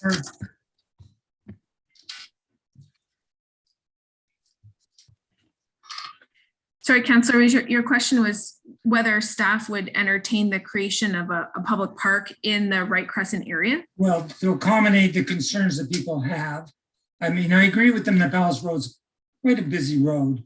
And if that development goes in there, they're going to be, they said triple, but by my calculations, at least double, 2.5 or something, increase in population. So, you know, surely the city should be trying to accommodate that. I think certainly in terms of park creation, the best opportunity we have when we don't actually own land is to take land through the development process. So, you know, when there's the calculation for whatever the parkland contribution would be, sometimes we take it in physical land, other times we take it in cash in lieu. So unless there was an identified parcel that we could look at trying to purchase on the market, which our real estate group is always open to doing, we tend to, as you can imagine, try to do that discreetly, because oftentimes if a property owner finds out that the city is looking to buy a property, sometimes the cost of that goes quite a bit up. So we do try to do that discreetly, but certainly that is something that staff could prioritize through any process of redevelopment, but that would mean, you know, a significant development proposal coming forward, which would generate the requirement of a parkland area to be designated to the city, but we could do that for sure. And that is part of our process already. It's just the timing it would take for that for sure, and the right opportunity coming forward through a development application. Okay, thank you very much. I'm done for now. I mean, there's questions out there. Yes, Councillor Chappelle, you have 5 minutes. Thank you, Mr. Chair. I've got a number of questions. One of the strategic plan items that we had in our city council strategic plan was looking at the city of Kingston through a rural lens. And so I have a constituent that has a rural property up in Elginburg and wants to store a kayak and build a shed, but there's no primary residence on the rural property. And the running around that this person's been getting, trying to get approval to build a shed to store a kayak, has been unyielding. And so I'm wondering if that has been addressed in this plan update, so that if you had some rural property, you can build a shed to store a 12-foot kayak. Through you, Mr. Chair, thank you for the question, Councillor Chappelle. Yes, in the final draft, we've had quite a number of conversations, I think, with the same individual that you're speaking to. We have responded to that feedback and introduced a new rural use permission, which allows for vacant properties that aren't used for a residential or agricultural use to be used for this rural use, which is really looking at, ATVs, boating, kayaking, hunting, and constructing a building on those properties. So it is the new permission that we've added through this work in response to that feedback. Well, thank you. When this initially came to council back, I guess almost 2 months ago now, it was disclosed as approximately 2,000 properties that are affected by, I'm going to use that approximate number. And at that time, I mentioned to Director Agnew that I thought it would be most appropriate to send a letter to every impacted property owner, because we know who they are, to ensure that they understand if there's a change in their permissions. And it's evident tonight that two of the largest impacted churches on Wright Avenue had not been informed directly. And you can imagine the pressures that they will receive should this approval go ahead. They'll be forced, cajoled, pressured to sell their church property for redevelopment because of the potential for such properties being built there. So my question is, can planning send out a notice to these individual property owners so that they're aware that they may have an impact? And the reason I say that is because we just had the example of 1413 Montreal Street, how they're negatively being impacted by a change in their permissions. And maybe there are other people and business owners and property owners that have really no idea, because I'm sorry, but not everyone in Kingston reads the WIG standard at times, or the Kingstonist, or it goes on to the city website. Councillor Chappelle, for the benefit of your own time, maybe staff can respond to the question, because I think they understand it at this point, and I want to give you your other time. So Ms. Agarwal or Ms. Agnew, who will take this?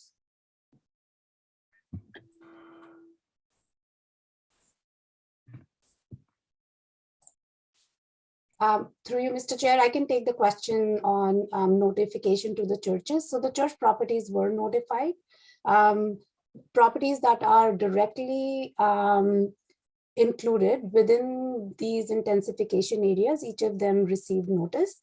And also properties located within 120 meters of the intensification sites received notice.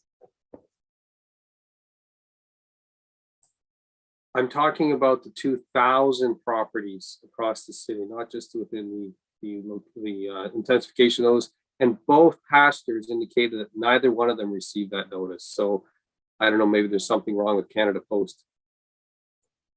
Through you, Mr. Chair, I think I could speak specifically to the 2,000 number that you're referencing. So the conversation at the meeting that we had at council in November was related specifically to the red site specific exceptions. So the 2,000 was an estimate on the number of properties that were impacted by those red site specific exceptions. So through the direction of council, which directed us to exempt those properties from the new zoning bylaw, identifying them as not subject to this bylaw and allowing the existing zoning bylaw and the existing permissions to continue to apply, those properties are actually not impacted at all by the proposed final draft of the new zoning bylaw. They will maintain their existing permissions exactly as is. So through this work, they are maintaining all of their existing rights in the existing zoning bylaws. I could just jump in, Councillor Chappelle, to speak to what I think may be a follow-up question from you. So, staff is hearing a theme of concern from councillors, certainly based on the number of individuals that have come forward on Wright Crescent. So should there be a direction for us to do some more study of the Wright Crescent area and maybe split that out from the rest of the zoning bylaw moving forward? Councillor Chappelle, we can definitely do some much more targeted neighborhood focused communication relative to that work if you're thinking about the Wright Crescent piece in particular. That's not an issue. Okay, and I just want to thank Ms. Flaherty for her clarity, and her response was very helpful. I do recall that, and it makes a lot of sense now. What I was just very concerned with is I don't want to hear someone in my district suddenly wake up one day and say, what the heck happened? And that's all I'm trying to avoid, as you can appreciate. I do have a concern about the reduction of parking and the conversation about Woodhaven and Midland. I mean, no one in their right mind really wants to live in an area that you can't even get an emergency vehicle up the street because of parking problems currently. I mean, you look at Jeanette Crescent, Jeanette Court, you look at Horizon Drive. These are townhomes that are going for $750,000, and the streets, you can't drive through them. So I have two questions related to this. The cost for parking, to reduce the number of parking of $8,000, will there be a COLA added to it? Because this will be in place for some time. It took us 21 years to get here. Will there be a cost of living added to that $8,000 for that spot? And is $8,000 really enough to reduce parking and create all sorts of additional anguish for residents living in these new subdivisions? Councillor, sorry. Paige, you go ahead. I was just going to say, I'll start on the $8,000 and Laura can speak to more specifically the difference with the approach on the zoning requirements for low density residential versus our recommendations for multi-res in particular. Councillor Chappelle, in terms of the 8,000, it represents a starting point of the conversation for cash in lieu of parking. We were able to do some industry research that looked at typical prices for surface parking and for structured parking. But what we need to do as a city before we're able to fully implement a citywide car sharing program that would also include the rural area is some feasibility analysis to look at what that would look like. Would it be so totally municipally operated? Would there be a private partnership? And through that feasibility analysis, I think would help to drive a much more specific price in terms of cash in lieu of parking. So where the $8,000 is a starting point, so we have something in place for now. My assumption will be, as we get into the detailed feasibility analysis of launching that multi-phase citywide car sharing program that we so desperately want to get to provide another alternative to second car ownership or first car ownership, that we need to do some additional feasibility analysis, which will be directly correlated to what will likely be an increase in the per space rate from $8,000 going up in the future. But that's the starting place of where we felt comfortable based on the research that we've been able to do about costing, and recognizing we also want this to be an incentive at this point to help kickstart to get it going, and wanted to take a bit of a tempered approach. Our current price is $3,000 per space, so this represents a $5,000 increase, but certainly that will be informed in greater detail in the future. Like I said, when we finish that feasibility analysis is associated with the program that we'd like to get off the ground as part of the climate action plan. I'm so glad you addressed. Councillor, there's another staff or consultant in this case with his hand up. No, I don't want to listen. I want to ask my question before I run out of time. Okay, fair enough. So I'm glad you mentioned the climate emergency. Is there anything in this particular proposal that we can ask or drive a change, a substantive change, to have all the services taken out of the boulevards and put onto the properties of the property owner, so that the boulevards can be utilized to plant trees? That is something more to do with how we municipally regulate that, and it really wouldn't be dictated by zoning. I think that's more specific work that we would have to do with Public Works, Transportation, and Forestry in terms of just our practice for those things. Ms. Flaherty, I don't know if you have any additional comments on that of where the zoning would be helpful in that respect, but I think it's less of a zoning issue, more of a city policy issue. Thank you, Ms. Agnew, and through you, Mr. Chair. Certainly on the The zoning bylaw regulates the land uses and buildings located on private properties. So any of the infrastructure that's located below grade is not regulated by the zoning bylaw. This is something that would obviously be done in consultation with Utilities Kingston and other utilities providers through any development applications, subdivision. It is something that may be able to be reviewed within the subdivision design guidelines for future development areas, but certainly it's not something that's regulated within the zoning bylaw.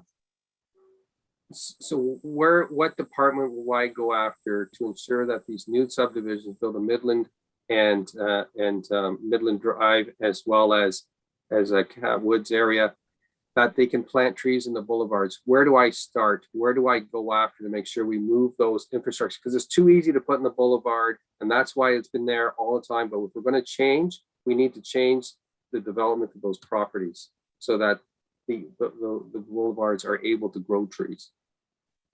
On this piece, Councillor Chappelle, perhaps just at this point, you can leave it with me. That is more so under the jurisdiction of Commissioner Joyce. But I do know that the forestry group is hearing council loud and clear on this, and the need for additional street plantings, a part of our overall urban forestry strategy. So perhaps if you can leave it with me, I'm happy to follow up by way of an email, copy in Commissioner Joyce, and see if we can start the conversation from there, if that's helpful.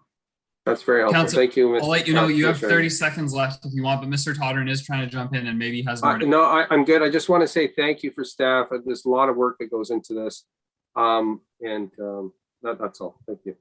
Perfect. Mr. Toddern, after you.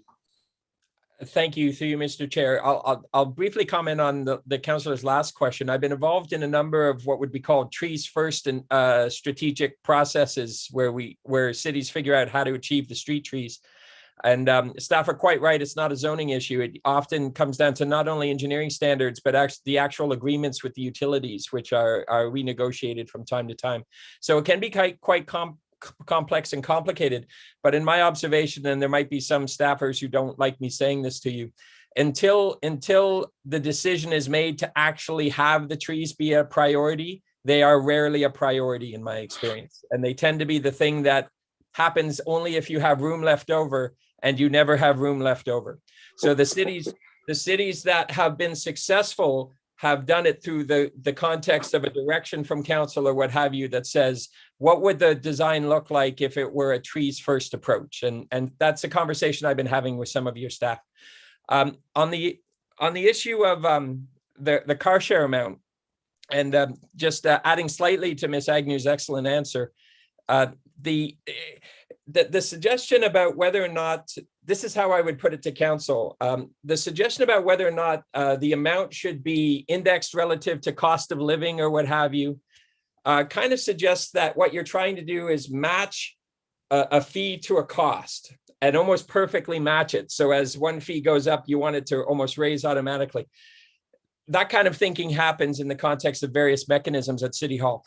In this case, I think what your staff has done, and I've had some involvement in the conversations around this, is think very strategically about how to achieve more public money from something as lucrative for developers as being able to reduce parking, but also recognizing that you actually do want developers to take advantage of this.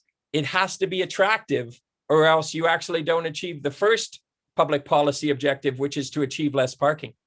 So it's less about an automatic sort of making sure we're charging enough, and more sort of a year-to-year assessment of whether or not you're achieving your strategic goals. So there has been some conversation with staff about defining success again. You've heard that from me a few times. Almost every exercise we're doing with staff, we're trying to define success so we know what success actually looks like. And it's not always getting as much money as you possibly can, because your first success is actually to reduce the amount of parking constructed. So as you monitor it year to year, I think there's a culture on the part of staff to say, we want to keep a close eye on this, not to see if we should necessarily raise it, but we might actually even strategically reduce it.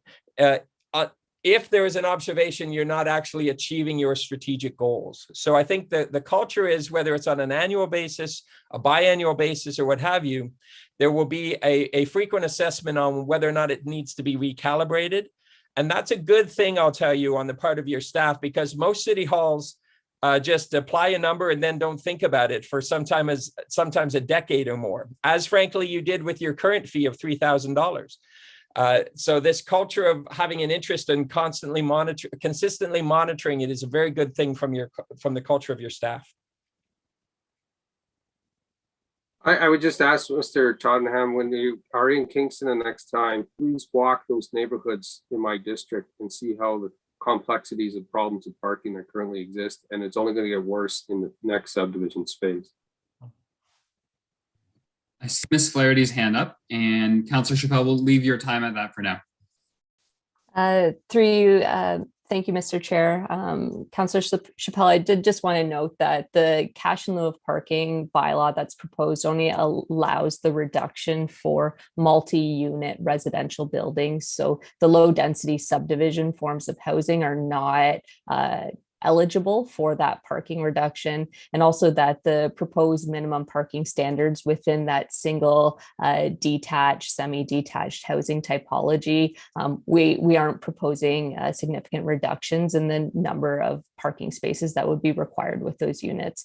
We've actually introduced a new required 6-meter front setback from the front property line for garages on those suburban subdivision housing forms, to ensure that where the parking space is located in the garage, that there's also enough room to park a vehicle in front of that without overhanging onto the sidewalk. So we have built-in considerations for the concerns that we've heard within those subdivision areas in the new zoning bylaw. And I just wanted to make it clear that that cash in lieu of parking bylaw will not allow those low-density forms of housing to get out of providing parking. Thank you very much. All right, so I would like to ask a few questions. So Councillor Neal, if you could take the chair, I'd appreciate that. I'm happy to, and I do recognize you. Very good. And so in the spirit of your policy want questions, I have a number of policy questions, actually. The first will go back, I think, to the comment that Ms. Flaherty made about 4 hours ago in the opening of her remarks around H symbols. And I'm wondering if staff could talk to us about what, if any, difference occurs between having an overlay approach for zoning approvals versus the potential to apply H symbols. I think that's around delegated authority, and I would really like to know a bit more about that. Through you, Mr. Chair, thank you for the question. The proposed approach for the holding overlay rather than embedding the -H holding symbol in the zoning bylaw effectively has no difference in the way that the holding conditions are applied or lifted. So it really is just a matter of having a separate schedule with those H conditions as a matter of organizing the zoning bylaw itself. So right now, the existing conditions that apply to those H's have been carried forward into the new zoning bylaw, and there would be no change in the process. I would just note that the proposed amendments that we have recommended to the delegated authority bylaw do not touch the holding, the H lift component. That's already a delegated authority piece that's within that bylaw. So the reference to that within the comprehensive report is speaking to the existing permissions. It was only those 4 approvals that we are proposing to add to this work. So we aren't touching the H lift process here. Okay, so and just to be explicit through you, Mr. Chair, about what that means in terms of process, Council still has the ultimate authority to do that, and this isn't related to some of the Planning Act changes that the province put through a month or 2 ago? Through you, Mr. Chair, and I might pass this off to our city solicitor, Ms. Morley, if I could, but the work that we've proposed only impacts the 4 minor zoning bylaw amendments. The existing H lift delegation is the approval goes to the director, and then the actual passage of the zoning bylaws goes to council. So I can pass that off to Ms. Morley. Thank you, and through you, Mr. Chair.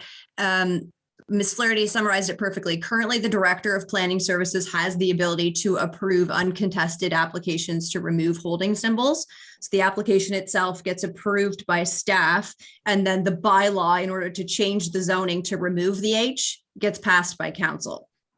And so the powers that are being requested currently for delegated authority do fall under that new approval authority that's granted under the Planning Act, but nothing is changing in respect of holding symbols. Okay, very good. That clarifies it, and I'm glad to know. So thank you. I also wanted to ask about the 2,000 properties Councillor Chappelle brought up previously. We talked about them as wholes in this approach, or the wholly approach in the past. One of the goals of doing all of this work, which is a tremendous amount of work, is to prevent so many site-specific zones. And I'm wondering what in the zoning bylaw, as proposed, if approved, prevents developers or property owners from coming and asking for site-specific zoning. In other words, will we continue to have more and more holes? And if so, why are we trying to bring everything together at this point? Very high level. I apologize for that, but it does seem at base to me a bit suspect. Through you, Mr. Chair, thank you for the question, Councillor Kiley. This kind of goes back to the last few slides of the presentation. Fundamentally, approaching the zoning bylaw project as a consolidation of the existing zoning bylaws means that the majority of the standards and zones are reflective of the existing provisions. There are a number of standards generally that we've updated: the parking standards, the environmental protection area provisions, the prime agricultural lands, the employment lands. We've looked and made a lot of amendments to ensure that those specific areas align with the official plan. But there certainly are areas of the city where the zoning continues to reflect the existing zoning. And that was on purpose when the project was originally scoped. So when we're talking about site-specific rezoning applications, the tests that those applications need to meet are you consistent with the provincial policy statement, and do you conform with the official plan? The test is not how much of a deviation from the existing zoning bylaw are you? It's reviewing that application against the official plan. So fundamentally, passing a new zoning bylaw that reflects the existing standards, I would expect that we would continue to see appropriate applications where they conform with the official plan being justified and recommended by staff as being good planning that conforms with the official plan. So the conversation about spot zoning, I think, is certainly something that we, through the next OP work, that we can continue to ensure that we're upzoning properties in the future. But through this project, it's mainly a consolidation of those existing standards. Councillor Kiley, if I could also just offer, in addition to what Ms. Flaherty has just said, I think oftentimes, as all of you have been members of planning committee for a period of time, it's not uncommon to hear applicants come forward, and part of their justification for their site-specific zoning is just citing the fact that the zoning is 45 years old. So while we've, through that consultation approach we took with council in November, I believe it was, looking at how we wanted to deal with the existing exceptions, I think the fact that we've done so much work to look at modernizing our standards wherever we could that aligned with our official plan as it's written now will hopefully prevent some of those rezonings that maybe we saw in the past that were just a matter of trying to implement something that was more reflective of a modern standard versus a policy that's 45 years old. But that said, certainly, within the Ontario planning context, there will always be a permission for people to file applications. But again, the test by which they're going to be evaluated against our new zoning standards, and where we've created some of the interpretation language that Ms. Flaherty spoke about in the presentation, may prevent the need from having a number of those rezoning applications that, based on the old policy and the lack of interpretation language in our existing zoning bylaws, would have required a rezoning, whereas in the new system, perhaps it wouldn't be required at all, if that's helpful in addition to what Ms. Flaherty already offered. No, it actually is. That's really good. So I'm gonna hold that in my memory for now, because I think it will be relevant on other files. My final question is about how any provisions that we may or may not pass this evening, and if council ultimately makes the same decision to move forward, any parts of the new zoning bylaw that are currently being contested at the land tribunal, what's the relationship between council endorsing something that's currently being adjudicated? How does that all fit together? Again, a high level policy question that I'm trying to sort out. I think it may be best for Ms. Morley to take this one, and then I can follow up if I have any additional information. Thank you. And through you, Mr. Chair, I think there is one very large issue that we're all thinking of that is currently being adjudicated before the tribunal. We don't yet have a hearing date for that. In terms of the staff perspective, council implemented zoning bylaw amendments to bring those provisions into effect, and we are going to continue with that process until the tribunal directs us to do otherwise. Sure. Okay. That's simple, I guess. But I just find it interesting. So I'll leave it at that for now, Councillor Neal, if I could have the chair back. Yeah, yes, indeed. Perfect. Thanks very much. Chair is yours. Thank you. Good. I'm recognizing the time. It's 10:30. So I'd like to propose to committee that we don't do another round of committee questions during this public meeting, but that we rather adjourn the public meeting and move into the normal business items after we take another 5-minute break. Again, quick bathroom break, get a glass of water, whatever, with the reminder that committee will have more than enough time to ask as many questions as they like to staff during that. And then actually the public will again, followed by debate on this issue. So I think I'm not trying to stymie anyone's inquiring mind, but just given the time, I think moving in that way is good. Seeing no contention there, I will adjourn the public meeting, call a 5-minute recess, and see everyone for planning committee at 10:35.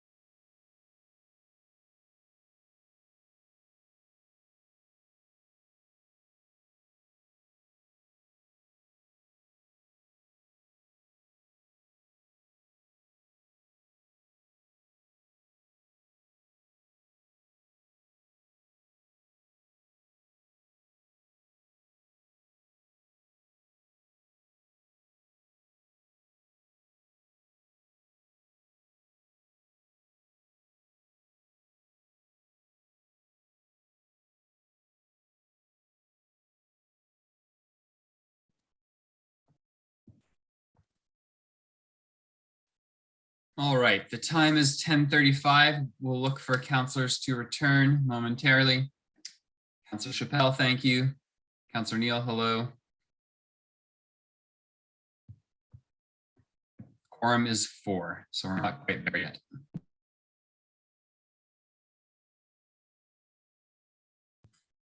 I'm not sure if you can do a point of order because we're not in meeting officially, but I'll hear what you have to say.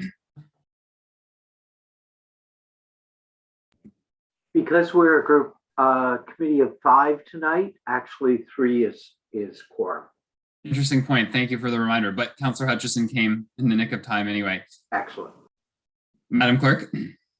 Mr. Chair, if I just could issue a slight correction on that, because we have 6 members of the committee, even though Councillor Hill's away, we do have to have 4 in order for the meeting to continue. Oh, all right. Even with formal regret. So I'm double corrected. Okay, but we're good because I see 4 people. So welcome to Planning Committee for all those who are here. We have a number of staff who are joining us from the commissioner through the director and the consultant with managers and senior planners as well. For those of us who are here on the committee, as we just heard, everyone except Councillor Hill, and there's Councillor Osanik. Excellent.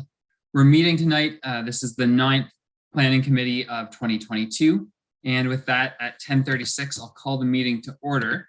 I'll look for an approval of the agenda with the addeds. Councillor Neal, seconder.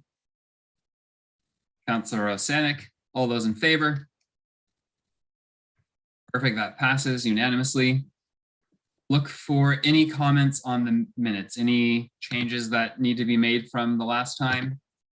Seeing none, I'll have a mover. Oh, yes, Madam Clerk.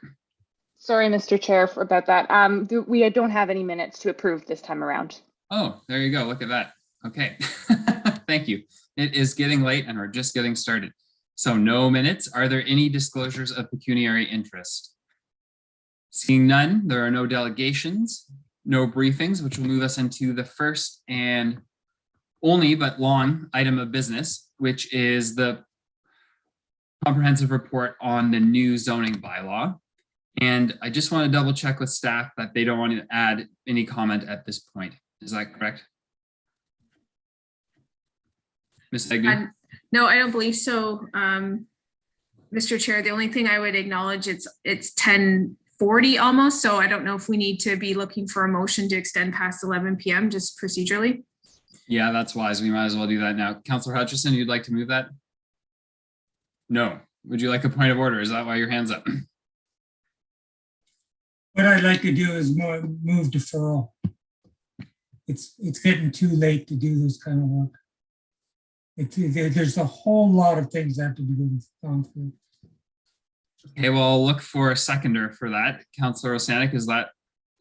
Oh, point of order. Sorry, your hands are kind of. No, so it's just like before we vote or second, I have a motion for deferral too, but it gives staff a list of things from all the public comments tonight to consider for the deferral. So I just don't know how that relates into what Rob says. Yeah, so that's a bit tricky because we just had one motion of deferral moved, and I'll actually look to the clerk. I'm not sure how that would work if there are 2 councillors who want to do it with different conditions. Yeah, exactly. Okay, thank you through you, Mr. Chair. We have a point of order for 1 second. I'm not sure, Councillor Chappelle, point of order. The deferral was moved, but it needs to be seconded. If no one seconds it, that deferral will die, and then Councillor Osanik can move ahead. Let's hear what the clerk has to say. Mr. Chair, thank you through you. At this point, we haven't even gotten into the business item. Therefore, there can be no motion to defer at this time. We do need to go through questions from the committee as well as questions and comments from the public before we can even put a motion to defer on the floor. Right, because so fair enough. Yes. So at this point, the committee will need to consider whether they wish to extend to get to that point in the meeting where they can move deferral, or if they'd like to recess in advance of that and have this come back at a later meeting to continue and complete the agenda. Yes, but in summary, I hear what you're saying because the item's not even on the floor. Deferral's out of order. That is good advice. Thank you. Councillor Neal, your hand's up. Point of order. Yes, I would support, I would move a motion to extend the meeting by half an hour, which would give people an opportunity to speak to this or to move a defer. So just to be sure I'm clear and everyone following is clear, usually we meet until 11. You're adding till 11:30. Is that the idea with your motion? Yeah. We'll look for a seconder for that, which gives us some procedural time, I believe is the intent. Councillor Chappelle, thank you. All those in favor? That passes. Councillor Osanek and Councillor Hutchison, do I presume that you're opposed? All right, seeing those nods. Let's see then. So we are going to extend until 11:30. Staff aren't going to comment at this point. We will open it up to questions from committee to staff, and staff and committee can do crosstalk as we have in the past. We'll keep it to 5 minutes per person at a time. And then if we need to do multiple rounds of those questions, followed by comment from the public. So are there any councillors who'd like to start that for us tonight? Councillor Osanek, please. Thank you. Through you, Mr. Chair. I just have one question, and we asked the question of what is the as of right now for Wright Crescent, and we heard that a building could go up to 12 stories. What is the as of right zoning right now for the Portsmouth area that we were talking about, like Johnson Street? What's the as of right zoning? How high could something go right now?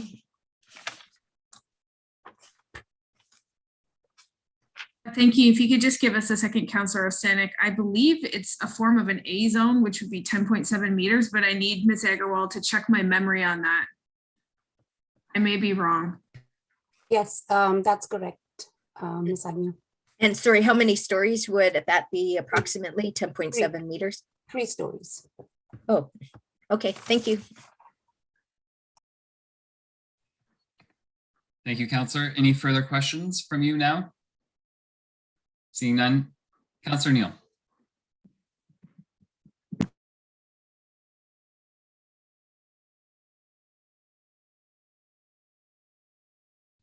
Unfortunately, you're on mute, so we'll ask you to start again when it comes off mute. Just wanted to clarify, we benefit from having poached a commissioner from Utilities Kingston. This is concerning trees on boulevards.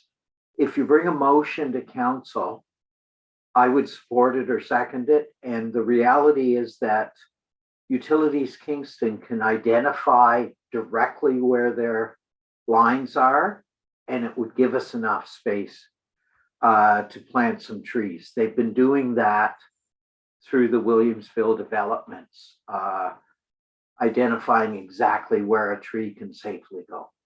So, and that wasn't related to this, but it was an answer that needed saying. Thank you. Okay. See no movement from staff to comment on that.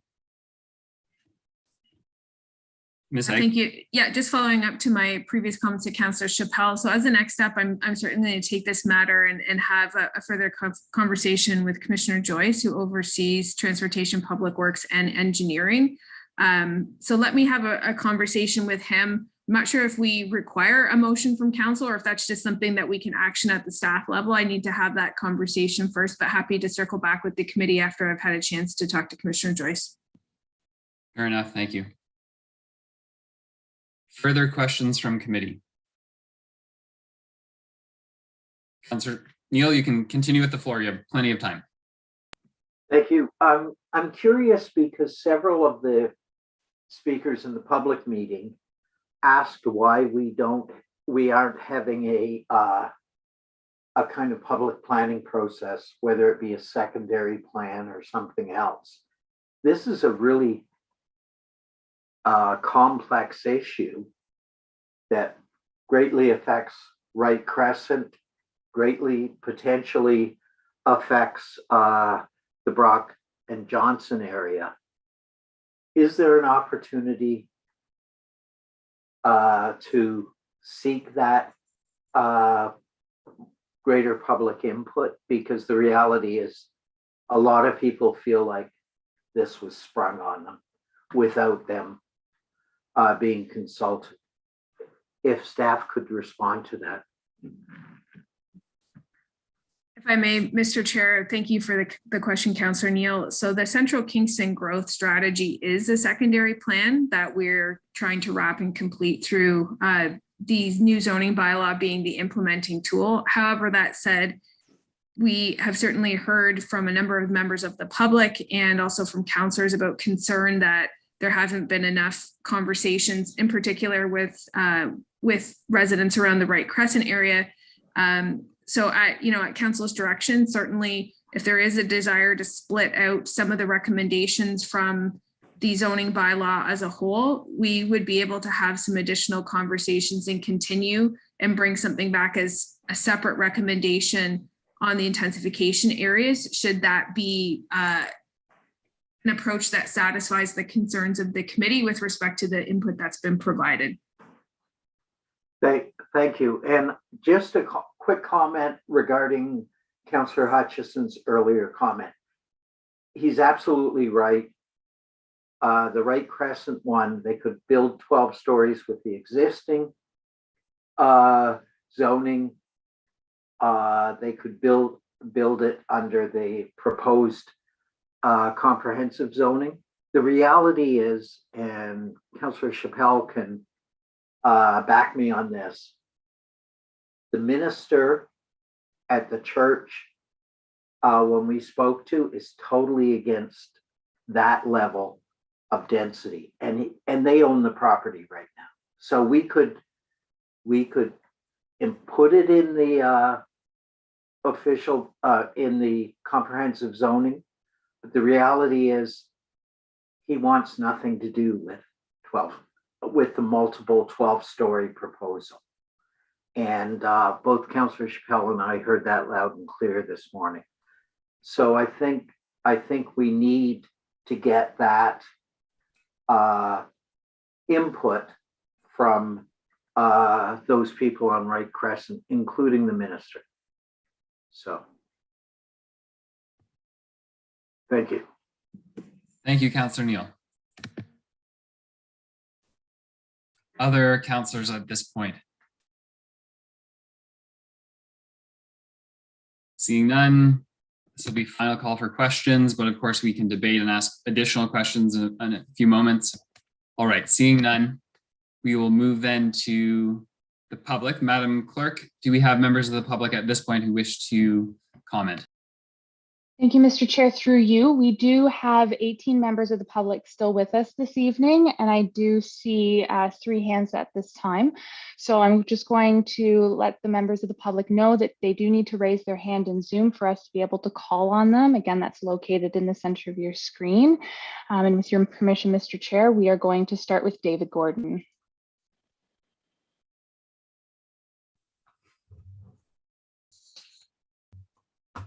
Thank you, Mr. Chair. Am I unmuted? You are indeed. Clearly? And you have 5 minutes, please. Thank you. Through you, Mr. Chair, councillors, my name's David Gordon. I'm live at 67 Sydenham Street in Sydenham District. We've been residents of Sydenham District for over 25 years. My day job is as a professor and former director of the Queen's School of Urban and Regional Planning. It's been an honor to be a council appointee to the CKGS Advisory Committee for the past 4 years. We've participated in scores of public open houses, community walks, countless meetings. Your staff have devoted thousands of hours to these studies. I've met with them hundreds of citizens. The staff have been very patient with developers, residents, and policy wonks like me. It seems to me that they've hit a sweet spot. Your development community is complaining about minimum density, and every every proposed site for intensification, residents are complaining about an increase in density. If the sites that are currently zoned for 12-story buildings or Johnson and Brock Street between Division Street and Victoria can't be intensified, then I don't know if there's a site in the city of Kingston anywhere that can be intensified. I think I'll confine my remarks to the Johnson and Brock Street sites, which are around the corner from where we live. And I've walked with the staff and the consultants every one of those properties. I know them intensely and intently. We've looked at them from air photos and around. And it's astonishing to me that anyone wouldn't consider those to be good sites of intensification. I completely understand people around the corner on the other streets don't want that sort of thing on their local street, but the purpose of this study is to intensify along the corridors, and to stop intensification on the local streets around the corner. Johnson Street and Brock Street, from Division over, most of those houses have been in the hands of absentee landlords and developers for decades. All of their backyards almost have been converted to gravel parking lots.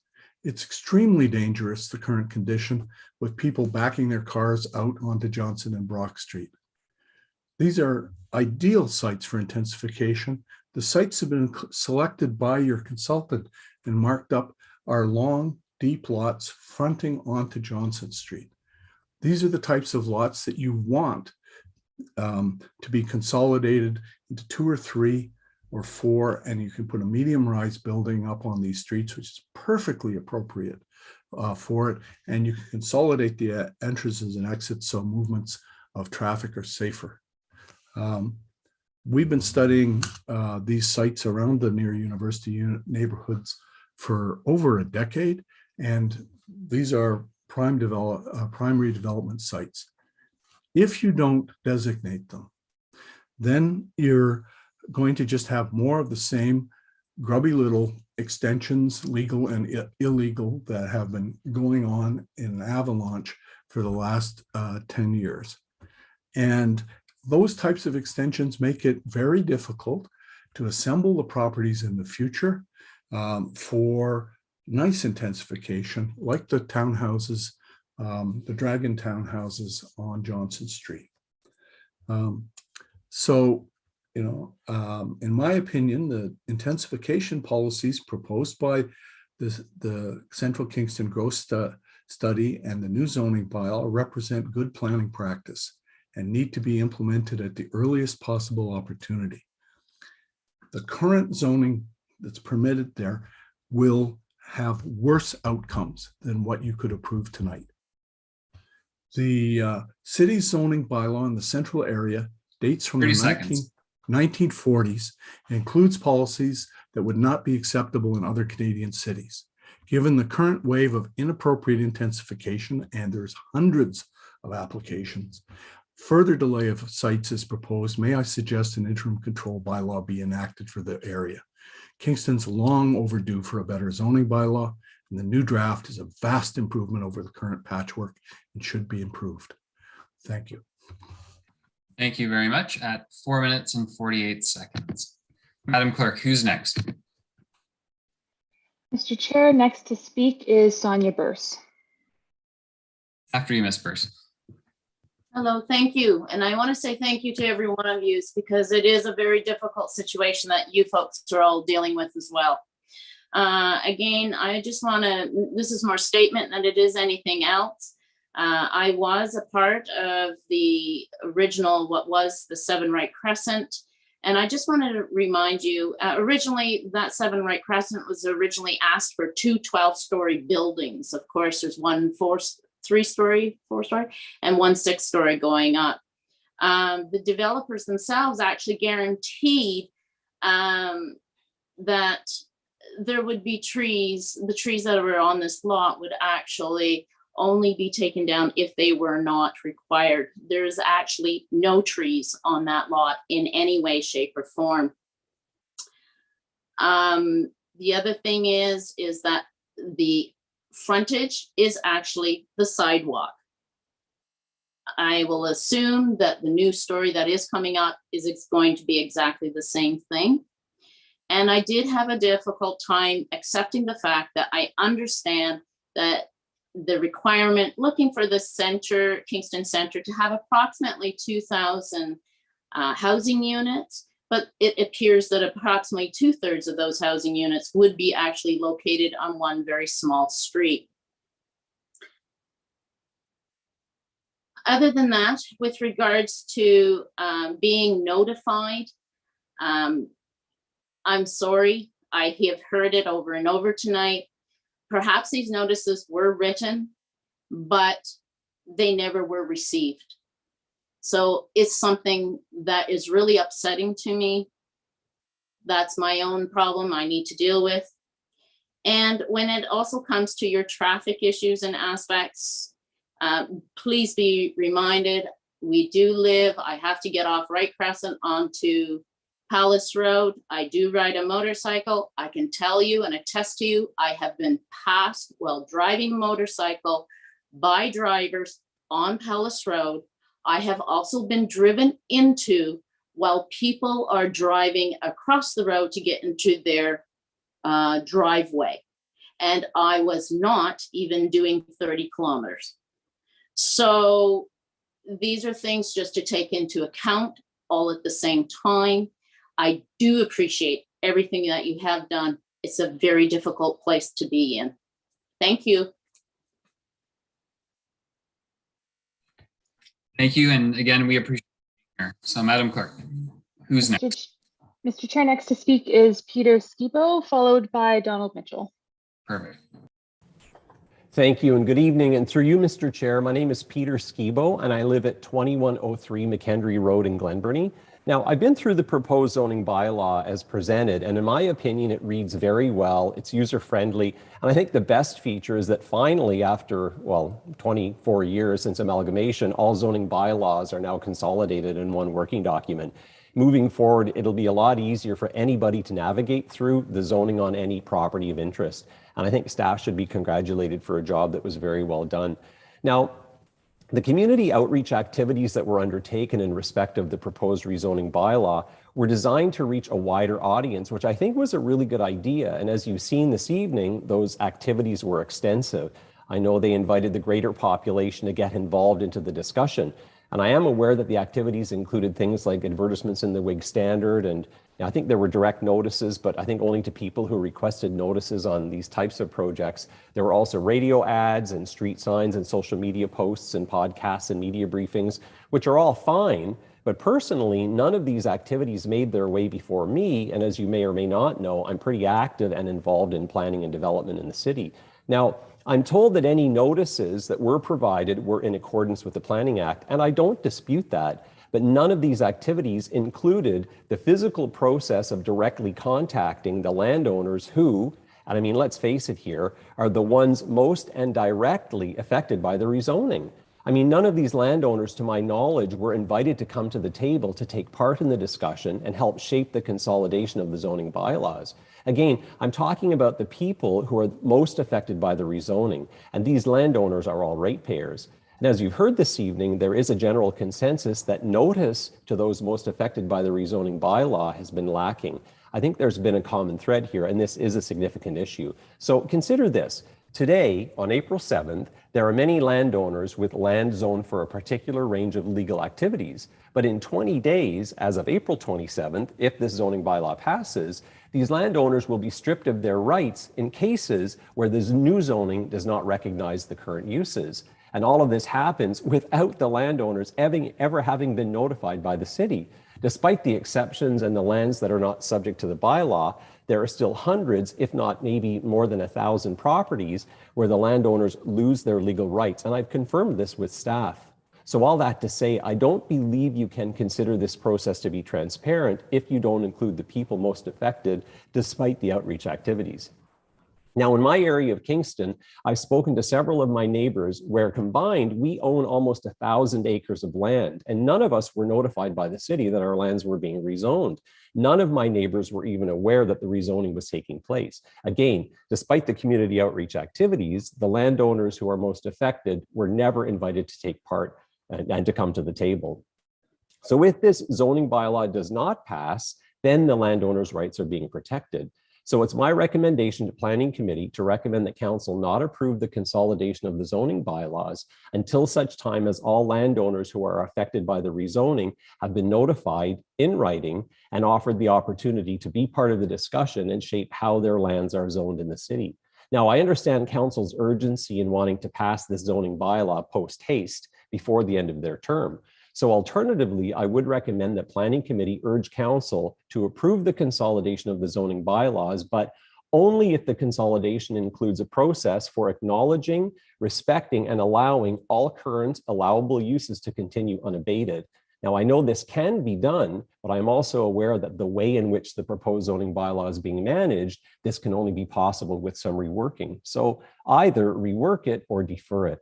Finally, despite my recommendations, I'm aware that the proposed zoning bylaw before you this evening is considered the, okay, and I'm using air quotes here, the final version. So unless changes can be inserted, it should not pass. Despite the fact that the zoning bylaw can and will be reviewed down the road, well, just as you cannot unring a bell, future council will never have the authority to approve some activities in some areas of the city that this zoning bylaw effectively strips. I mean, council will not have the power. 30 seconds, please.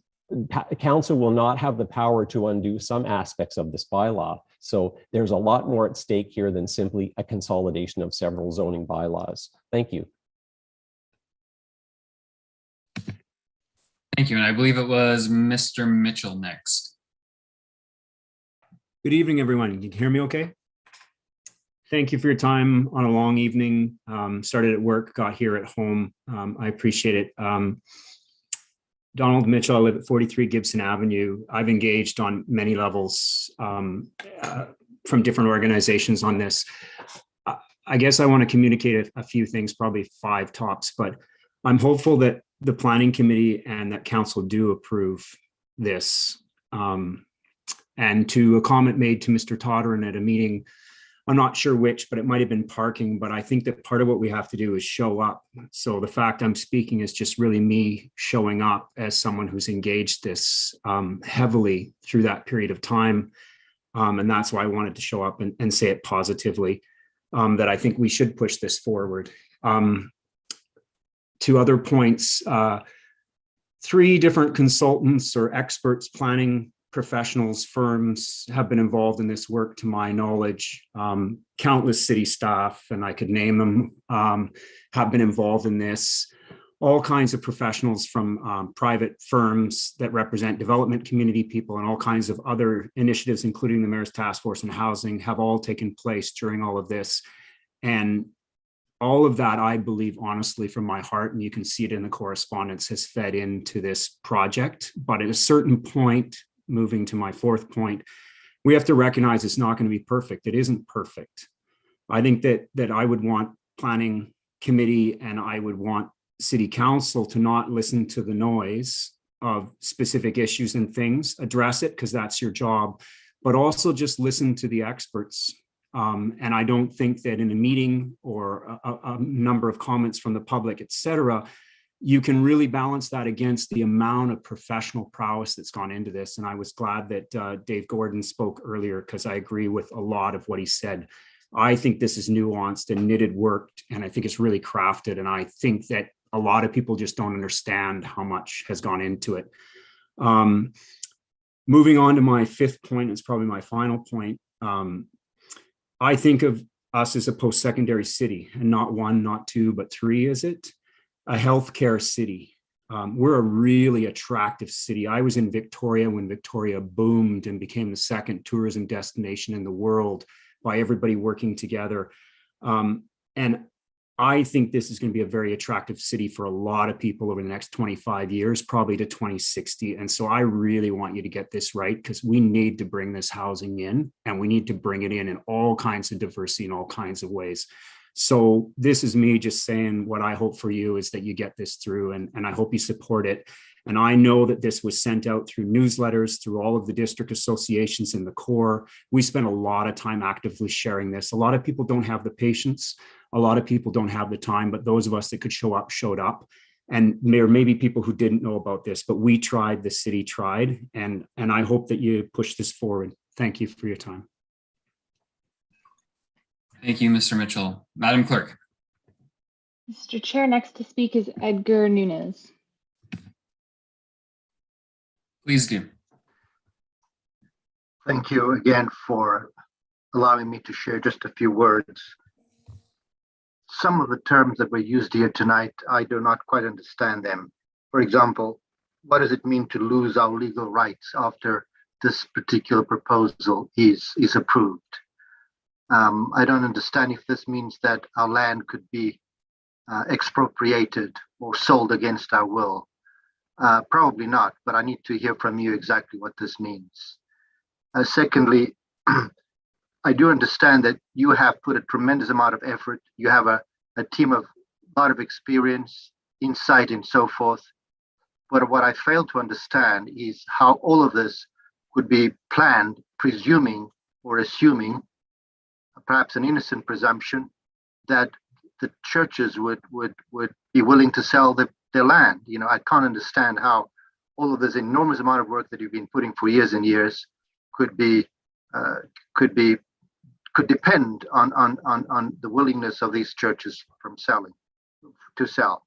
So, but to my point is this: what does it mean to lose the legal right to after this particular motion is approved? Thank you. Thank you very much. Madam Clerk, if I could just for a second, can you tell me how many people have their hands up at this point? Mr. Chair, there's currently no hands raised. I was going to suggest a final call to see how many, if there is anyone who wishes to speak still. So if I could just ask those who are present if they could please raise their hand if they still wish to speak to the application this evening. And again, this will be a final call to make sure that we have not missed anybody who wishes to speak to this application one last time. And Mr. Chair, I'm just seeing one hand that continues to be raised and lowered. I think there is one other speaker who would like to speak at this time. And that's perfectly fine. We've only heard from 5 individuals, but this will be the last person. Okay, thank you. Through you, next to speak is Barbara Smard. Thank you very much for taking my final comments. In response to Pastor Nunes' comments about engagement, I wanted to just draw your attention to the text of a petition that is going forward to City Council. It does encompass a number of concerns that were raised tonight. It's going to reflect the input of condo owners at Kingsland and the Crescent Towers, as well as the Kinsman home and the churches who were not notified about this. Within the text of the document, you'll notice that there's about 1,000 residents currently at Wright Crescent. There's no playground for children currently. They have to travel over to Churchill Park. There's no accommodation in the plan going forward for a playground for children. This is really unfortunate. I would like to invite the people that have spoken tonight more recently to do a walkthrough of the Kingsland area, because the city staff have not only not had engagement with us, they have not walked through the community with us. So the people that have commented that say they want this to go through, go to Wright Crescent, take a walk and look and imagine 10 apartment buildings on that crescent. 5 12-story and 5 6-story. It's unimaginable, and it really is astounding. That's why we did the petition. The one last question, it is a question. Oversight on the construction. Do I have time? Carico. I've heard a number of comments from homeowners on Palace Road and one on Westdale who have had damage to their homes, either a basement wall, a ceiling, or a wall. And Carico has not communicated with the residents in the radius surrounding this construction. We've been listening to jackhammers for 5 weeks, and we've got, there's been a lot of noise, which we expect, but we don't expect damage. And Carrico has not extended or notified the residents of what to do if there is damage to their property. So what oversight does the city provide to the property owners and taxpayers that their property will be protected? All right, thank you, Ms. Simard. So that will wrap up the public portion in respect to direct input, but staff now respond to those questions and comments. Ms. Agnew, why don't you start? Thank you, and through you. So just in response to the last comment, although it's outside of the scope of the zoning bylaw and the policy work being discussed tonight on the blasting, any type of blasting related to construction activity is it is the responsibility of the contractor themselves, and it's regulated by the province. It's not actually regulated by the city. That said, there is a protocol that's to be followed with respect to notification related to blasting concerns. So if that in fact hasn't happened related to those projects, that's something that our engineering group typically follows up with whoever the contractor is to ensure that they're following the protocol, but it is something that's provincially regulated. So I'm happy to take that away from the site this evening's meeting and follow up with the engineering department and the folks that deal with that there. In respect to, I just wanted to clarify some information on some of the questions around the church property. So I just want to be clear that in no way by what is being recommended tonight for deliberation by the committee are any of the church's rights being taken away. The new zone category that's proposed, it maintains the permissions that the church currently has as a permitted use. And by no means is there going to be any suggestion that the church needs to sell its property. That would only and ever be the church's private matter to determine however they want to use their property. Oftentimes what we've heard through the process actually is that places of worship are struggling with respect to their congregations and looking for additional forms of revenue to support their operation or the maintenance of their building, which is why we introduced the complementary use provisions for places of worship, because we do want to see them continue to be supported as key places within the community and key resources for the community. What the zoning represents is an increase in some of the forms of the building regulation. We have talked a little bit about tonight how the current zoning doesn't actually have a height maximum. We are introducing a height maximum through the new zoning and some additional regulation that does a much better job at speaking to the types of building form. And it's not only apartment buildings that would be permitted through the zoning. There's additional more medium density types of housing typology that's also permitted through the zoning that we're suggesting. So just wanted to reassure the pastor that was here from the church that by no means is there any process of expropriation of the city taking your land. This is just the additional building permissions. It's within your right to control your land, to sell it only if you wanted to redevelopment only if you wanted to, within the parameters of the different types of housing that's there. But certainly a place of worship would continue to be a permitted use in the zone as proposed with the changes that are before the committee this evening. Ms. Flaherty, I don't know if you have any additional other comments to add relative to the feedback. Thank you, Ms. Agnew, and through you, Mr. Chair. I did want to provide a response to the comments provided by Mr. Skibo related to the notification. So obviously, through the new zoning bylaw project, we have, as Mr. Skibo indicated, followed all of the Planning Act requirements. We have undergone extensive notification to through every channel we possibly could have, aside from mailing individual mailouts to all 42,000 properties across the city. I know that you are receiving some comments today from individual property owners who have been included on the notification list, on the project email list for the entire length of this project. And it is only now that they have chosen to provide comments. So certainly comments that have been provided at this stage in the game, I don't think are reflective of the fact that they weren't notified that this project was happening. It was that they selected now to provide their comments because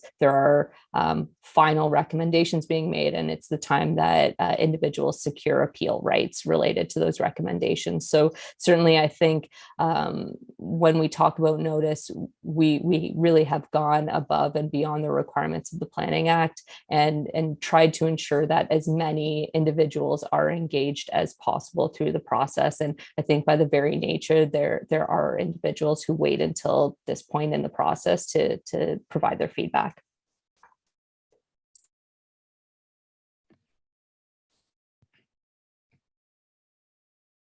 All right, seeing no other members of staff. Oh, actually, there's Mr. Barr, right as I said it. After you. Thank you, and through you, Mr. Chair, just to follow up on the 11 and 27 Wright Crescent Boulevard questions, I guess also outside of some of the scope that we're talking about tonight, but each of those is accompanied by a landscape plan that will be implemented post-building development. So there will be a regreening of the site, both from a ground perspective as well as additional trees planted in the area. It's also worth noting that as part of 27 Wright Crescent, which is the KFHC building, that there is a city park allowance that's happening on there. And there is funds to actually build a play structure there on that site. So there is park space being incrementally added into that area with the new development.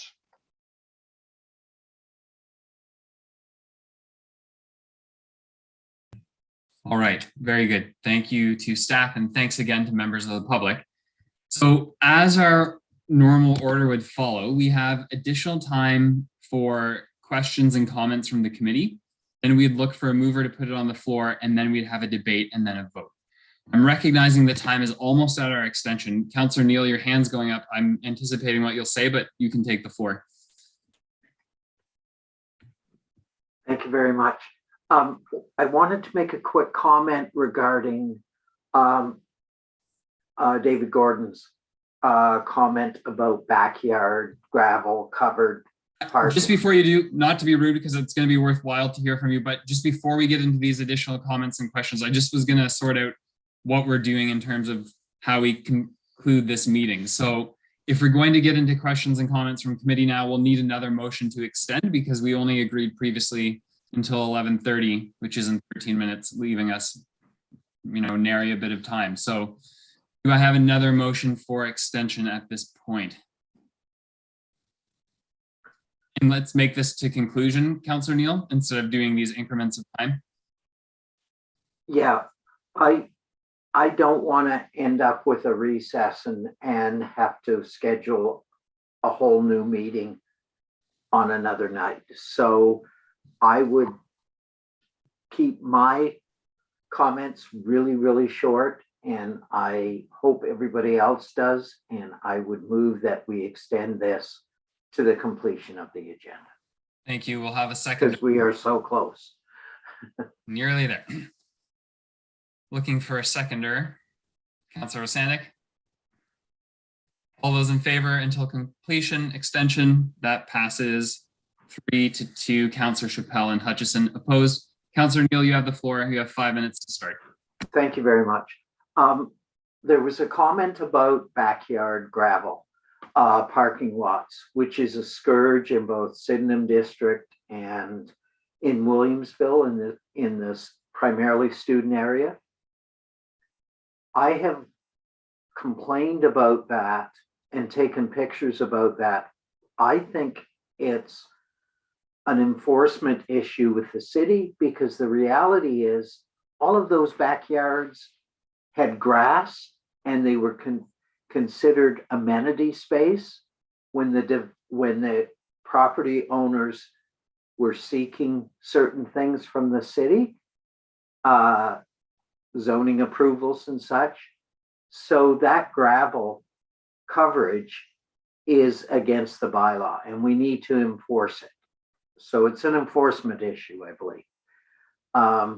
So having said that, I appreciate that Ms. Agnew, Commissioner Agnew had recognized that for the Wright Crescent, it would be helpful to do a consultation with the community, because it's a huge impact on that. And I just want to ask Ms. Agnew, if we were to move deferral of the Wright Crescent debate, and perhaps people feel we need to move deferral of some other aspect of this, would a 30-day deferral still allow us to pass the bulk of the comprehensive zoning bylaw, which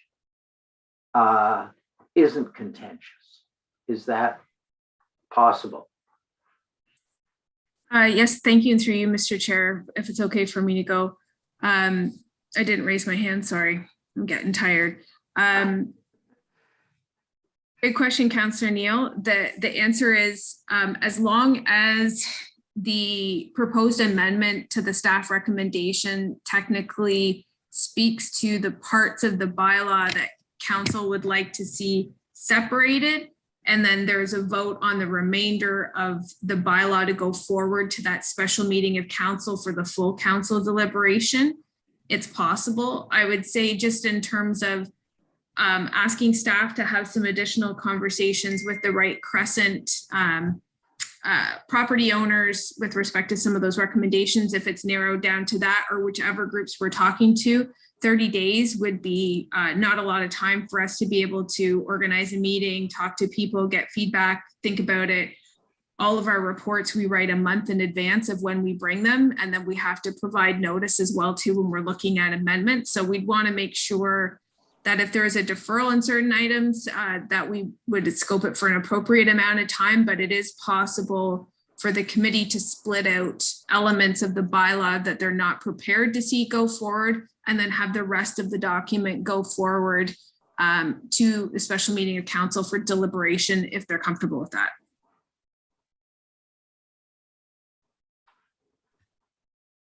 I appreciate that. I will hold off on any motion of deferral in order to hear other members of the committee speak about it. I think we do need to address the fact that there has to be some more outreach. It's all well and good to say, I belong to a community association and they were consulted with, or I use social media and I knew it was happening. The reality is, for a lot of people in the city, the first time they heard about proposals within the comprehensive zoning bylaw were in the last week or so, when suddenly this was thrust upon them. So I'm looking forward to other members of the committee commenting on that. Thank you. Thank you, Councillor. And Councillor, I'll recognize you in one moment. I just wanted to remind committee gently that the motion isn't on the floor, so a move for deferral at this point would be out of order, but I think the discussion is relevant based on how we proceed. So just a small procedural thing, but Councillor Osanik, you can have the floor. Thank you, Mr. Chair. So I did send Ms. Fawcett, our clerk, and a motion. It's sort of like a motion to defer. It lists the things that Commissioner Agnew was just saying, to the list of items that we've heard tonight and seen in the addeds that needs answers to before we actually vote. So I called it, I don't know if the wording, if that first paragraph has to be reworded, I would gladly take staff's advice as to how to reword it, but then it lists the items that I just want to see if it can be incorporated, but if not, like if not advisable, in that special supplementary report that was spoken to earlier in the evening, how, like, why it can't be incorporated. Councilor Sennett, can I paraphrase just to make sure I understand what you're asking? Staff, if the items Kind of a conditional thing. Yeah. Sure. Yeah. If the items in your motion to defer would even be possible, should that motion to defer go to the floor? Because again, like, we're not actually, the motion isn't there yet. I'm not trying to confuse anyone. I'm just making sure I'm straight here. You're looking for information about whether those items are addressed. No, we stop the meeting tonight, right? And then we wait for that, either for this comprehensive zoning bylaw report that we have tonight, either to be revised for those points, or if the those points, those concerns we heard, right, cannot be incorporated into the comprehensive zoning bylaw, then it should be listed in the supplementary report as to why they can't be. Okay, I think that is a bit more clear for me at least, but Madam Clerk, you've appeared. Do you have a comment at this point? Thank you, Mr. Chair, and through you, as you've already noted, we can't formally put the motion to defer on the floor at this time. However, it's my understanding that I don't believe staff have yet seen the list that Councillor Sanic has generated for inclusion in the motion to defer.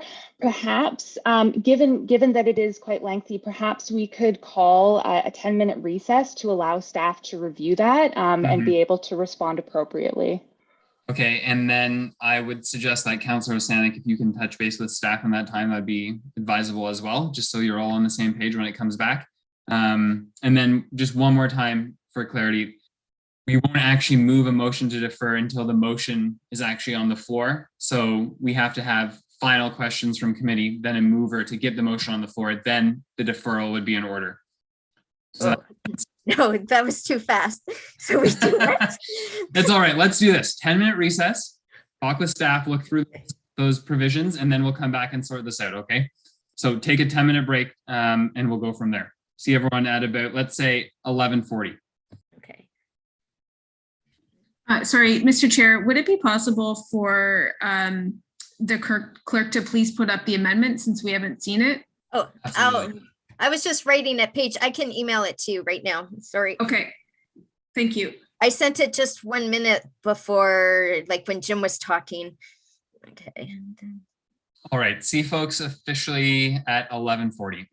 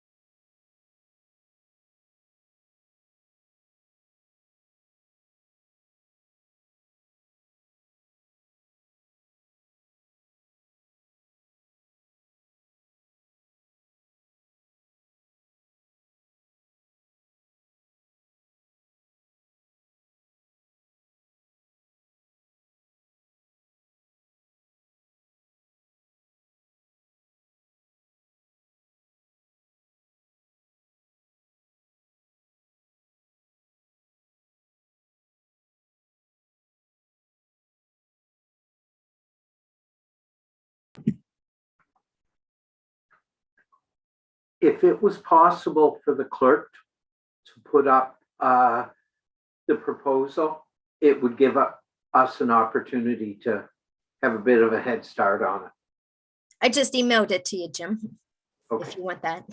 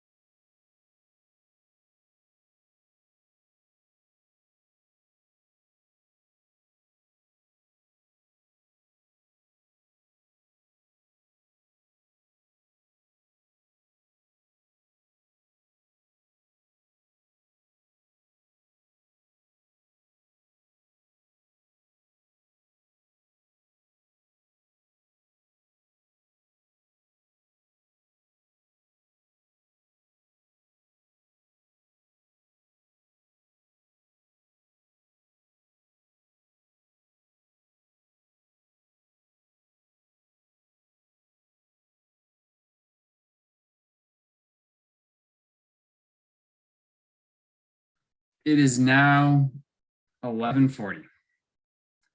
Hard to believe. And here I am. Here's Councillor Neal. We'll try to get underway when we see two more councillors. Councillor Hutchison, thank you. Councillor Osanek, thank you as well. We have quorum, but I just want to make sure that we have the clerk because she's helping us trot along. Madam Clerk, you're here? Good. Okay, thanks. I'm going to try to explain the process again because in my exhaustion and because it is 11:41 now, hi, Councillor Chappelle, maybe I was not clear. Essentially what I was trying to say before recess is we're only in the question period still, and deferral is a perfectly legitimate tool that's welcome at this committee and through our process, but it has to come after the actual motion is on the floor for debate. So feel free to ask process questions about deferral now. I think that's relevant to the file, but we can't actually move it until a bit later in the evening. Is that helpful? See a few nods. Alrighty, so Councillor Osanek, the floor is yours. I'm just gonna grab my watch here again. You have plenty of time. You're only at about a minute and a half at the most. So all right, no, I have nothing to say. That was my fault. I thought we were already in the deferral stage, so my fault. oh, hey, no, don't blame yourself. Okay, looking for other councillors then who have questions. Okay, seeing none. Councillor Hutchison, yes, please, after you. Sorry, I have one question regarding my district. That I'm sure there's lots of questions, but this is mine. And we were involved with other things. So my question is this. We have a proposal at the Queen and Barry before the, there's been a public meeting, but it was not an official one. So it's coming. And a resident pointed out to me that this is areas being rezoned D1 in the new zoning bylaw. And I'm wondering why and what the implications of that is.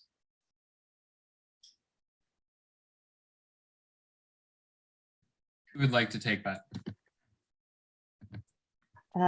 Through you, Mr. Chair, Councillor Hutchison, can you just confirm the area that you're the address is the address is 275 Queen. Okay. I'm just going to look at the zoning map. There's no D1 zone, so I just want to confirm what the proposed zoning is. They sent me the map. I saw the D1 designation right on it.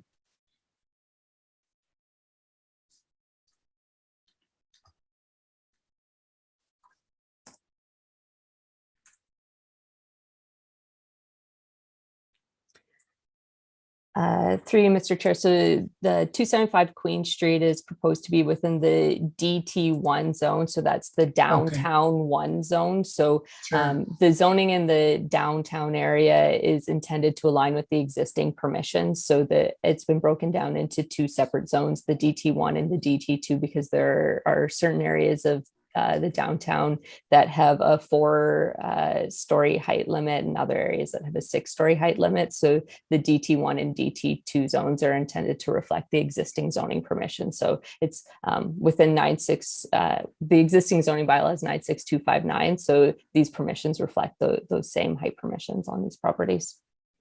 So it's really the same zoning designation as exists now when they relabeled. Is that correct?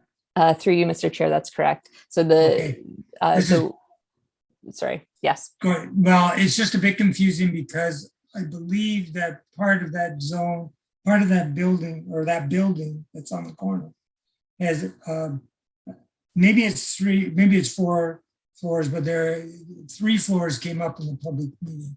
So I'm just trying to get clarification there. But you're saying the designation, the zoning right there is 4 to 6, I think. The underlying zoning of the DT1 zone, and then there is a existing exception on the property, so it's subject to a legacy exception, so a green exception on Schedule E, which is exception L448, and within that exception, the height at the build to plane is 3 stories, not to exceed 12.5 meters. So the proposed zoning bylaw carries forward the exact same permissions that exist today on that property. So in plain public terms, is it 3 or 4 stories? Because you said there was a legacy aspect to this, and it was 3 floors. And zoning is apparently 4 to 6. So what's happening there? Maybe I just misunderstood what you were saying. So the parent zone in the DT1 zone, I'm just pulling up the DT1 provisions to confirm which one of the 2 downtown zones that landed in from a height permission perspective. Just give me 1 second, sorry.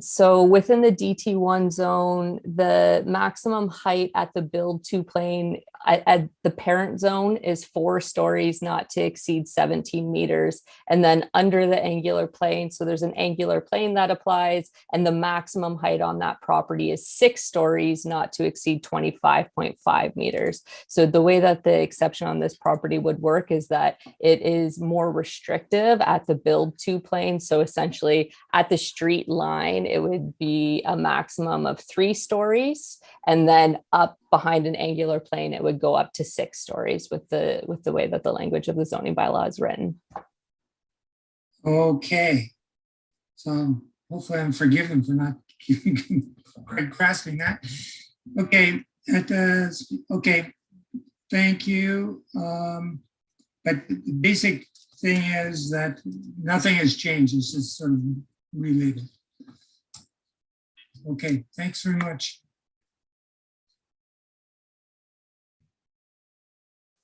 All right, seeing no other committee members with their hands up, Councillor Neal, would you take the chair so I can ask a few more questions? I will indeed, and I recognize you.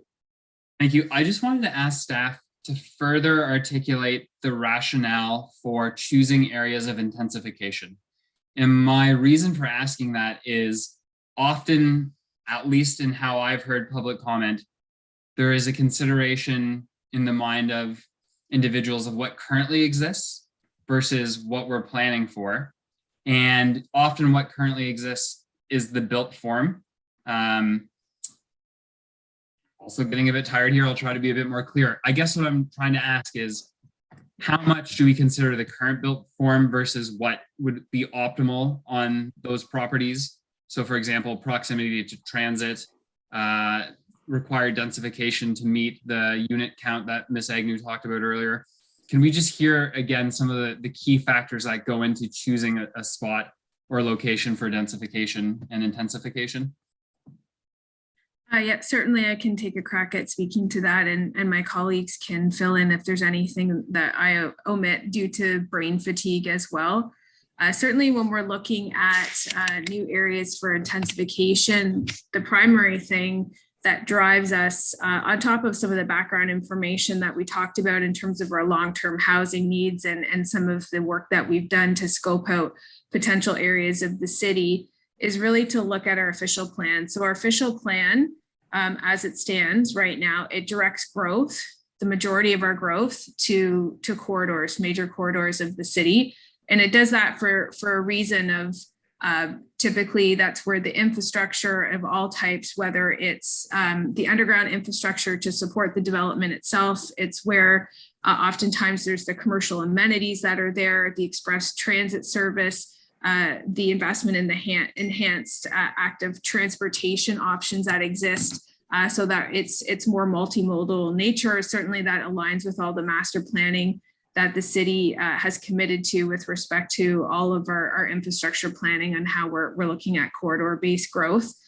So it's looking at those locational pieces, but then we also have compatibility tests in the official plan when we're fitting in new around existing development that look at things like shadowing, overlook, in particular, visual intrusion. We have all those tests in policy 2.7 of the official plan. So we look at all of those pieces to help direct to areas that would be appropriate. And certainly we are looking at comparing that against the study area and what we thought would be reasonable based on those criteria. Certainly as part of determining new permissions, you do have a consideration of the context of the area as well. So with respect to this location in particular, we are also looking at the existing development that's across the road right at the corner of Bath and Sir John A. Macdonald, where there is already some taller multi-residential. I think there's a 10 or 12-story building there already that would sort of be juxtaposed or kitty corner to the corner at Sir John A. and Bath, where some of this additional height has been proposed. We do look at the underlying permissions as well,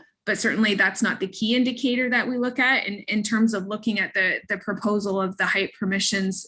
In addition to the things I talked about with the official plan and the compatibility, the shadowing, looking at the surrounding context, the sensitivity of it, those types of elements.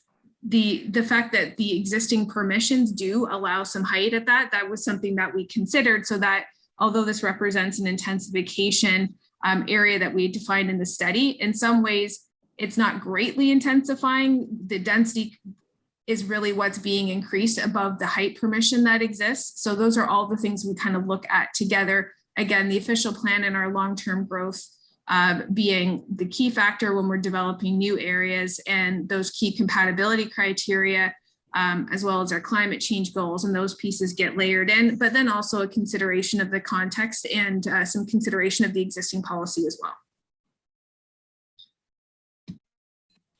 I see Mr. Tottering's hand there. Councillor Neal, is that okay? Yes, sorry, I was dozing off. Mr. Tottering.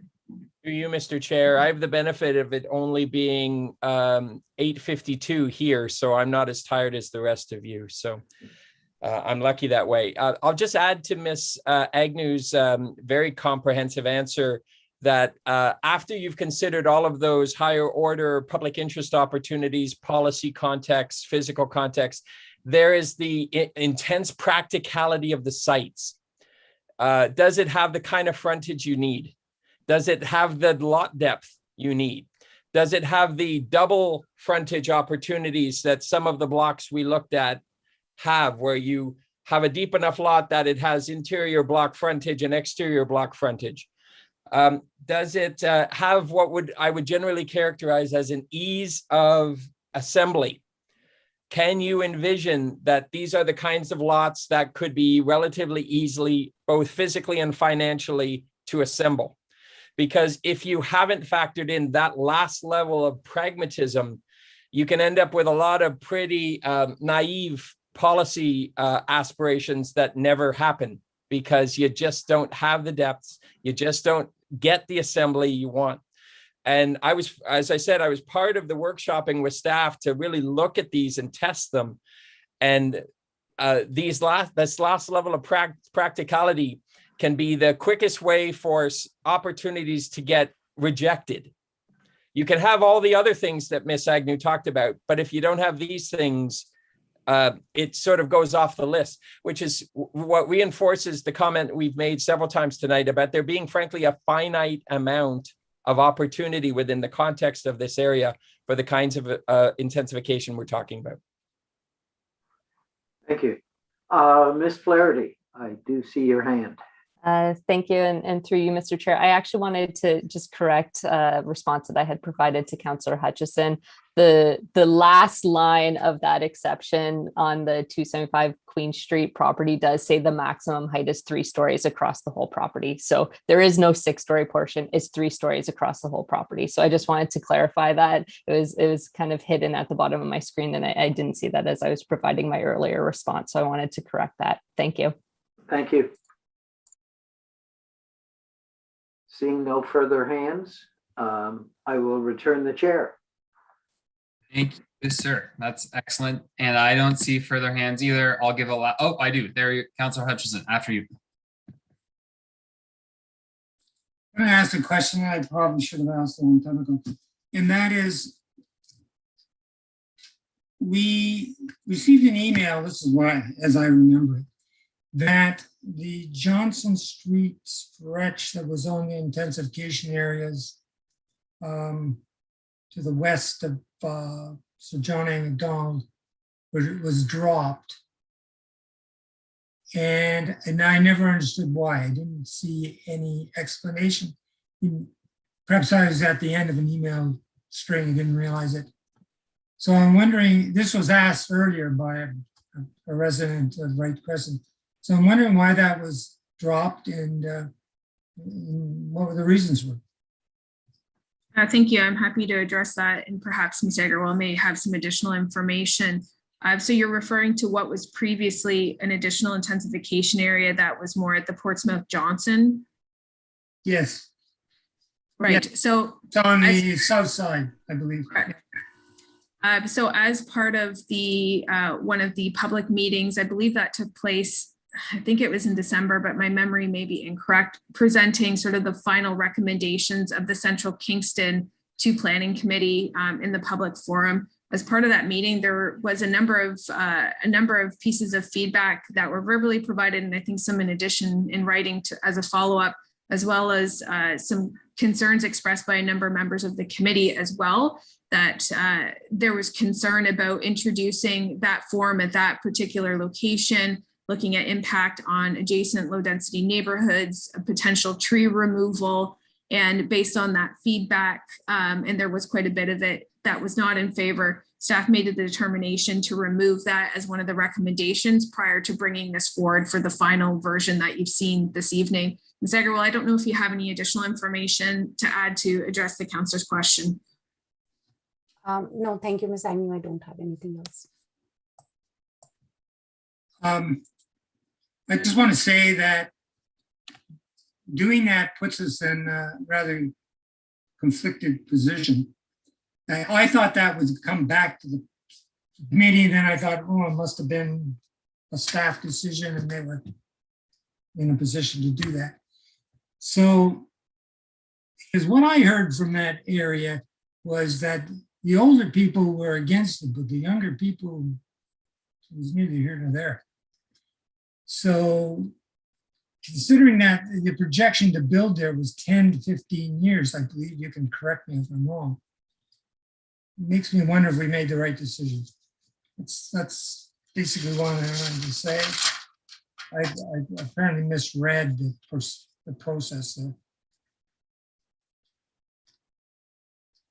And the thing is, it has come up now. So why there, why not? It's not there, why here? And we need an answer to that.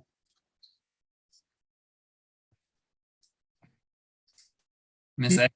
Agarwal, I think that's a question. So sorry, I wasn't sure if that was a statement or a question. That was why there, why not there, and why Wright Crescent? Is that the question, Councillor? Yeah, well, that's essentially what we're being asked. So again, I think, and I'll have Ms. Agarwal speak to this, there was significant public concern that was raised with respect to that recommendation. I think because we were keeping another portion of Portsmouth in, we still felt like we were going to be able to achieve some intensification in the area that there did seem to be positive reception for. There is some difference in context between that area versus the area at Sir John A. and Bath, based on some of the characteristics specifically that was good for Mr. Todderin to point out relative to the existing lot sizes, the double frontage specifically, the location, more of a major hub of activity, the walkability to commercial in particular. So again, and looking at wanting to retain some areas, but also be reflective of the public comment, we made a determination to continue with one portion of the Portsmouth, but not continue with the recommendation that was more at the Johnson Street end based on the public feedback. Ms. Agarwal may have some additional comment. Yes, thank you. And through you, Mr. Chair. And one of the other reasons was the financial feasibility study, which had shown that the Portsmouth Avenue area was the least financially feasible, whereas the Wright Crescent area would be financially feasible. So that was one of the other considerations that we looked at. And given the fact, as Ms. Agnew has previously also mentioned, that the zoning in the Wright Crescent area already does allow for taller buildings. Councillor Hutchison, are you done at this point? I'm done, yeah, thanks. Okay, thank you very much. So I haven't seen other hands go up. So what we will do then is look for someone to motion to move the recommendations to the floor, and then we're open for the debate. Yes, Councillor Osanek. Thank you, Councillor Chappelle seconded. Now this is on the floor, so we can make our comments. I'll limit people to 5 minutes, but the floor is open. On the recommendations before us in the agenda, I'm not going to read them all because there are multiple. Councillor Osanek. Thank you, Mr. Chair. So through you, we've heard many comments tonight, many questions, and some of the questions we just want to get more clarity, or, well, we just want to know if they can be put into the comprehensive zoning bylaw or not. And if they can't be, then that can be part of a supplementary report. And if it's easy to do, like I said, by the end of June, but if it's easy to do, like still by the end of April, like it's totally up to staff. I don't know how involved it will be, right? So, and I know that we do want to pass it. So I put by the end of, by June, but it can definitely be earlier if it's possible to be earlier. And so I guess now is the time to, I want to move a motion of deferral to ask staff to report back on a bunch of list of concerns we heard tonight. Okay, so I'll stop your time there. We'll ask the clerk to put the deferral on the screen. So, Madam Clerk, do you have advice for me on whether I need to read this all? Because it's rather involved, but transparent. Mr. Chair, I will note that there are actually 2 slides here, that the notes continue on to a second slide. I know that it is a late hour. However, because there is a lot of text, if you could read it into the record just so that the public is abundantly clear on what it is that is being asked by the councillor, that would be appreciated. No, absolutely. That's fair. That's good. So it's moved by Councillor Osanek, seconded by Councillor Chappelle, and this is a motion to defer.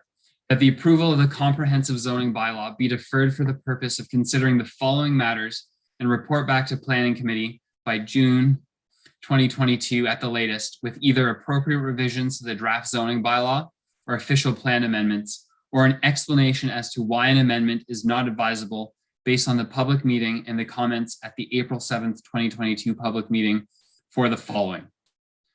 Adding a heritage overlay to the comprehensive zoning bylaw as a level of recognition for the long-standing provisions which apply to the Princess Street Heritage Character Area to recognize properties shown as heritage character areas.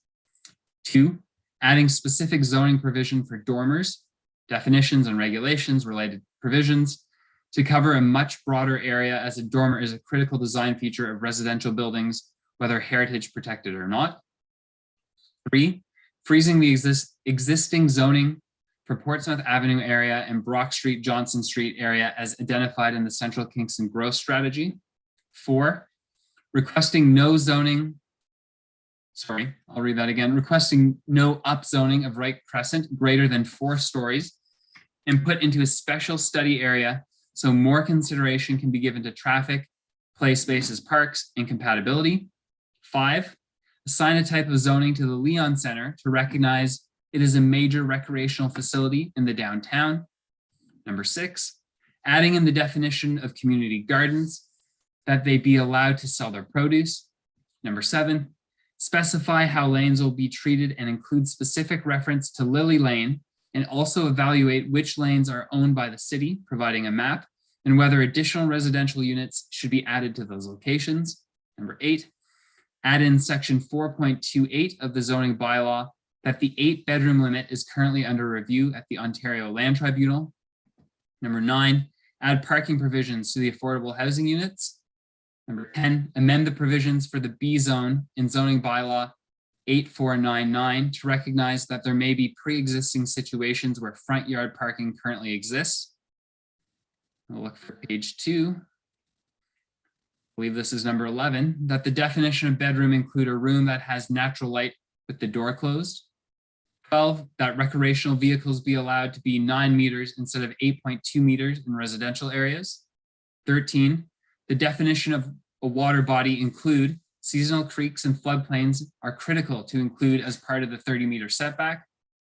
14, that section 4.2.4 regarding pipelines be amended to require a minimum setback of 200 meters shall be maintained from the center line of pipelines to institutions where rapid evacuation may be difficult, such as hospitals, nursing homes, penal institutions, and institutions for the physically and mentally handicapped. 15, that section 4.22.1 regarding railways be amended to require a separation for sensitive uses of 120 meters, regardless of a berm or no berm for public safety reasons. 16, that the marine commercial uses have boat sales added as a zoning use and community center, library, museum, and place of worship removed. I've lost track of the numbers, so we're on that section 8.3.2.6 be amended to allow more than one building on a farm for seasonal workers, such as allowing tiny homes. That staff confirm how this new zoning and the accompanying official plan amendments offer better protection to the ribbon of life, ? Are the protections of the 30-meter buffer to a provincially significant wetland stronger now? But the comprehensive zoning bylaw be amended to prohibit any manure storage in the floodplain, whether or not in a building, in quotes. And finally, that written notice to each of the 2,000 property owners impacted by the changes to their zoning, encourage them to contact planning and including the name of the district councillor of the pending change. Alrighty, so this is a motion to defer. Madam Clerk, correct me if I'm wrong, but I believe Councillor Osanik has a minute to speak to time, place, and intent. All right, Councillor Osanik, after you. Oh, you're on mute, and we'll start your time again, but you're on mute. Sorry. Yeah, just to staff. So if some of those things on the list, they can't be done, then just in the supplemental report, please just say why they can't be done. And for any changes that can be made, that would be most appreciated. And that's all I have to say. Thank you. Thank you. Commissioner Agnew. Thank you. Just before the committee has the chance to deliberate and make a decision, what I just wanted to offer staff during the break, we did have a chance to go through the list in detail, and we're confident that we can prepare a supplemental report that could be ready for the special meeting of council on April 26th to address all of those items. Specifically, what we can change if there are amendments related to some of the pieces around freezing intensification zones, we could have that report prepared with options should the broader council decide you want to do that you could make those amendments as part of that decision that night so that they would be made together and those amendments would be ready to go. Just the one thing I wanted to identify, one of the last items, I can't remember what number it is, Councillor Kiley, but just on the 2,000, the thought that there's 2,000 property owners, I think there may be some confusion on that. The 2,000 property, the property owner number was the number that was discussed when we had the meeting in November to talk about how council wanted to specifically address the exception zones. And because council decided to go with the wholes approach, and which essentially makes all of those properties not subject to the zoning bylaw, none of those property owners have lost their rights. So I just wanted to confirm on that particular piece, if that's what you were referring to, and confirm that those rights are intact, so they aren't being impacted by the zoning bylaw, or if it was a different group of people you were referencing in that last piece. But outside of that, we're confident we can bring something for the April 26th so that council could still have the dedicated debate on this at that special meeting, since the date's already been reserved. Councillor Osanik, would you clarify that? Yeah, Actually, like it was only when you were reading it out, Mr. Chair, I didn't realize that last bullet was in there, because I do know that Ms. Flaherty had already pretty thoroughly like described, that when Councillor Chappelle asked the question. So I didn't realize it was still in there. I think I realized I wanted to remove it. So if somebody, what do we do? Can I say just remove it, or do we have to vote to remove it? What do we do? We'll look for Councillor Chappelle to call that a friendly amendment as your seconder. Councillor Chappelle? Yes, and I'm fine as long as other committee. Mr. Chair, through you, yes, it's a friendly amendment, but I do want to reflect on what Peter Skibbs had mentioned, that he felt that the rural community was not contacted. He mentioned that collectively there was over 1,000 acres of property owners that are losing their rights. So I don't know how we address that, but as far as that particular section, sure, we can remove that, but I don't know how we address Peter Skibbs. Fair enough. Let's keep those points separate, because they are. So we'll call that a friendly. So that last point around 2,000 property owners is removed from this motion to defer. So we have that motion to defer as friendly amended. Councillor Stanek, you do have more time. I'm just going to ask, thank you. I'm just going to ask Commissioner Agnew one question. So I know that we have that special meeting on April 26th, just looking at my calendar. That's just our special meeting, correct? So like, I'm not saying it's going to be deferred, but is there some deadline why it has to be April 26th? Like if the mayor had to rebook it, and I'm not suggesting that we're going to defer it, but it's not a drop dead date, is it? Like if we had to move it for whatever reason, things like the report's not ready, if we had to move it, it would just be a matter of reconvening on a night all of council that we can get together to have a special meeting and still give notice.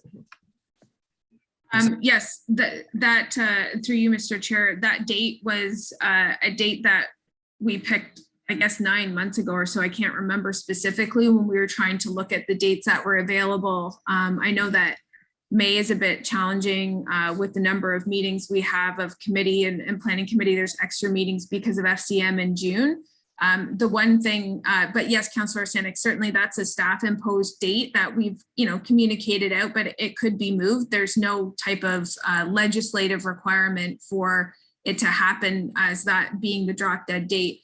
That said, I just wanted to clarify, because the motion that's there right now is speaking to deferral, but my comments specifically were that that wouldn't require a deferral motion. It would just be asking staff to address that as part of the comprehensive report, April 26th. So I just wanted to make sure that that was clear, that I think if council was supportive of the option that I've put on the table of us addressing that in a supplemental report, that the body of the recommendation as it stands right now would also need to change just to reflect that.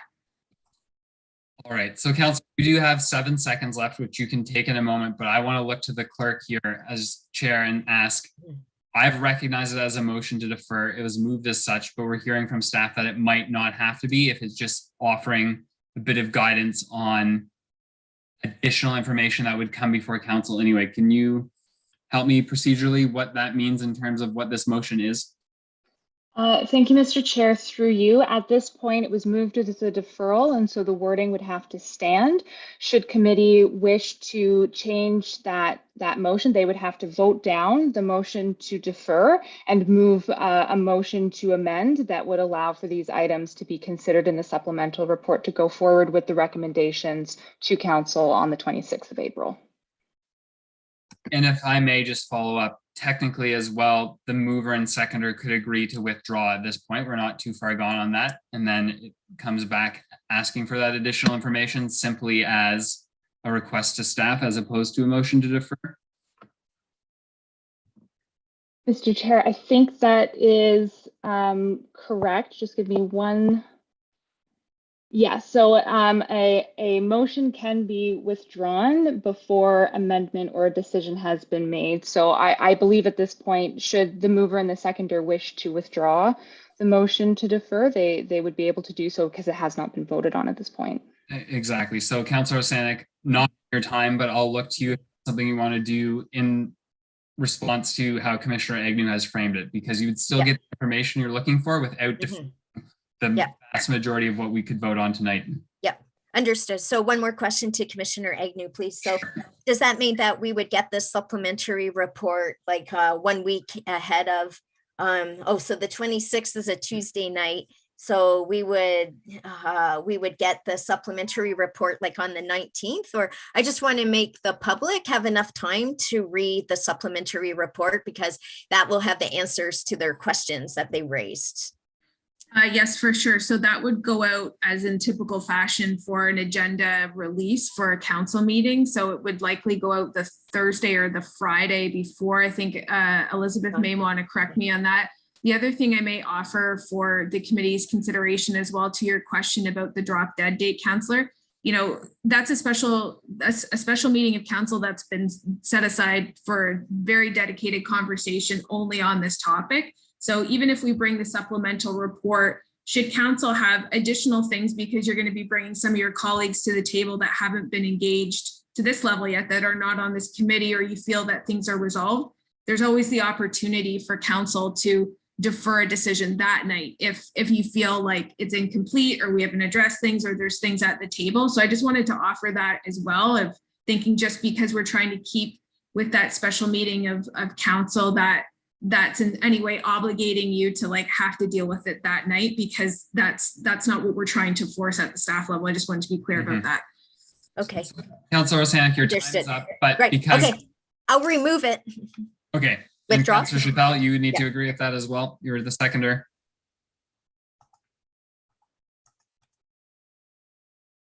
A reminder that it can come back as a motion, just asking staff to provide that information in the supplemental report for the 26th, which doesn't defer anything related to other decisions we could make tonight. Councillor Chappelle. Thank you, Mr. Chair. I'm not keen on withdrawing the deferral. I would rather see the work done first and respond back to the committee before it goes to the special meeting. So I'm sorry, but I'm not interested in reversing the deferral. And if someone else wishes to join me, I'd be happy. Yeah, we can't vote on it because then we can't remove it. So, Madam Clerk, I'm sorry to put you in this spot. If we need to recess, we can figure this out. But as I understand it, you would need the mover and seconder to withdraw a motion. Is that correct? I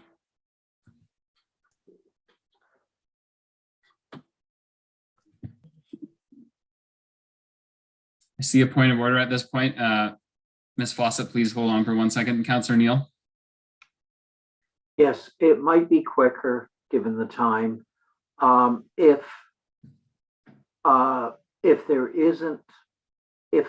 Councillor Rosanek, as I believe she has withdrawn as the mover, Councillor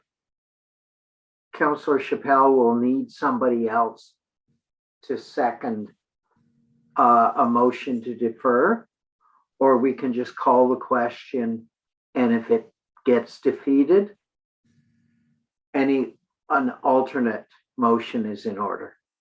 Is that correct, Elizabeth? I'm sorry, Ms. Fawcett. Is that correct? Madam Clerk? Thank you, Mr. Chair, and through you.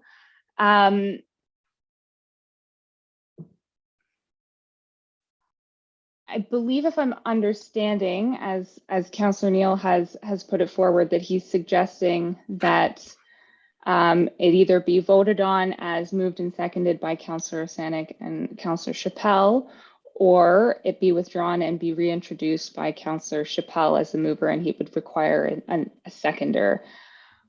Unfortunately, at this point, I'm still unclear whether or not it can be withdrawn if the seconder is not willing to withdraw it. I would appreciate a recess to determine that before proceeding, if that's permissible. And I'll double check my rule book as well. So let's have a 5-minute recess, and I'll convene with the clerk, and we'll see everyone at 12:25. Happy Friday, everyone. We'll see you soon.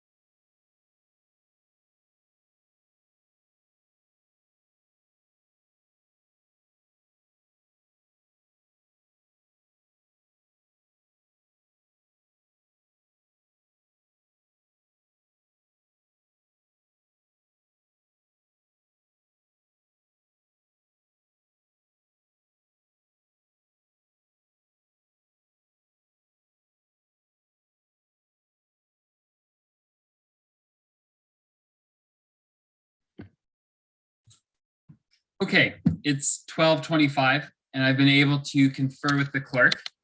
I see that we have 4 counselors here, so we have quorum. Let's continue then. As I've come to understand in discussion with staff, because Councillor Osanek moved it, she has the right to withdraw it. So Councillor, will look to you, and if you choose to withdraw, we'll take next steps after that, but looking to you, what would you like to do? Yeah, over the break, it's okay. Let's just vote on what is there in front of us. Okay, and so just to be clear, this is a motion to defer until the April 26th council special meeting to address these concerns. And I'm just needing clarification on timing, because we know the place, we kind of know the time, but how does this come, where does this come back to council? Councillor Chappelle, you're the seconder. How would you answer that? Well, through you, Mr. Chair, if staff is confident they can address these items by the 27th, there's no reason why our committee could not meet half hour before the council meeting to allay our concerns.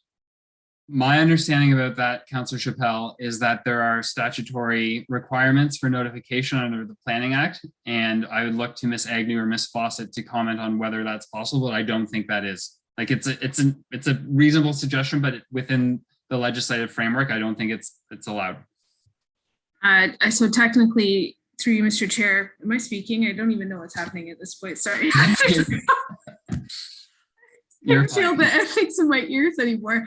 The special meeting of council is a non-statutory meeting. We're doing the legislative components. We did it last week with the open house and tonight with the planning committee meeting. Whether I think what we could also offer members of council as well. I mean, I don't know about gathering before council and if that's an issue. The notice piece I can speak to because it's not legislatively required. But we were planning to, coming out of planning committee tonight, subject to how things went, offering meetings for councillors the week or so before to go through things in detail. So we could offer that to all the members of planning committee to go through some of those concerns before we release the report. And I would leave that to your discretion as the planning committee chair, whether you wanted to call a special meeting of planning committee to go through things. I don't know exactly how that would go, but there's no statutory requirement for the special meeting of council in terms of giving of notice. Okay, because it's a council meeting, not a planning meeting. Right, got it. To put her on the spot, Ms. Morley, is there anything you would add here in terms of legal requirements? I recognize you. Thank you, and through you, Mr. Chair.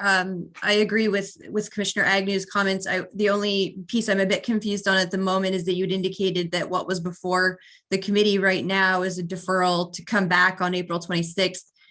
I don't believe that the original motion to defer has been defeated at this point. So is the direction currently not to come back to planning committee before June? This is what I'm trying to figure out, and my apologies if I've muddled the waters here. I don't have the motion in front of me. So Madam Clerk, could we put it up one more time just to make sure we're all understanding what we will be voting on?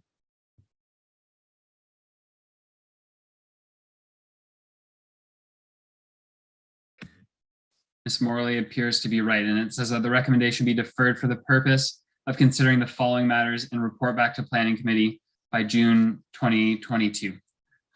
So I am sorry about that. That was my confusion. All right, so Councillor Osanek has said we'll vote on it. Her time of 1 minute is up. Councillor Neal, I recognize you. You have a minute, time, place, or purpose. Actually, I probably should have asked this question before.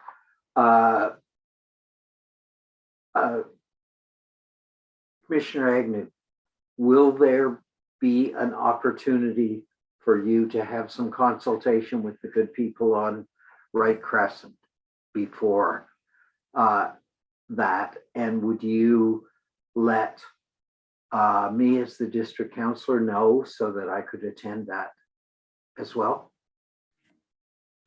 Thank you, and through you, I think we could set up a meeting as long as we could get some dates from available folks and define who those folks are so that we have that clarity. We could probably do that over the next couple of weeks. I think in terms of a supplemental report, we'd be able to reflect that meeting took place and what was discussed, and then potential options as part of that supplemental report should council as a whole feel that they either A, are supportive of the intensification zones, they can vote on that. If they're not supportive and they want to look at keeping the zoning as it is now and do further conversations, we could be prepared for that option. I think that we would come with a supplemental report that has options in it based on what we've heard from committee tonight and what we're able to at least have some type of conversation with some of the folks in the Wright Crescent area. We just have to do it really quickly and hope that people's calendars could be available for us to try to meet, say like next week would be ideal. I appreciate that. And as long as we don't have quorum of this committee, if another member of the committee wanted to attend, that would be feasible as well, I think. So yeah, we could arrange for that. Approach quorum. Thank you very much. Councillor Neal, if I could give the chair to you, I have a few questions to clarify what is happening here.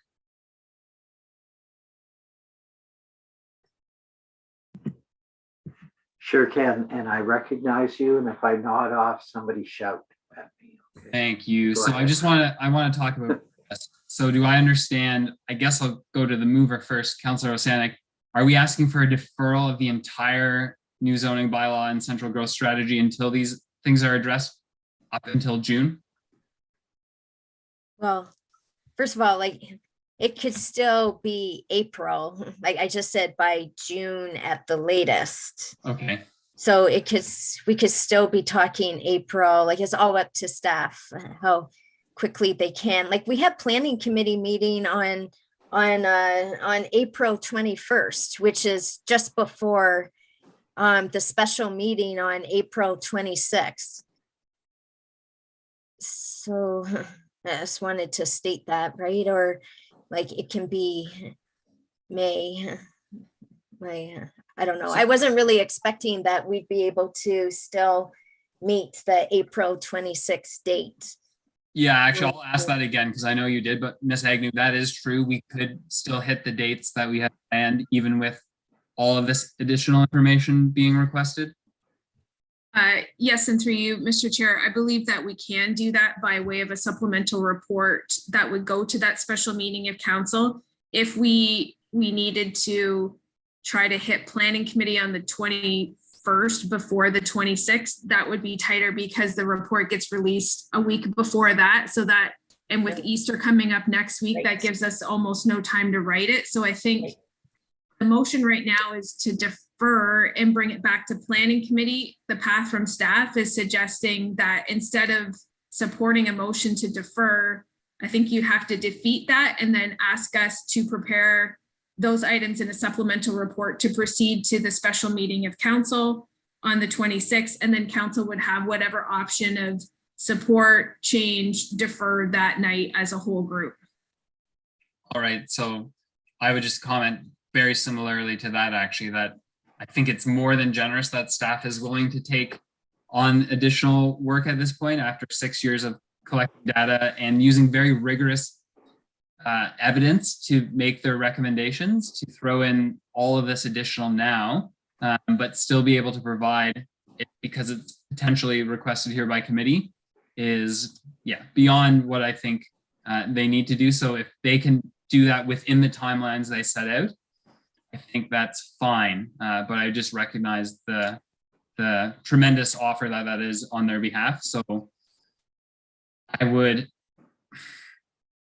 I guess, begrudgingly support this if it can still flow in the way that we had intended it to, just with a bit of extra information that is blessed by staff at this point. I'll take the chair back, Councillor Neal. Yes, please do. All right, Councillor Hutchison. My questions had to do with timing, and staff has said they can make April 26th, and we could easily amend this if we need to, but if it does say, I haven't got in front of me, the latest June and staff are committing to the 26th, then I guess we should be fine. The only other thing that I'm looking at this and looking at the calendar, could find is if we move the council meeting, I think staff are death and dying not to do that. So, yeah, if Ms. Agnew drops out of the picture, then we'll know I'm right. So I think we should. I see hands up all over the place.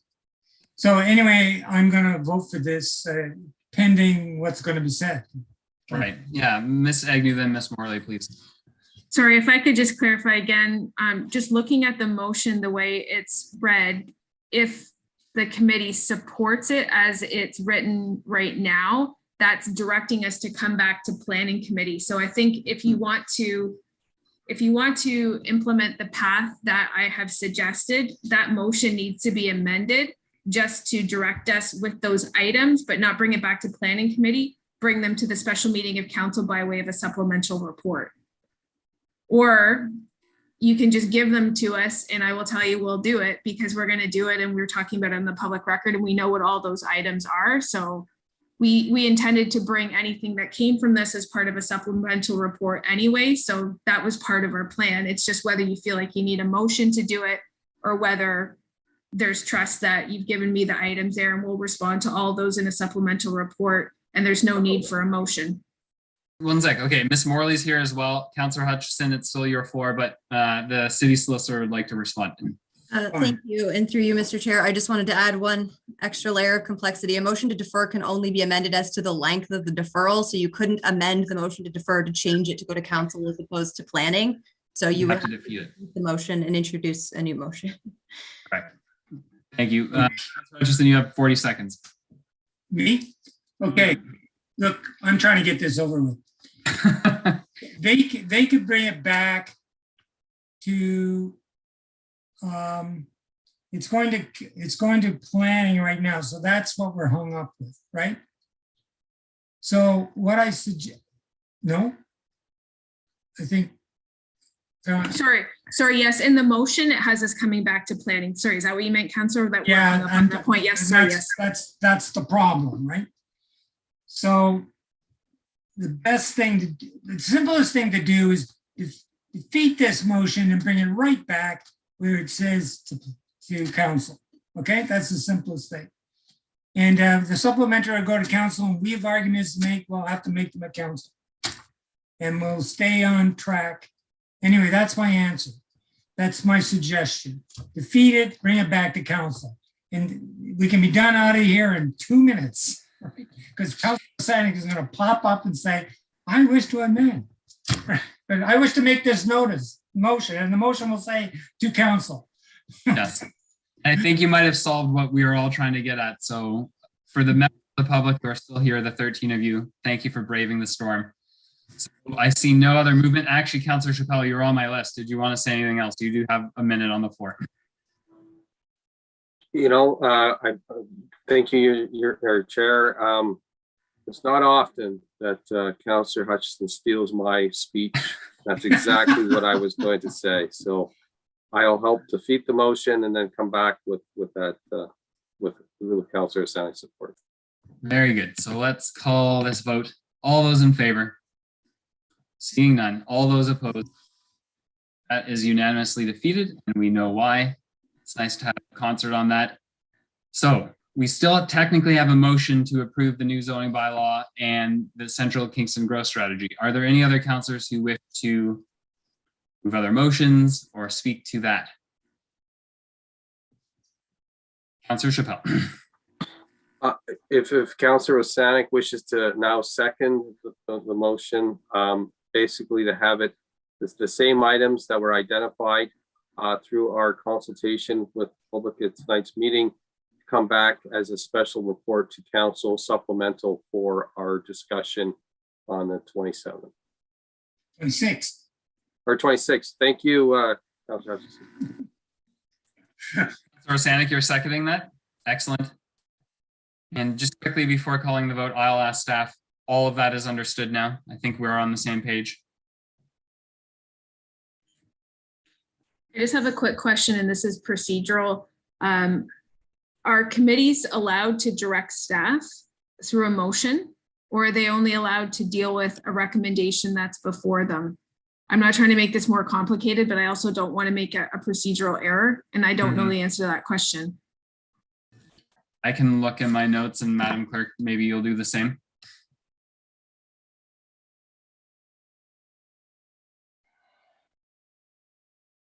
Mr. Chair, if I may suggest, the easiest at this point, I think, would be to,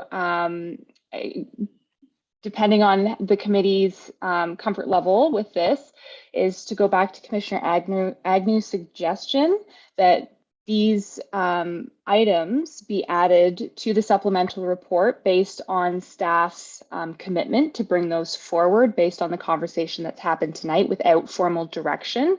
If that was the case, then we could just pass the recommendation by staff on the floor as is and have staff bring that supplemental report forward to council where further consideration of the recommendations could happen at that time. So, Councillor Neal, let me just ask a procedural question. Councillor Chappelle technically still has the floor, then Councillor Neal, we can come to you. I'm just trying to sort out then, if that is the case, how do these items that are to be addressed, which includes some overlap with what could be passed tonight, get altered at council or not? How does that work? So staff would bring forward in their supplemental report based on what items they are bringing forward. If they see that changes are required to the staff recommendation, they can make that in the supplemental report to be considered by council at the time as the original staff recommendation. The other option would be we would have to do an amendment to the staff recommendation to add this kind of as a bottom point, but at this point you would still have to approve what has been put forward by staff and then add a component asking that this be brought for further consideration at the council meeting. All right. Okay. So Councillor Chappelle, the floor is yours. You have 45 seconds left. Thank you, Mr. Chair. My concern is how do you get this recorded as a request by our committee that these were important items that were raised by the public that we want to make sure they're addressed. And I have full confidence in staff of doing that, but I'd like to have some sort of record flow that goes to council as a supplemental report. So maybe we don't call it a direction, maybe we call it a wish list. I don't care what it's called, but I'd like to know how we can actually formalize that there was a record of our conversation for the last, 7 hours to basically indicate that our committee had a desire to have additional information on these topics. My thought, and I can be corrected by the solicitor or the clerk if I'm wrong, is that we do then have to have an amendment to the motion to say that. It needs to be explicit if Councillor Chappelle is wishing that, and that's very much his prerogative, then it would have to be an amendment to the motion before us. Is that right, Ms. Morley? Through you, Mr. Chair, that is correct. The only way that this would get tracked as a direction from Planning Committee would be to modify the actual recommendation that was put before you tonight, because then it goes up to council with that modified recommendation. Absolutely. Councillor Neal, point of order. And this would be a question to Ms. Morley or to our clerk. I've always thought that we make recommendations, but we can't instruct staff to do anything until it goes through the council can, but committees, I don't believe. However, I think Commissioner Agnew has said I can do a supplemental report. And that's not us telling her, because I don't believe committees have that ability. That's why everything goes through a report to council and council agrees. to it. So correct me if I'm wrong, Ms. Morley or Ms. Fawcett, but I think our best bet is to say, make it so on a supplemental report, but that's the prerogative of staff. Am I on the right track here?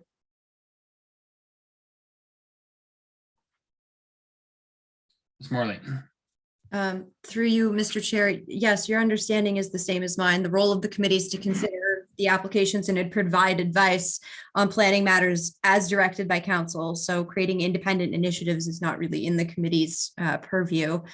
If there's a desire for recognition that planning committee made these suggestions, I think the supplemental report could certainly address that these amendments or proposals were brought forth by planning committee, and then we would indicate, which ones are being amended and or incorporated and which are not. Thank you. Okay, so that was a point of order, and the response has been given. Councillor Chappelle, you have 30 seconds. The floor is still yours.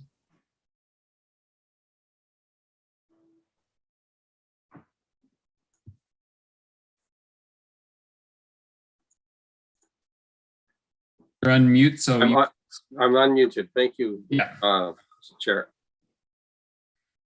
I'm just trying to seek a method by which the desire of the committee is reported. I don't know if it's a memo. Do we write a memo now to the rest of the planning committee, the rest of the council, saying that we suggested and in consultation with staff, they'll write a supplemental report on these items? Is that how we do it? I would make a comment as chair, and the staff can correct me if I'm wrong, but this is all on the record already, right? This will be in the minutes, and staff have given their word, and we trust our staff, and they had already committed prior to any of this discussion to offer the supplemental report at the date that they had predetermined and has been advertised. So I think that in a matter of good faith and recognizing that all of our deliberations from the public meeting earlier in the evening to what we've asked tonight during the planning meeting get worked into what's coming to us anyway. We just let go our comments to staff, and then we see it reflected back when the report comes. I think that's more than acceptable, but Mr.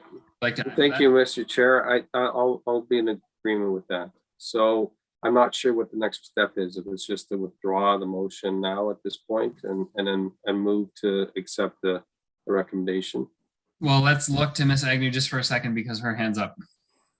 Thank you, and I agree because this is being mandated, and if it gives the committee any comfort, feel free to directly attribute all of that action to me specifically, so that it's on the record associated with a specific staff. The only other thing I would note for the committee, which I think is helpful, in our staff report that is in front of you with the recommendation, it already indicates in that staff report that we intend or have the ability to bring a supplemental report. So that commitment's already in the report that's before you. And then you can double down on it with my name in bold in the minutes if that is helpful. In addition to obviously this recording is also part of it, but just so that there's a track record, and that would be reported out to the minutes, of course, too. Very good. Okay, I'm so good with Councillor that. Chappelle, you said you would withdraw it, and as I recall, you're the mover at this point, so we'll recognize the motion withdrawn. So we're back to the floor where the motion for the approval of the new zoning bylaw and comprehensive or central Kingston growth strategy rather is on the floor. Councillor Hutchison, if I'm honest with you, I've lost track where we are in terms of commenting, but if you had more to say, I'll give you the benefit of the doubt if you'd like to have another minute. I just wanted to be sure, like if the minute, often our minutes are only a record of decisions. They don't get into the debate or what didn't happen. So if you withdraw, it doesn't necessarily appear. So I'm looking to the clerk to tell me what will happen there, because I'm recognizing what Councillor Chappelle wants. And I recognize Commissioner Agnew, it's all going to happen. It's just a question of satisfying everything. So just to be clear, my ruling was Councillor Chappelle said that he would withdraw it, so that motion is no longer on the floor, but I think the question is fair. So Madam Clerk, would you like to answer? Mr. Chair, through you. So all motions are considered within the minutes. So that includes the motion to defer that was duly moved, seconded, and also voted upon, which included all of the wording that was a part of the list of items that Councillor Hosanek had raised to be addressed. The motion to amend will be noted that it was raised and then subsequently withdrawn, and that a note can be made in the minutes that indicates that Commissioner Agnew had committed to bringing the items submitted through the motion to defer forward to the supplemental report. Okay.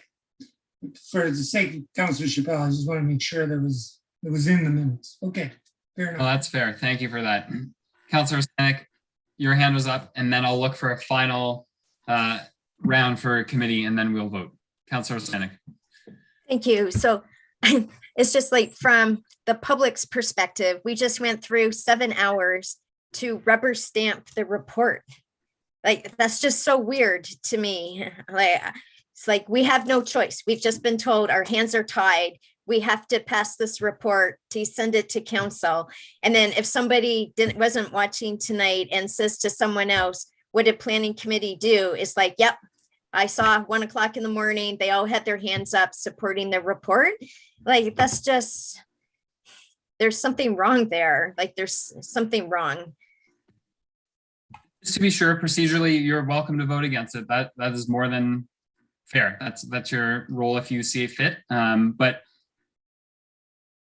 again, the slight foil, as we always have with final council approval, including the supplemental report. So just, I would encourage all committee and members of public to keep that in mind. Ms. Morley? Through you, Mr. Chair, just for absolute clarity, I just want to be clear that it absolutely is within your ability to modify the recommendation in some way, should you choose to do so. The one that is going up to council. But to be sure from earlier, we can't direct staff how to do that.